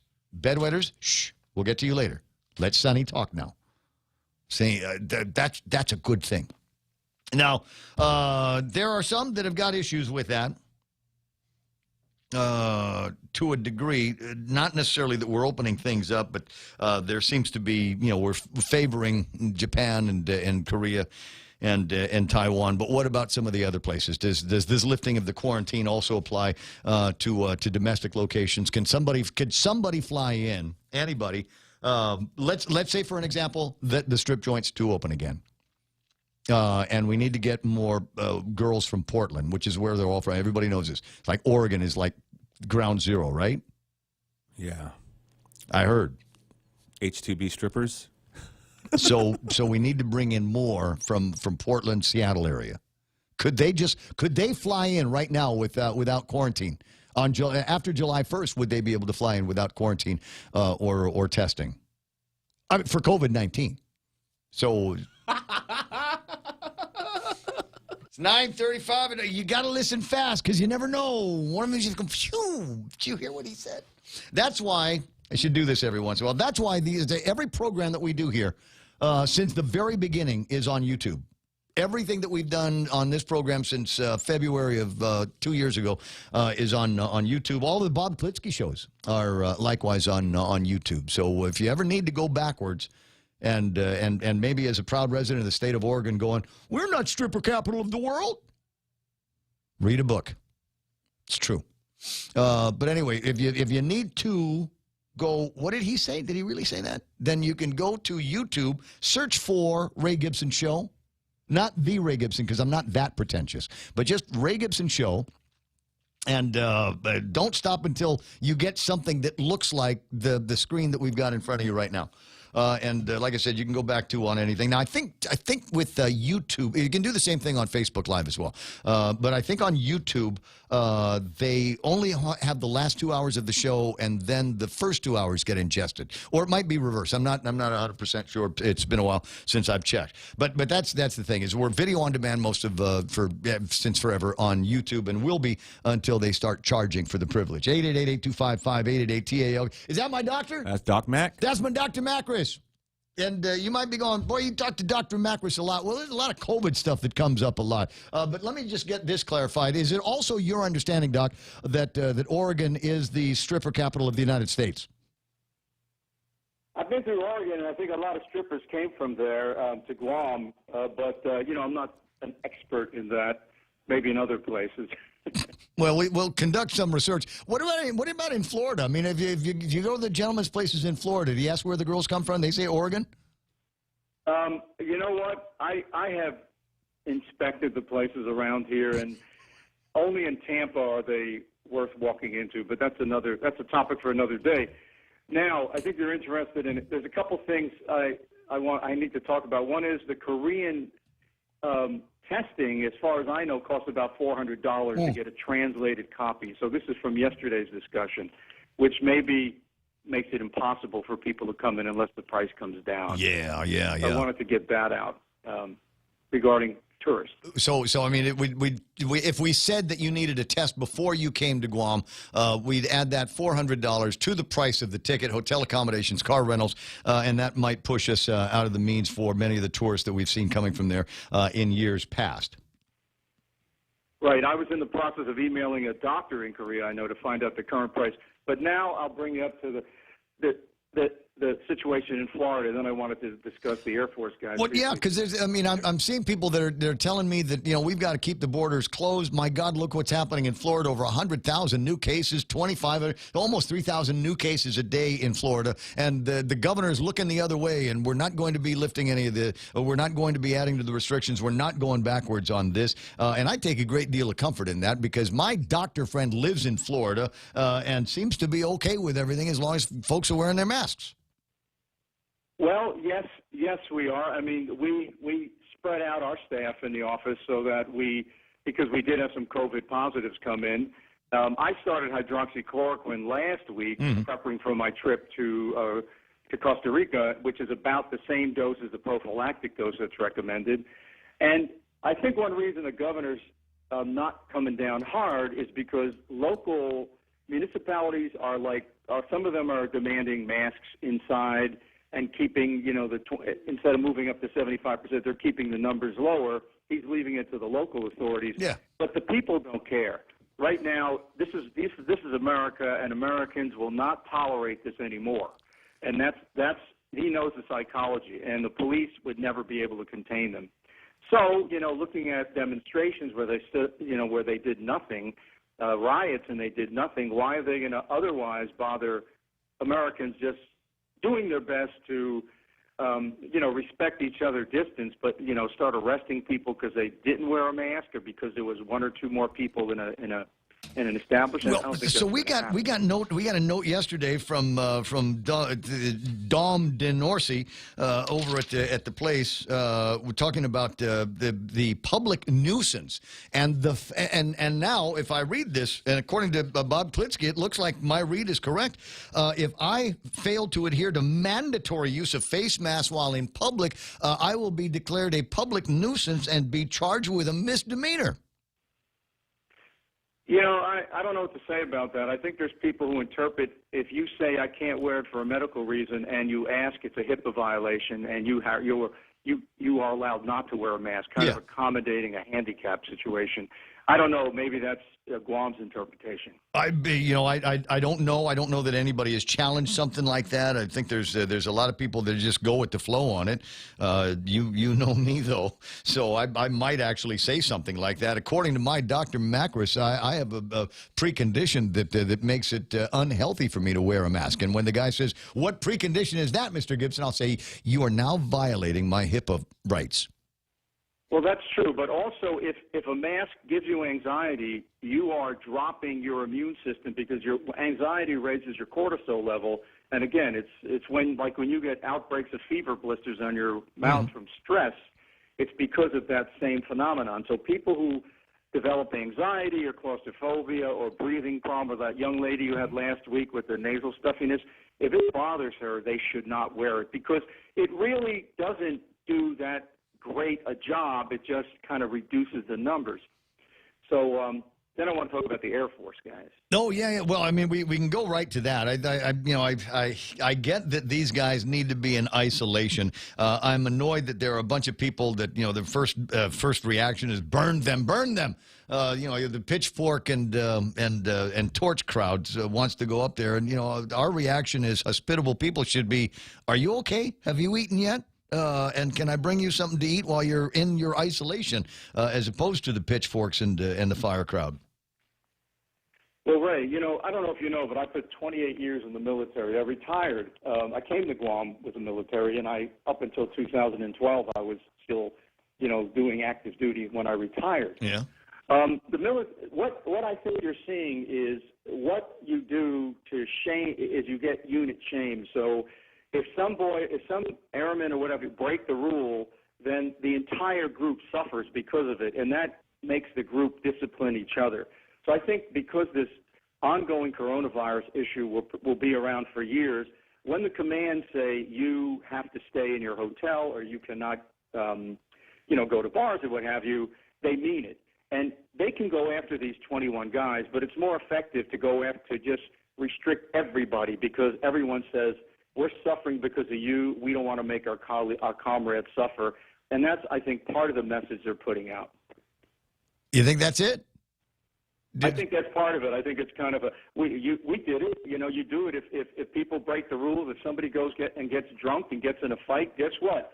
The entire group is now banned from going out for a weekend or 2 weekend leave is canceled. Well, I remember what they did in Japan. I remember what they did in Japan and in Okinawa with the Marines. And so that kind of makes sense there. But in this case, I thought they were doing this for medical reasons. I thought there was a legitimate scientific medical reason because we've got these 25 or 40 guys in an Air Force unit. Now we are locking down everybody else. Are you telling me that is more punitive than it is has anything to do with flattening the curve or restricting the spread? I think that there may be an element in both, but I think the message is being sent out loud and clear, maybe by Comnav Marianis, to say, look, and I don't know whether it's the general or the admiral who's senior. We need to rein this in. When we tell the troops, you do not go out. You have to isolate or quarantine. We mean it, and we don't have to post MPs around you. And that's what I think. I think there's an element of it's being punitive, but it's more a message regarding discipline. Yeah. And to some extent, in a little bit of a way, I see their point. Yeah, I know, but so there's the part where I'm really glad that my mom stopped answering the call from the Army guy. Is when did we start treating men and women, or fighting men and women, like children?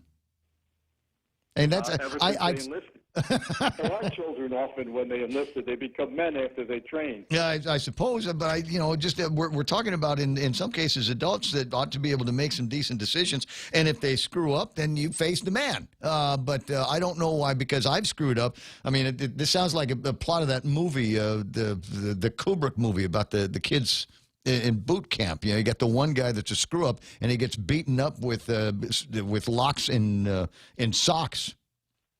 What's the name of that movie, Joe? Yeah, but Full Metal Jacket. Full Metal Jacket. Yeah, it's Full Metal Jacket. Uncle Sam's Misguided Children.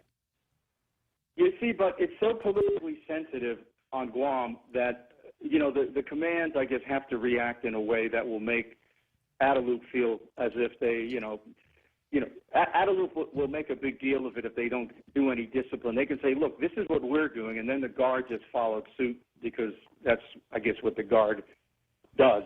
But I think that's something you have to consider in the reaction. And unfortunately, I don't agree with what the guard is, what's being done with the guard. And to some extent, if actually the employees of the full-time employees on base are being restricted, I don't agree with that either. But it's something else. I'm not a general or an animal. Yeah, we're in a very, very silly season, and it seems to be planet-wide. And I don't. There's decisions that are being made, and sometimes I just don't see the logic behind them. And then I see things like this that say if I don't wear my mask while I'm in public, I am a public nuisance. So, like I said, I may get business cards made with that. Ray Gibson, public nuisance. Well, Ray, again, I'm going to advocate for masks, but I also want you to look at the community again. Look at the clinical scenario. You have nobody in the hospital. And just like Florida, we have an increased rate, and there are some at-risk people in the hospital, very, very few non-risk people in the hospital. But the governor actually went out and said, look, we have plenty of hospital beds. I can probably punch up on my iPad and tell you how many beds are available down the street. And anyway, I guess until they actually see any beds being filled, there'll be a concern. Again, I started hydroxychloroquine. Doctors are prescribing it at first sign of symptoms. There's other treatments. The same treatments are available on Guam, and there's protocols that are preventing people from going to the ICU now.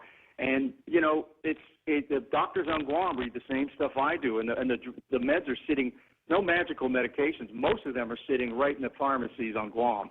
So I say, because, Guam is unique. You don't have any sustained community spread right now. You have a little dust up with those military guys, but it's basically you're where other places will be next year.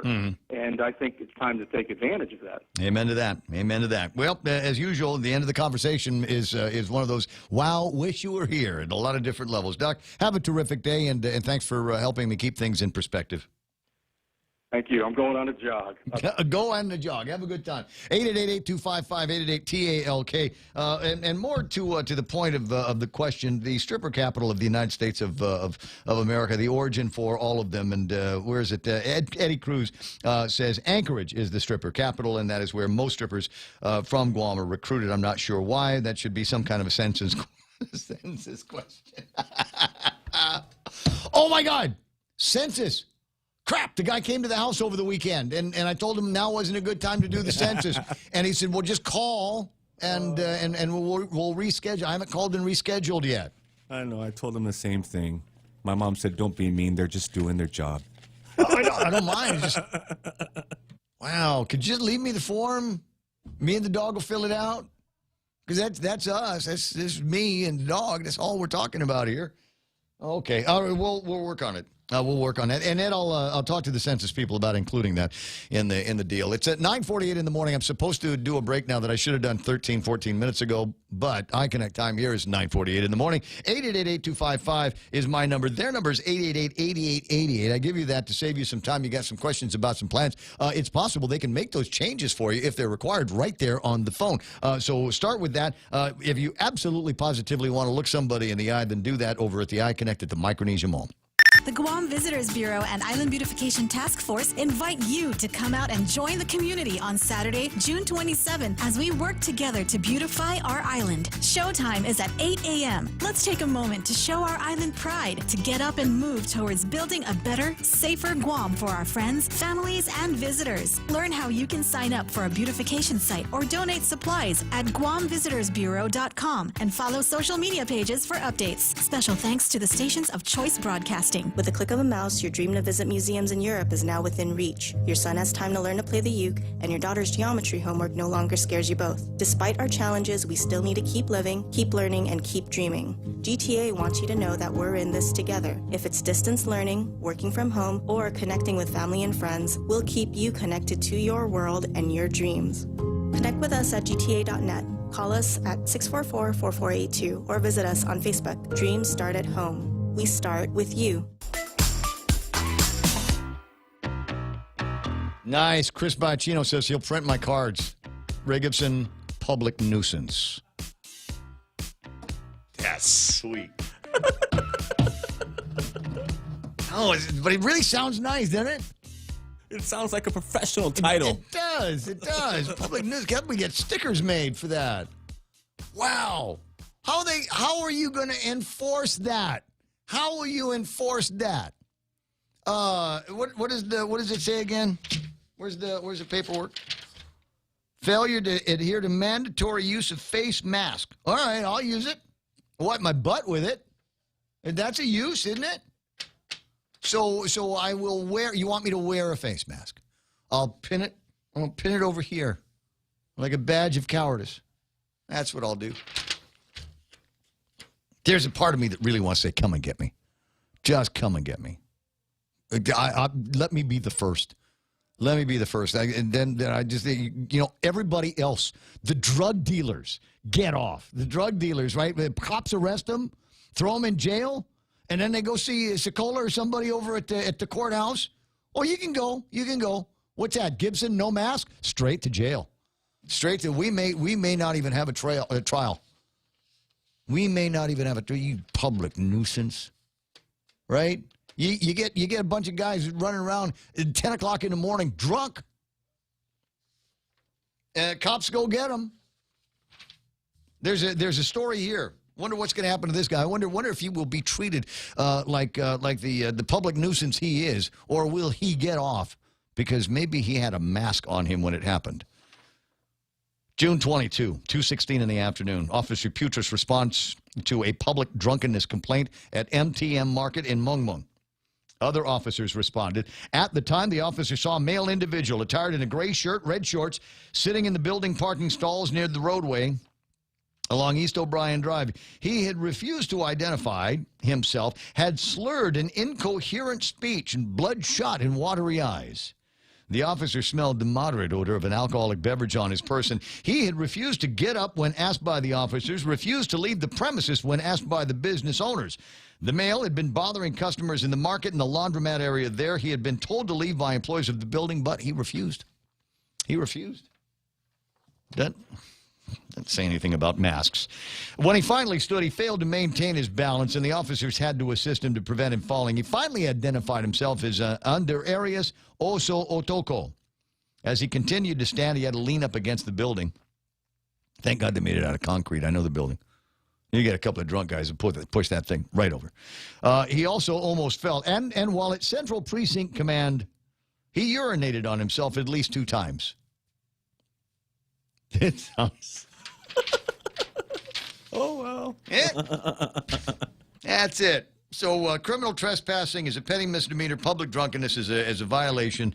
And my guess is before the weekend, he'll probably be back out. Probably be harassing the people over at MTM Market again. Yes. Yeah. But if you don't wear your mask while you're in public, that's it. You have broken Dinorsi rule number 1, and will be picked up as a public nuisance around here. I've just have 4 local active cases. 4. How many in the hospital? 0. Todd's that. Well, we better be ready when the second wave comes, Ray. You just better be ready. I did get a note from somebody who says, I seem to think that some of your views sometimes, Mr. Gibson, on this subject are kind of extreme. It's a little bit disturbing. And I'm going, you should be disturbed. You should be the disturbed one. Are you old and sick? No? Okay. Then, but you know what? You do you, I'll do me. Which I think is the foundation of this grand country of ours and the flag with which, we stand and salute from time to time. 9:54. Do I have another break, or did you clear everything out when I did the last one? No, we still have one more. Really? Yeah.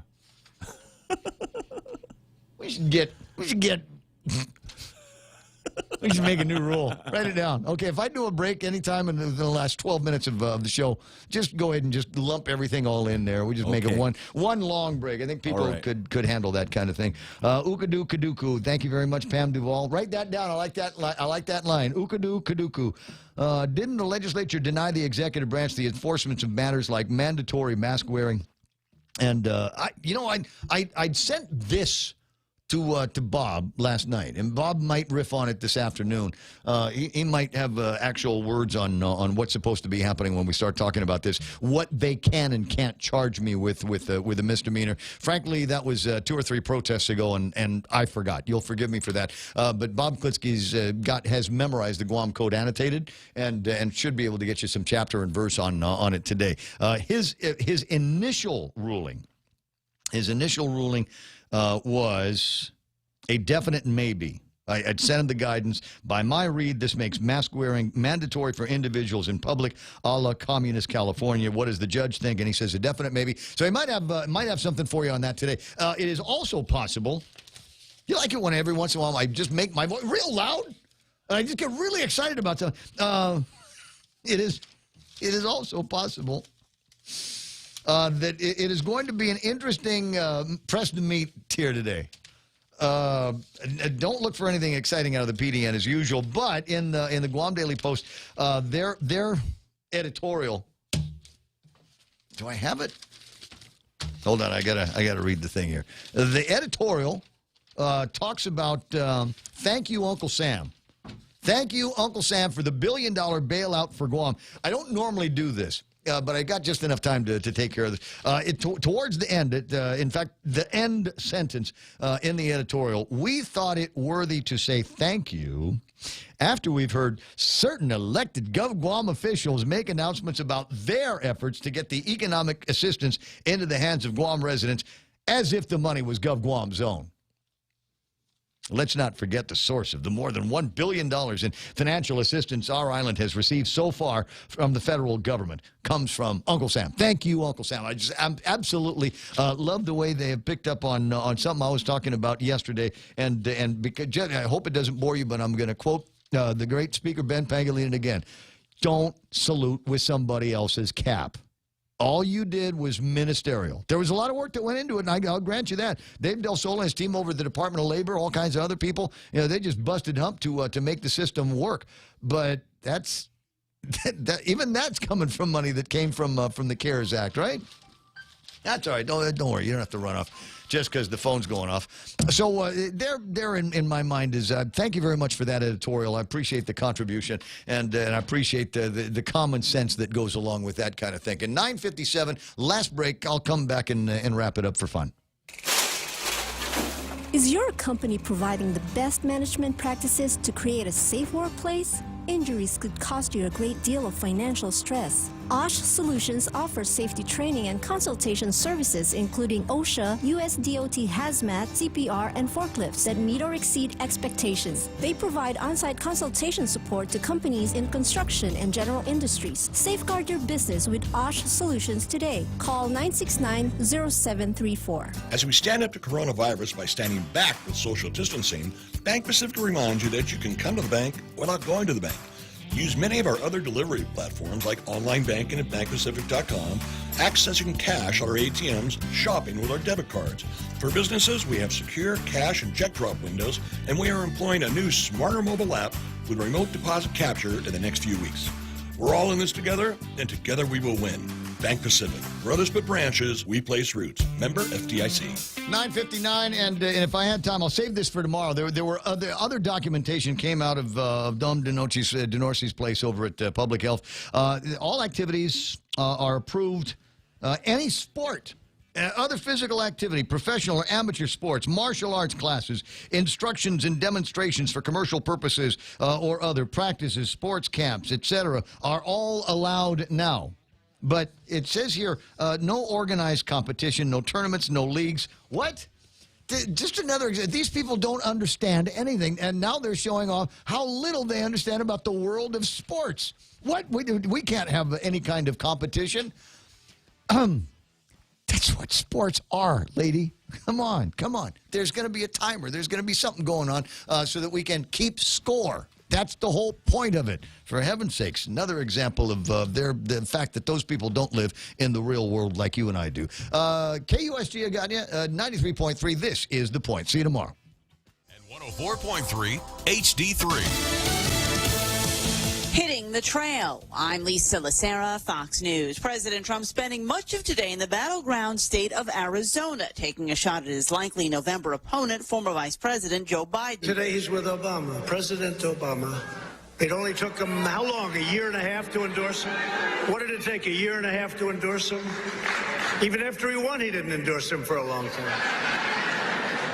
Then he's fighting for Sleepy Joe. You know, he really feels strongly about it, so strongly that he was fighting. He wanted everybody to win but Joe. But that appearance raised big cash for the Biden campaign. A virtual fundraiser featuring former President Obama raised more than $7.5 million for Joe Biden's campaign, a single-day fundraising record for Biden. Donations came in from more than 175,000 individuals. Obama told supporters there's nobody he trusts more to heal the country than Biden. Obama endorsed Biden in April, but has not done many campaign events with his former vice president since. Jared Halpern, Fox News. The next few weeks are critical. That's what the nation's top infectious disease doctor told the House panel today. Dr. Anthony Fauci, who serves on the coronavirus task force, says he's watching numbers go up again. We're going down from 30,000 to 25 to 20, and now we sort of stayed about flat, and now we're going up.